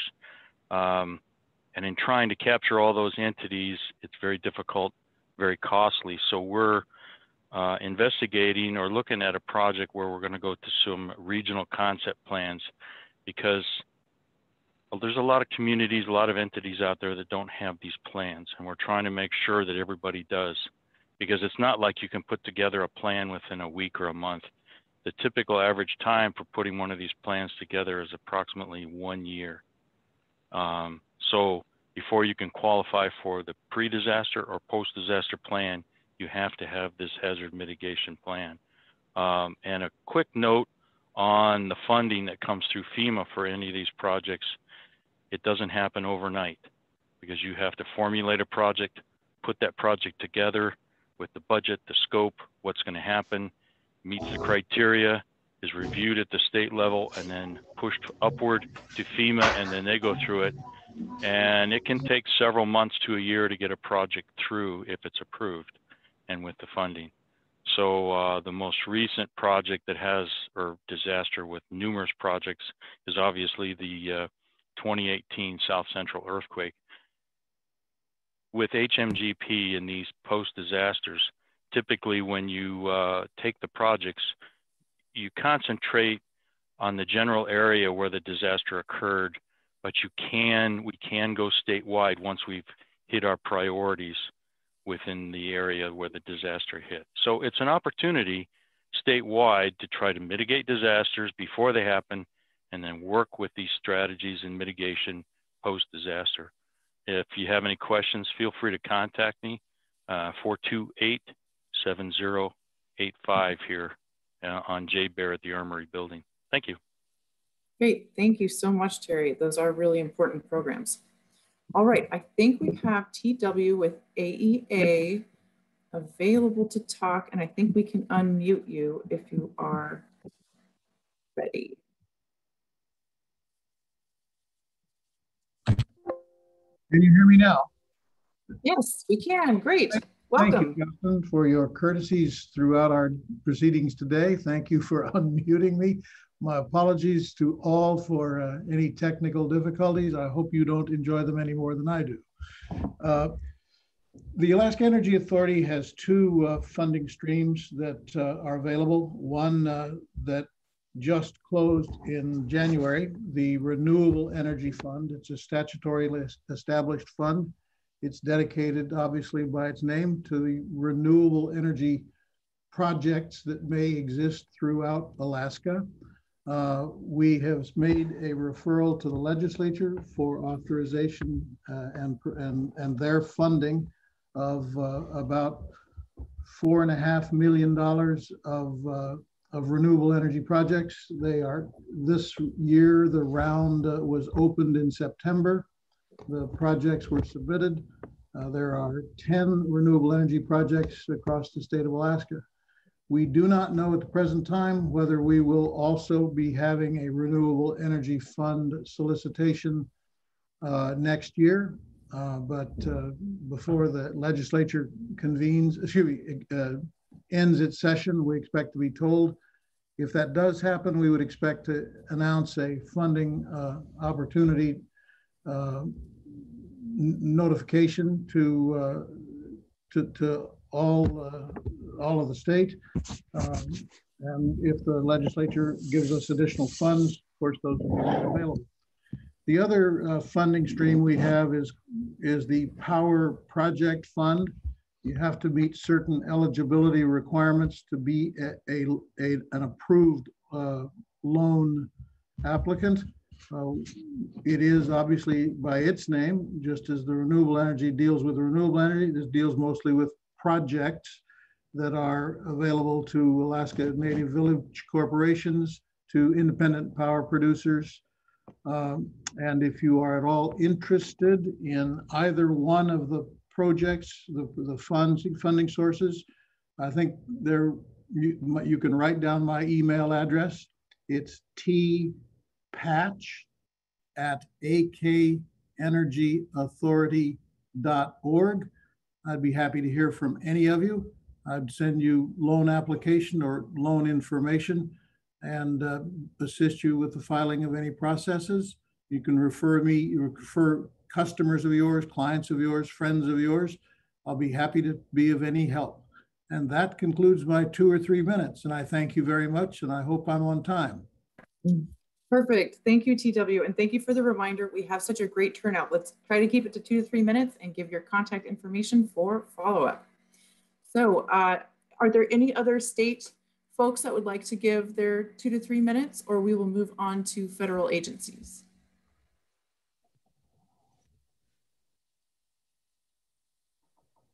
There we go. I see Ben. Ben, would you like to present for DOT and PF? Yeah, not a problem. Thank you, Jocelyn. Just wanted to say thanks to everybody.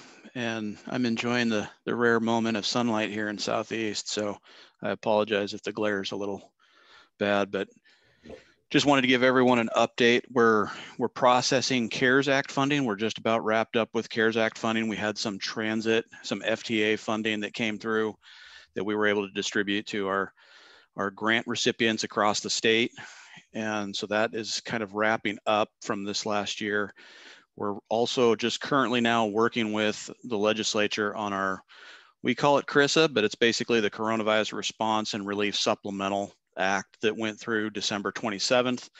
That funding is both FTA and some federal highways funding available for us. And so we're working through that with the legislature to get authority to program and provide that to our program. We're kind of in the middle of our federal fiscal year right now. And so things are looking well. We're on track to get our obligations through this year. And it's looking like it's going to be another record year of obligations for federal money. One of the things I wanted to provide to everyone here is we've got a couple things that are in development for this year. We're working on starting our long-range transportation plan. So we're looking out beyond 2050 for what the department and what the state wants to look at as far as infrastructure needs and how we go about programming and planning long range. We're also working on sometime this fall, winter, starting up our next STIP, which is our 4-year improvement plan.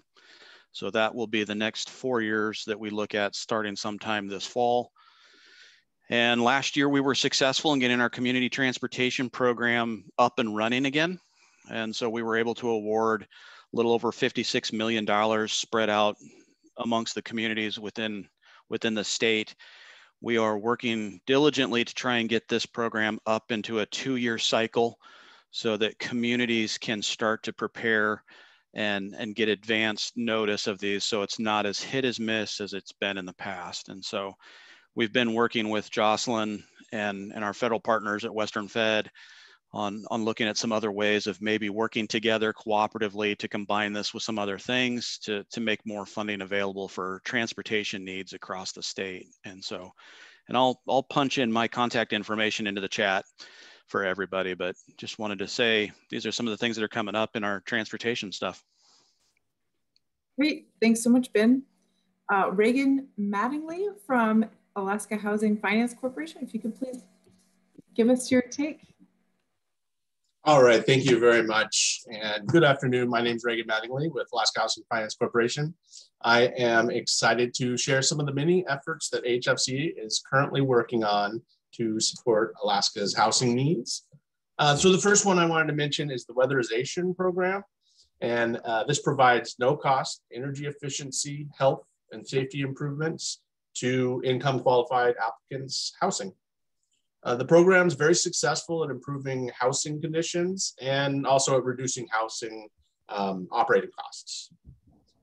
So the program has actually received state funding every year since 1983, minus the last 2 years. The next initiative is the building monitoring. And HFC has developed a hardware and software package called BMON. And this allows users to monitor building performance. So we're looking actually right now for building managers to participate in a training program. And we're gonna help them install the system into their building and to teach them how to use it. And I wanna note there's really minimal cost for participants. So the next thing I wanted to mention was we continue to administer a grant to the Cold Climate Housing Research Center. And this is actually now a part of the National Renewable Energy Laboratory. So this is a collaborative partnership focusing on conducting housing research. So one of the programs I personally work closely with is the Teacher, Health Professional, and Public Safety Housing Grant Program, which is actually currently in the governor's budget and it's going through the legislative process. So if the funding remains in the final budget, then we'll start the FY22 application process here later this year. So this program has thrived with funding support from the Denali Commission and the Rasmussen Foundation. The support for teachers, health and public safety professionals helps to create resilient communities across Alaska. So also, we continue to evaluate our role in the statewide rental market.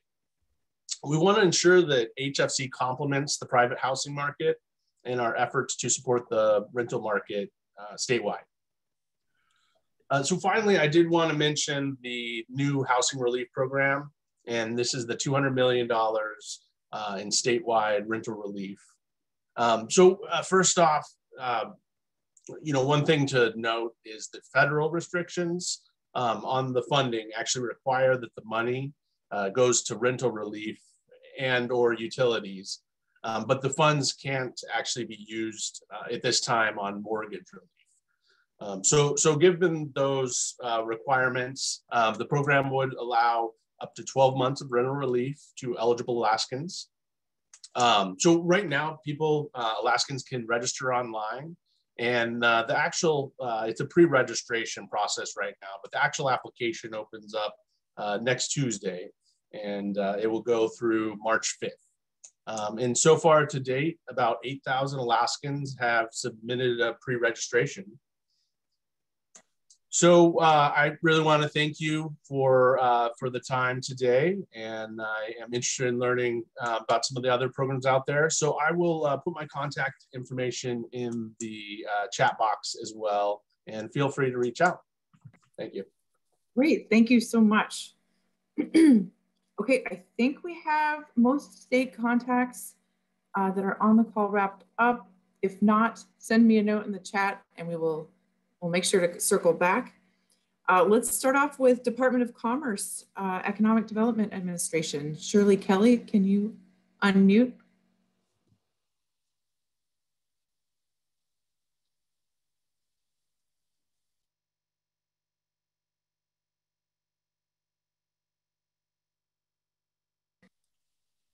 I see you are unmuted, but I do not hear you.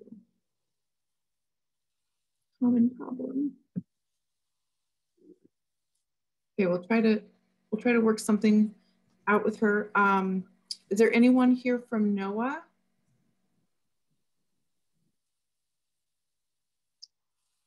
And Shirley, maybe you can try *6 if you're calling in.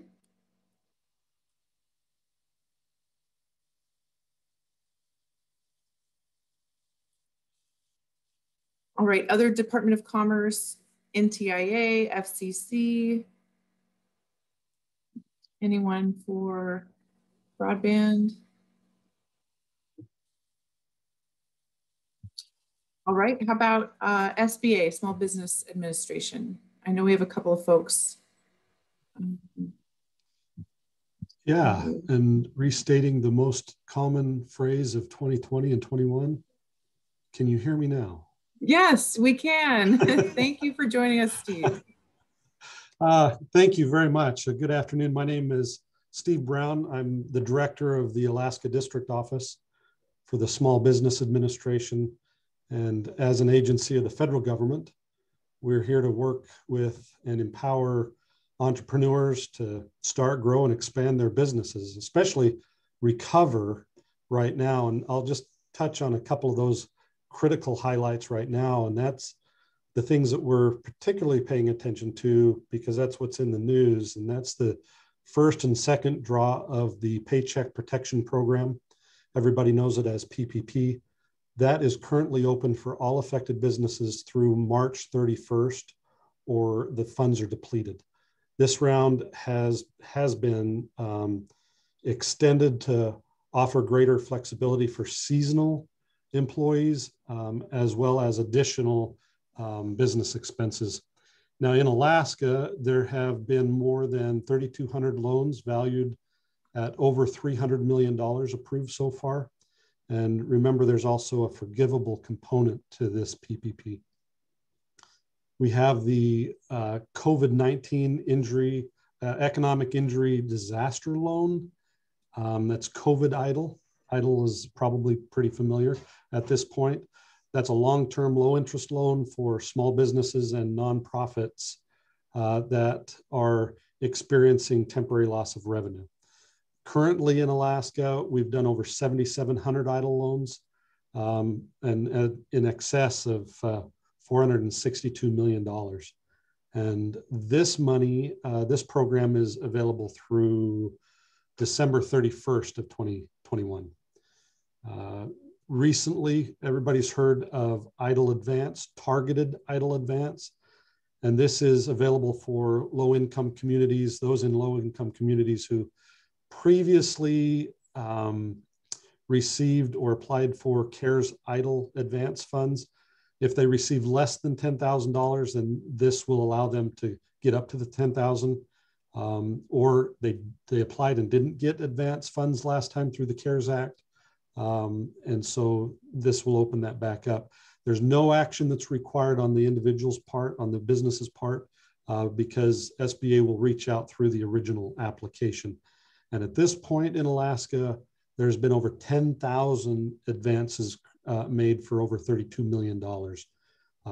Significant financial impact in the state of Alaska. One item that's getting a lot of attention at the moment is the Shuttered Venues Operators Grant. That's currently being worked on, and further guidance will be released as those details are finalized. On top of what everybody knows through the COVID economy and the pandemic and the disaster, we've got our regular programs, our regular disaster EIDL program. We've got our 7A, 8A, 504 micro programs. Those are starting small businesses, expanding those businesses, real estate expenses. And so for more information about that, since we're wrapping up our 2 minutes, go to our website at sba.gov/AK. You can also find out about webinars, newsletters, and email alerts. One last thing is the Southeast Conference, the Spring Town Hall, which will occur February 24th. At 9 a.m. to 12 p.m. We'll be working with our other partners. So we've got the Small Business Administration, the Alaska Small Business Development Center, the Alaska Procurement Technical Assistance Center, and the Better Business Bureau. And just invite everybody to share this about business resiliency, the current, if you're a current client for government contracting, and how all of that works and the different programs that we have available. And so with that, I'll wrap it up and thank you for the time. Thank you, Steve. And I think we had, was Jeffrey also going to speak? Yes, but I told him I would take it for him. So he's okay, over in great. the other room. Great. Well, then your 4 minutes is okay. In the chat is the link to the Southeast Conference, the town hall.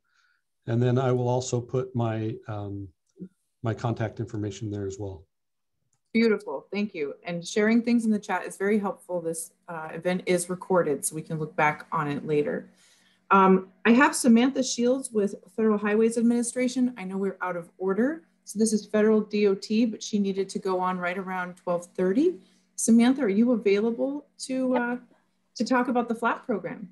Yes, hi, I'm Samantha Shields. I'm a program manager at Western Federal Lands, which is a part of the Department of Transportation, Federal Highway Administration, Federal Lands Highway. We deal with the 6 states, Alaska, Washington, Oregon, Idaho, Montana, and then we have Yellowstone and Grand Teton National Park. My program, though, is the Alaska FLAP program. FLAP stands for the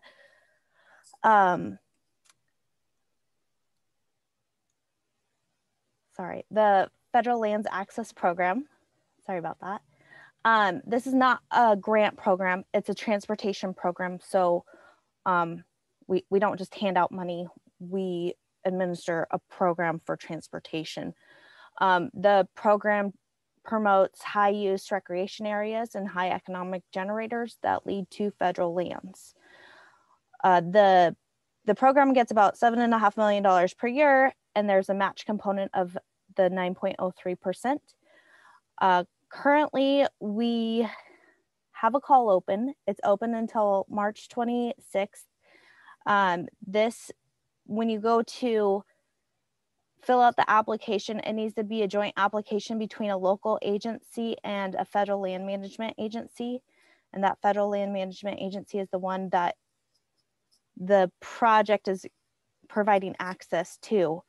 A local agency is a town, city, borough, the state, and it's also any federally recognized tribe.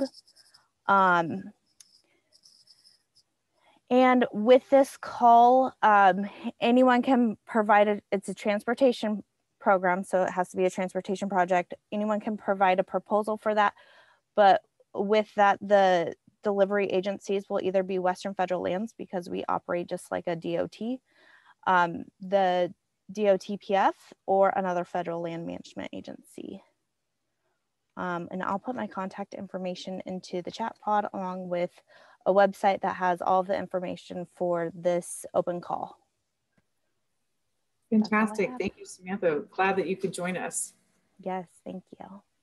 I'm wondering, should we do other Department of Transportation at this time, since we're kind of on that agency? Bruce Lambert with MARAD, Maritime Administration, or other Western Fed or federal. Hi, Bruce. How you doing? Can you hear me? I can. Try to keep it brief. I know you can be long-winded. Look, I'm even raising my hand, so yes, it shows you how bad it is.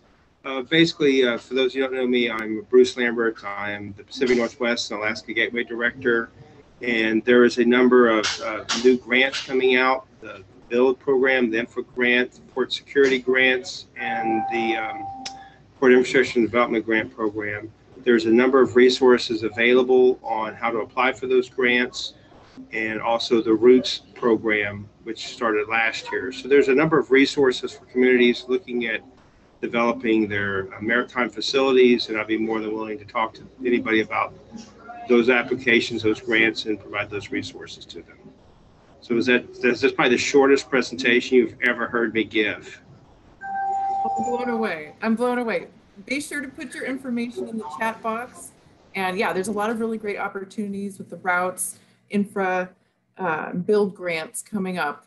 And Bruce has been so gracious to offer his support in looking for good applications for these programs. And, you know, maybe we can give some technical assistance and things like that. Okay, anyone else from Federal DOT?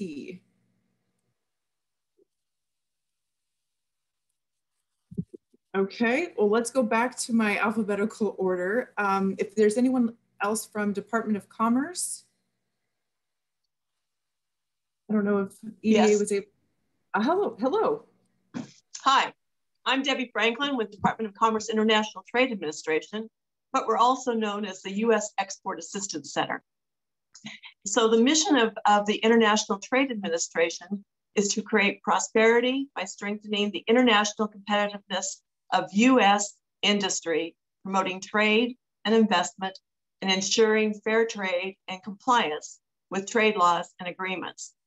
That's a mouthful, but basically, I'm here to help businesses to export their value-added goods and services. My office is based in Anchorage, and we have over 100 offices in the U.S.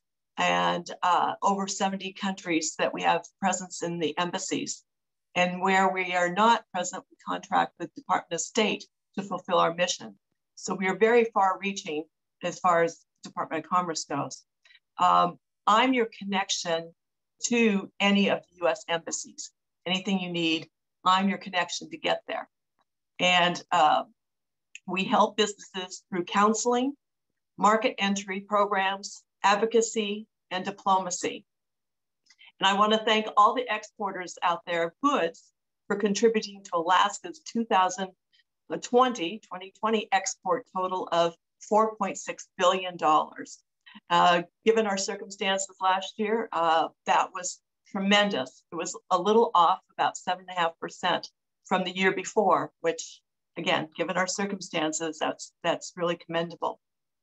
One program that we do have that is the only grant program, so to speak, that we have is an opportunity to help trade associations and other industry groups expand U.S. business opportunities abroad through the Market Development Cooperative Program. It's called MDCP. The trade associations and other nonprofit industry groups can now apply for up to a $300,000 and technical assistant grant to pursue multi-year MDCP export development projects. On average, MDCP projects generate about $334 in exports for every award dollar. The applications are due by May 25th, and more information can be found at trade.gov/MDCP. I can be reached at the phone number of 907-271-6237.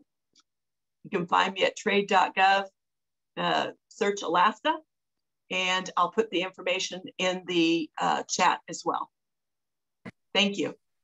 Thank you so much. It's so great to have you here. And thanks for those great facts on Alaska's exports.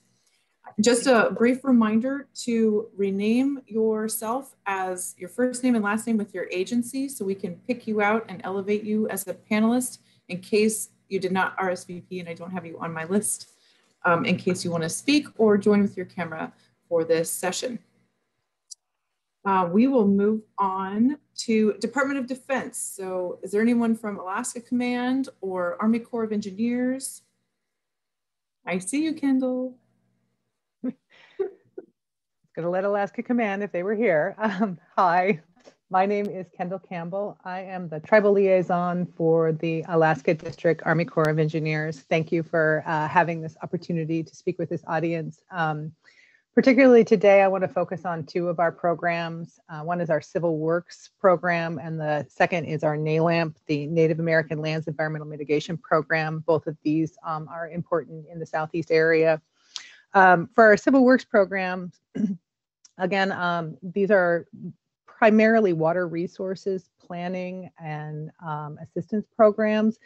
The assistance that the Army Corps provides is, again, not a grant per se. We're not a granting agency. We are a partnership agency. All of our projects have a cost share element to them. And so, I'll put my contact information down after I'm done with my presentation. They require a little bit of planning, but they could be small to big projects. In particular, I wanted to highlight two of our Civil Works programs, one of which is getting some good input or infusion of funds from Congress this year. The first is the Tribal Partnership Program. This is a program that is designed specifically to assist tribes with water resource projects or planning and even construction. Again, this is a cost share program, but there are some waivers that are available to tribes that help to offset some of that cost share requirement. The program that we do have quite a bit of, kind of a good push this year is what we refer to as our planning assistantships to states and tribes. This program is open to state, local municipalities, and federally recognized tribes.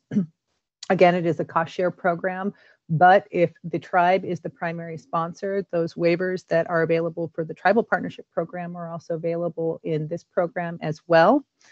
And I just, as an example, some of those water resource programs that we do work with, particularly under the Planning Assistance to State, can include studies that may include water supply and demand, ecosystem restoration, flood risk management, stream bank, as well as coastal erosion projects, port and harbor improvements, as well as community relocation.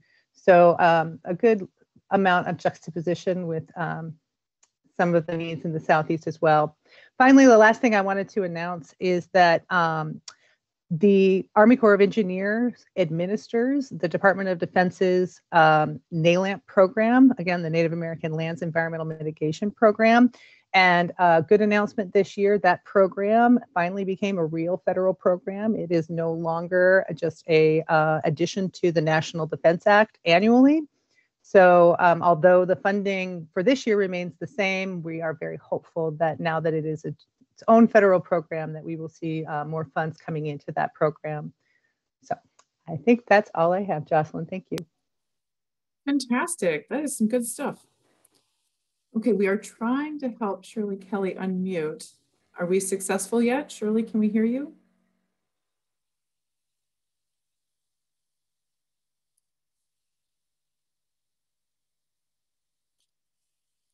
Okay, well, you pipe up whenever you can. Any other DOD, Air Force, Army, Navy? I know the Coast Guard's Department of Homeland Security, but not sure if they want to go now.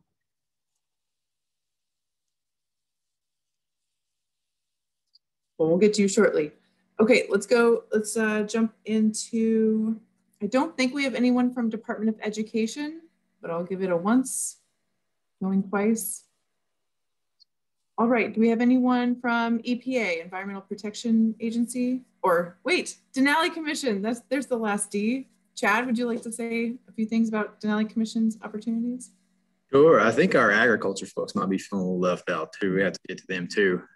So I was torn with that. I put them under you for USDA. I know everybody's under you.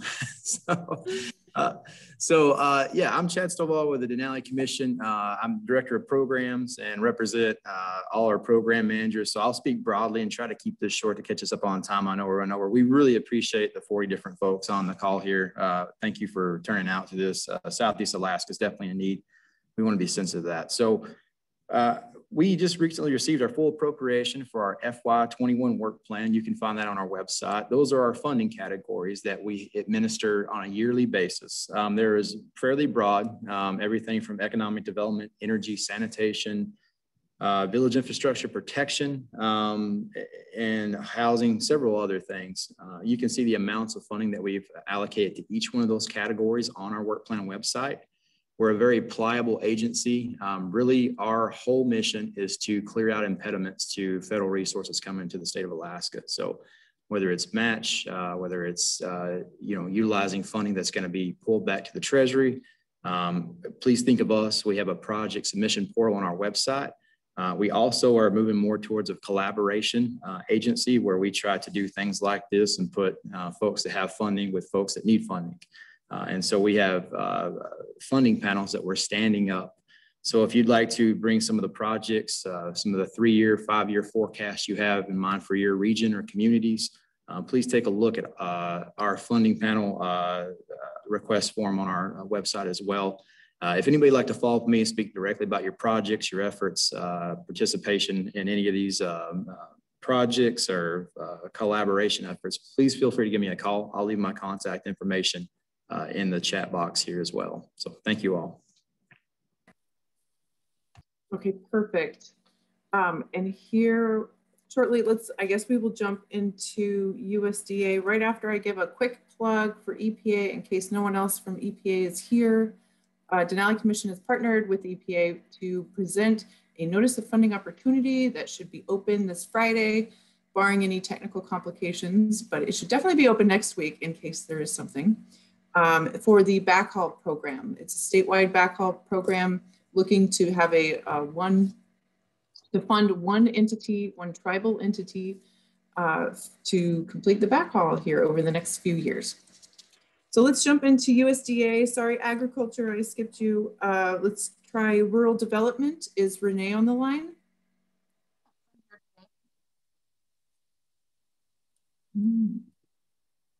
Or other USDAs. Oh, I hear someone. Okay, hi, Jocelyn. This is Renee Johnson with USDA. Okay, yes, we can hear you now. Okay. Is this a little better? Okay. Much better, thank you. Okay, great. So I'm the Director of Business Programs for USDA Rural Development, and I'm going to talk about 4 programs very briefly that fall under my purview of business programs. All of these programs can be found on our website. You can just Google USDA Rural Development and you'll have a listing for each of these programs. So the first one I'm going to talk about is our Rural Business Development Grant. And this particular grant cycle is open until March 31st. And it's a grant that can provide funds to organizations nonprofits, and public bodies to provide technical assistance to businesses. This technical assistance, we would consider technical assistance to be any type of a problem-solving activity to businesses. You know, looking under it from the frame of the pandemic, an organization could apply for funds to help businesses change their business model as a result of the pandemic, you know, look to do other activities that can support business and economic development in their region.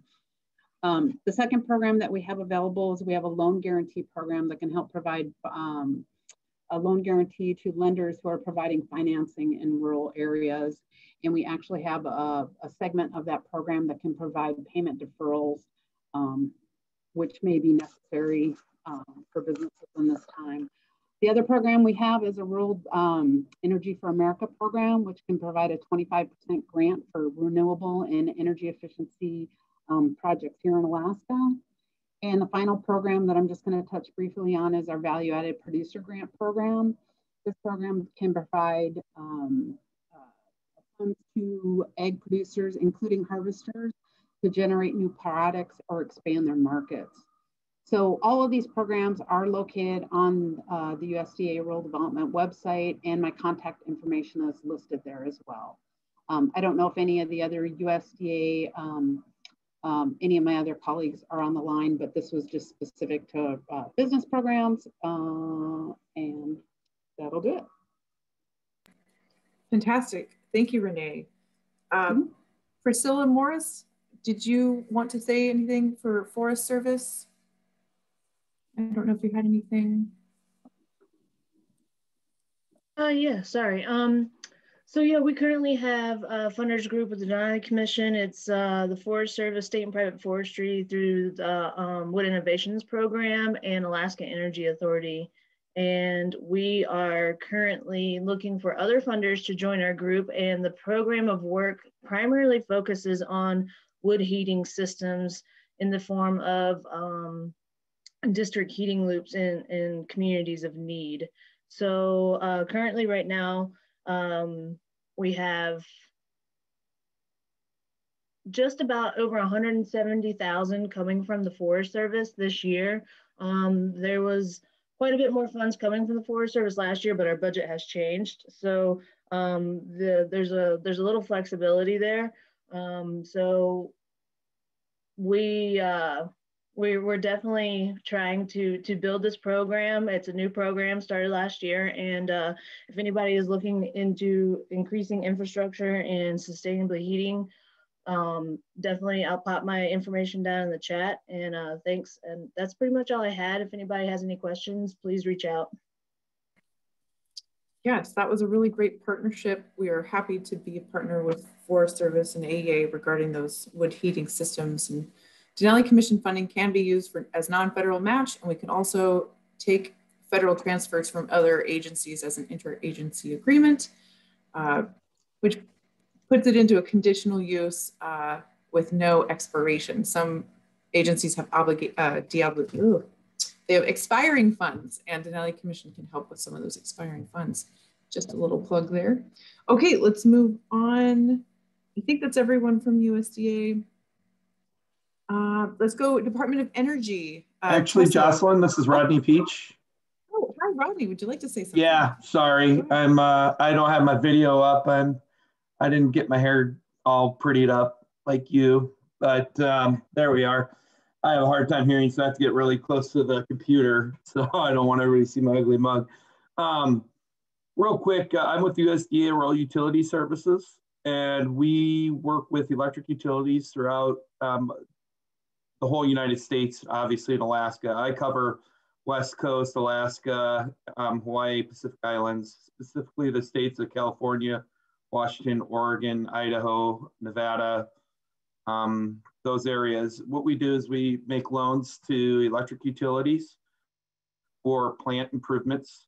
One of the misconceptions that a lot of people have about our programs is that we only work with cooperatives, and that's just not true. We work with municipal borrowers. We can work with tribal entities that are specifically utilities in the electric area. And so One of the things in Washington, I've worked with a tribal borrower, the state of Alaska. Right now I'm working with a couple of municipal utilities, Idaho and around. So one of the things that I would encourage people to understand a little bit more about our programs is that it's not just cooperatives, but it's municipal, tribal, and other electric types of utilities. There are hybrids out there, specifically like in California. Our loans are great. They're 30 years plus the construction work period time, which can be 3 to 5 years for the projects or the construction work that they're doing in their systems. The interest rates are phenomenal right now. Our interest rates are about 1.8%. And for utilities, that's a great opportunity for them to offer lower cost electricity to their consumers. As far as other programs we have, they're not as well used, but they are, you know, really great programs, and we'd like to utilize them more. We have relending programs for energy efficiency purposes to increase energy efficiency. And what we do is we give that money to the utilities to relend to their communities to reduce their energy bills and their costs. We also have the High Energy Cost Grant, which is available to Alaska and mainly Pacific Islands. It's open to everybody, but the only places that really qualify are Alaska because of the high energy costs and so on. We do get a majority of our applications from the state of Alaska that is put out on a notice of funding availability. So if you want to Google the program, it's called the High Energy Cost Grant. When that notice comes out is when money's made available. It's usually in the middle, latter part of the year. I mainly work from home and travel, so I am out in the communities typically. Obviously with COVID right now, we're not able to travel as much, but as soon as that opens up, if anybody ever needs anything, or you have people who can utilize their programs and you'd like to learn more, I can come for a visit either way. Thank you very much for your time. Love it. Thank you, Rodney. Okay. Oh, yes. Hello. Wendy. I'm with the USDA, the Farm Service Department, Farm Service Agency. I just needed to tell you real quick about the loans that we have for farm ownership and direct farm operating loans for the farmers and the ranchers in the area. We don't try to compete with commercial lenders. We are only interested in helping the farmers and the ranchers who don't have resources to where they can get commercial loans. We do have low interest loans that we can help them. There are some eligibility requirements that they have to meet, but we certainly would be interested in speaking with any of the farmers who are interested or who have the need for some financing right now. I will put the information up on the chat box, and if any of you have farmers or ranchers who are in need of some help right now, we'd certainly like to be able to reach out and help them. Wonderful. That's a very valuable resource. And if everyone can put their information in the chat, it will be easier to do a copy and paste for any final notes and things like that. Okay. All right, let's go on to Department of Energy. I think we have Tessa Greco here to speak with us about a technical assistance opportunity coming up. Hey, Jocelyn, thank you so much to the Denali Commission, to Southeast Alaska for having me. Very excited to be here and to announce, or I guess just introduce folks to an opportunity that is already in process, but is still open through next Monday. I work for the National Renewable Energy Laboratory. This effort is supported by the Department of Energy Water Power Technologies Office, along with the Energy Transitions Initiative, along with the Solar Energy Technologies Office. So we've got a good group of supporting offices contributing to the Energy Transitions Initiative Partnership Project. Please excuse my background noise. You try and coordinate as best you can, but alas.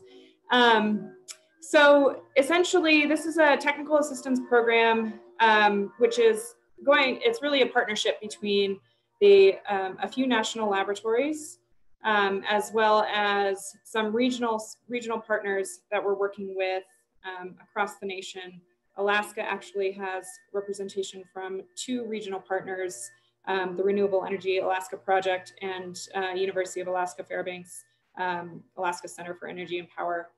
And so, you know, in this effort, we're partnering with them to get the word out to Alaskan communities that this technical assistance is available. And it's for really bolstering energy resilience of communities in the region. And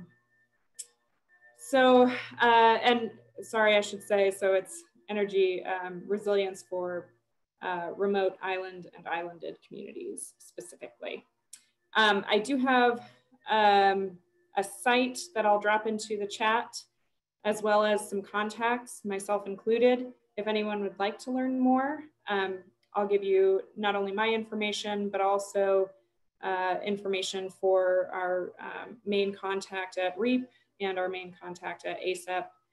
So if you're curious in learning more, the application does close for this first phase next Monday, February 15th.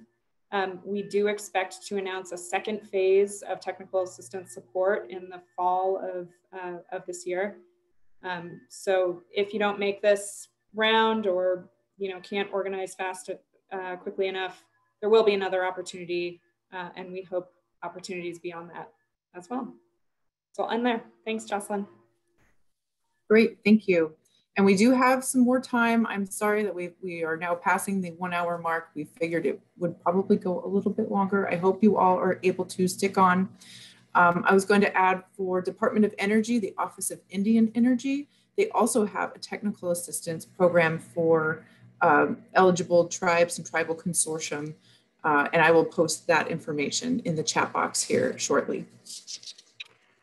Moving on, we have Health and Social Services. So Indian Health Service, Lee Hubbard, anyone else from Public Health Service or CDC? We can start with Lee if you'd like.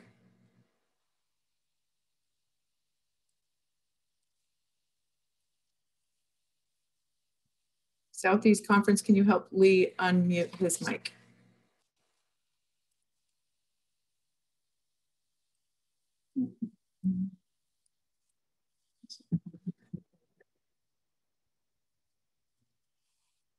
I don't think I can do it.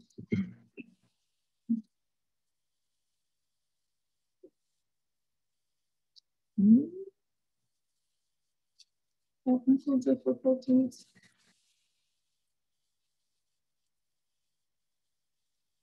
Okay. Sarah, while Sarah's trying to help Captain Hubbard unmute, is there anyone else from Public Health Service or CDC? I think we had someone from CDC.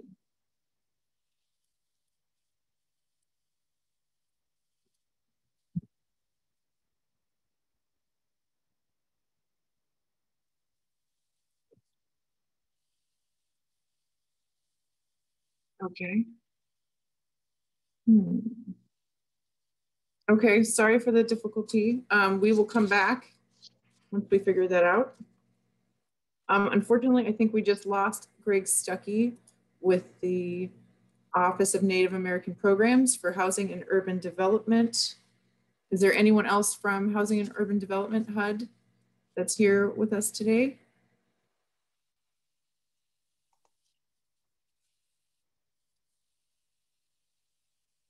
Okay. We lost Greg, but he has his contact information in the chat box too, if you'd like to follow up with him. How about Homeland Security? Anyone from FEMA talking about BRIC opportunities? I think a BRIC application period just closed. Oh, Lee, I see that your microphone is on. Are you available?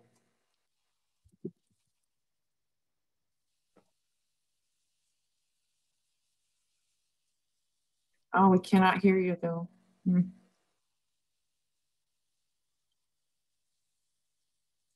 Oh no. You have good things to say too. I'm sorry. Well, I guess you can try to what he would most likely speak about is the sanitation deficiency system, and which is a collaborative effort. IHS, Public Health Service, Denali Commission, EPA, Department of Environmental Conservation, in making upgrades to sanitation systems across Alaska. I'm not doing it the justice that I know that Captain Hubbard would give it. I'm sorry for those technical difficulties. Jay Pritchett, are you available to say a few things? I can see you. I am. Can you hear me? Yes. I was kind of hoping I wouldn't be able to have to speak, that mine would be on mute, and I'm like, I can go somewhere. But anyway, no, again, thank you for inviting me to chat. My name is Jay Pritchett. I'm the Hazard Mitigation Assistance Branch Chief in Region 10, located in Seattle, Washington. And thankfully, Terry Murphy, the State Hazard Mitigation Officer there in Alaska, really conveyed a lot of the information I was going to talk about from the Hazard Mitigation Grant Program, along with the Building Resilient Infrastructure and Communities Program, otherwise known as BRIC. But I can kind of tailor this more to the BRIC program. So you are correct. The BRIC program from application period ended January 29th, this really just a couple of weeks ago. We're currently going through a lot of reviews, but it's a $500 million competitive program that local jurisdictions could submit applications to the state. States would review those particular applications and submit to FEMA or to review and then forward on to the headquarters review. And then also tribal communities are also eligible to directly apply to the BRIC program. And there's a couple of, I think, 20 million worth of tribal set-asides that's also included, that's above and beyond the 500 million. So it's a very excellent program promoting a lot of resiliency and the nationwide program, sadly. So it's getting those really good applications in. The FEMA, as Terry alluded to earlier, the hazard mitigation plans are very important. Because in the FEMA approved and adopted hazard mitigation plan that allows you to access the programs, if you have these in, submit those applications in and get some good resilient projects moving forward. And then we also have obviously the hazard mitigation grant program, but Terry's team is very integral to how that works. So any applications that come in after a declaration, major presidential declared event, those formulate into the state's review, and any questions that come up, Terry's the individual that answers those along with his team, because they really understand the nuances in the state of Alaska regarding the mitigation measures that need to be implemented, just because they understand the plans and the perils that face certain locations there. And then my team will take on the reviews to make sure they're eligible for those type of projects. There is another program that's out there known as the Public Assistance Program. The Public Assistance Program is directly related to major presidentially disasters that are declared. And what that program does is ties directly to infrastructure that is affected by the event. Roads, bridges, water, wastewater systems, schools, city halls, anything that is a publicly owned facility for certain like counties or boroughs and jurisdictions that own that, and also tribal entities as well. But it's directly tied to the location where a disaster had occurred, and really reimburses to rebuild those communities back to how they were before. And there's also a PA mitigation that ties into that helps build resiliency for those type of damages that occur. So it's a really great program, and it helps jurisdictions immediately after disasters. So I guess that's my 2 minutes. So Terry took a lot of what I was wanting to say, which was great. So I'll put my contact information in the chat box, and I guess that's it for FEMA there. Those have been very helpful programs. Okay, let's move on to Department of Interior. Let's go BIA. I saw Jolene was on here earlier, and Rosalie Debenham. Hopefully you were still able to hang on. Hey, Jocelyn, before we do that, Lee's back on. It looks like he's got a headset. Oh. You might be able to hear him. Should we try Lee testing?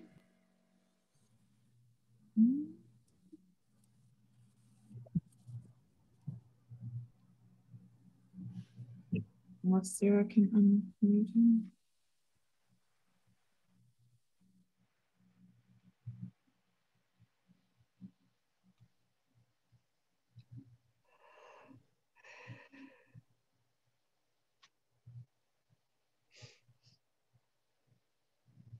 Okay, we still can't hear Lee.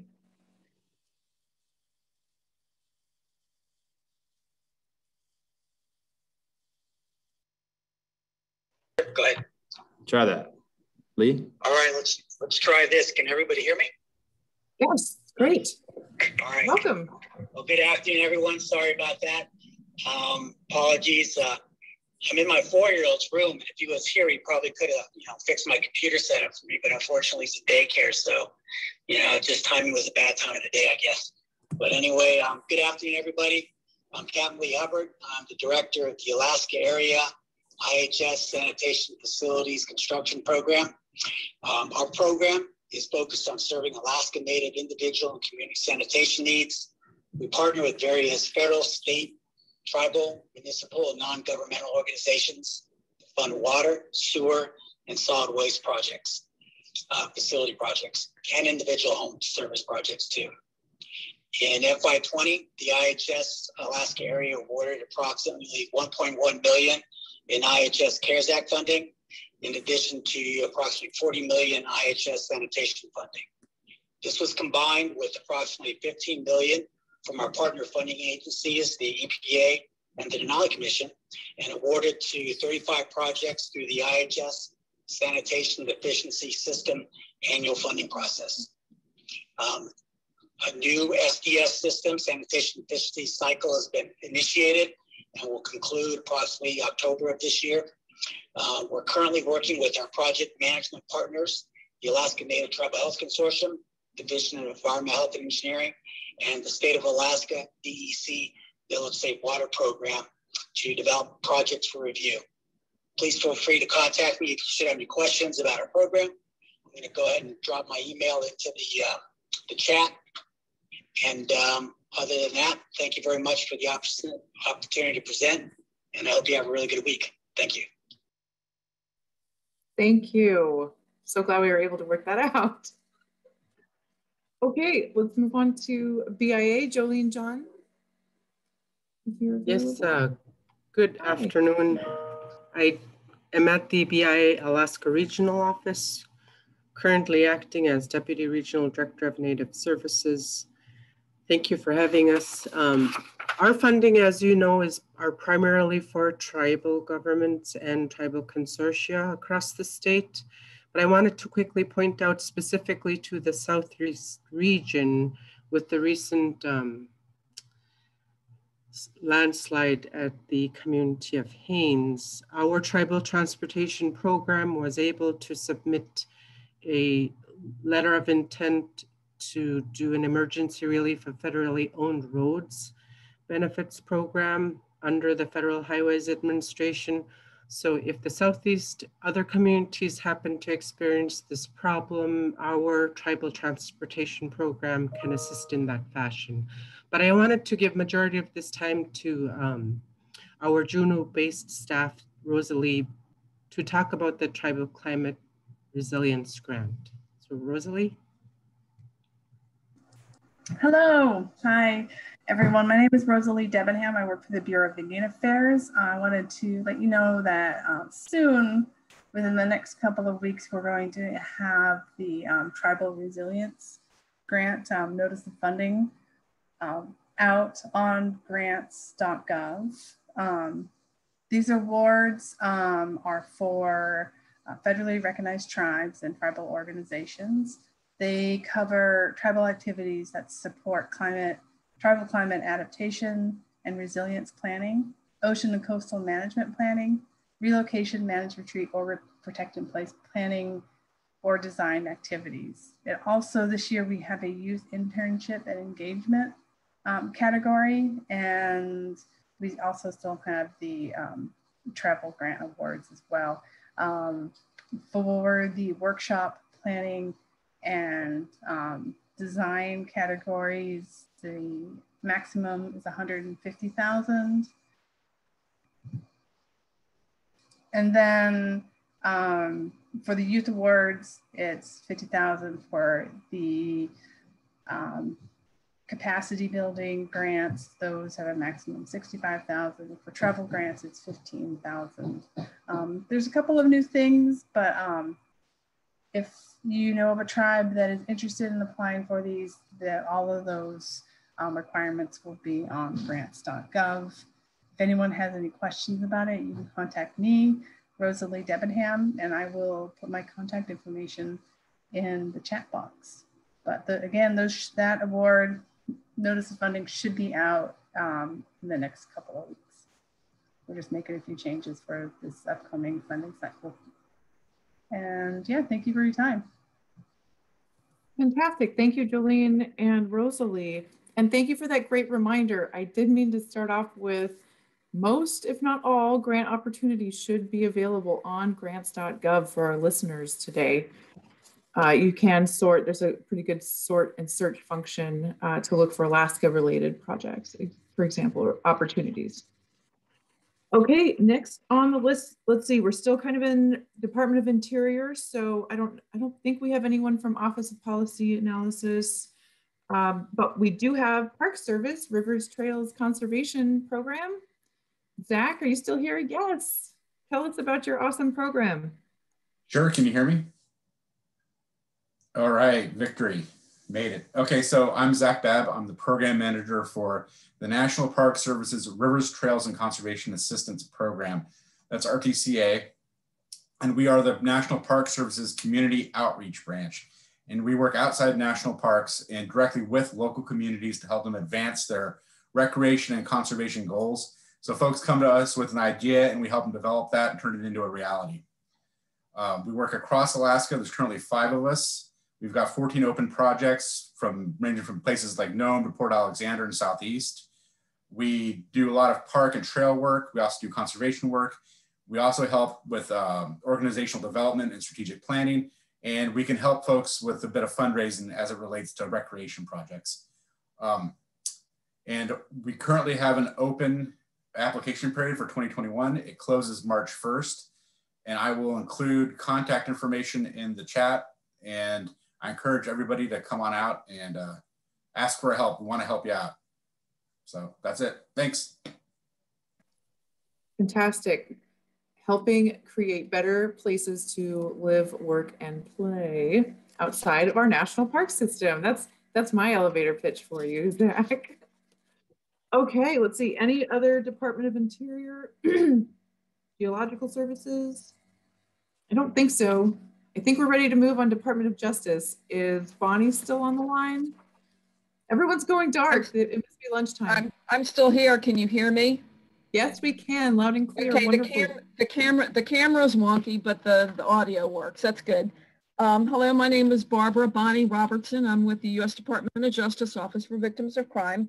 And I really want to briefly do an overview of the fiscal year 2021 Tribal Victim Services Set-Aside Program, which right now we are just entered into the phase 1 portion, which is the population certification. So OVC is currently seeking population certifications from eligible applicants to signal their intent to participate in the non-competitive fiscal year 2021 Victim Services Set-Aside Formula Grant Program. And if you intend to participate, you must submit your population certification by 7:59 p.m. Alaska time, 11:59 p.m. Eastern time on Friday, March 5th, 2021. Now, if you're a designee or consortia, you must also submit documentation of your authority to apply for the grant on behalf of each member tribe listed in the population certification. For example, tribal resolution, consortia bylaws, etc. And that needs to accompany your form. If you applied last year and there hasn't been any changes in your data, you can submit the form that you used last year. We'll drop a link in the chat box for how to obtain directions on where to access the certification form, how to submit the form, as well as how to register for an upcoming February 17th webinar, which will discuss the purposes and goals of the funding opportunity. It'll review eligibility requirements and the application process and address any frequently asked questions that there may be. And so I'll drop a whole bunch of links, including the email address where you can contact OVC for more information regarding the certification process. That's it. Okay, wonderful. And piggybacking on that, I think we have our own Lori Orell who wants to discuss our upcoming funding opportunity. Great, thank you, Jocelyn. Thank you, everyone, and thank you, Bonnie. We're in a partnership. The Denali Commission is in partnership with the Department of Justice to implement our own tribal set-aside victims of crime program, and we'll be releasing a notice of funding opportunity in the next month. The intent of this program is to get capacity of our communities to apply directly to DOJ. So this program will help apply directly to us at the commission, and it will be planning and capacity building to be able to apply directly to DOJ for the funding opportunity that Bonnie was speaking about. Also, the process will provide applicants the resources and skills to apply to any of the DOJ grants to implement their programs depending on what they land in their needs assessment. We will be releasing the NOFO hopefully within a month. I'll put my email in the chat if you would like to be contacted about it. We have about $5 million to release and look forward to working with any or answering any questions that you may have about it. Thank you.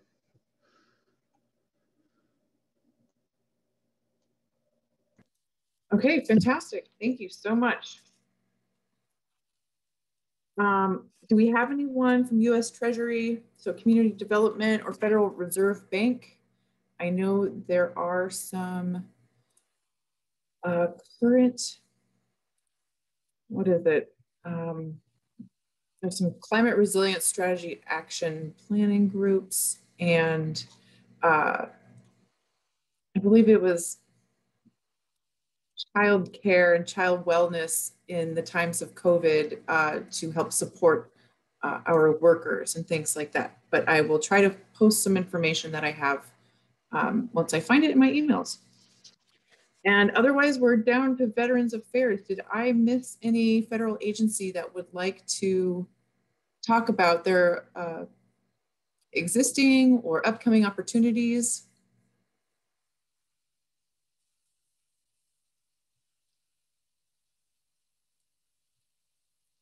Okay, I received some information from EPA during our talk, and I will post their info. It looks like Todd is back, fantastic, on the DERA,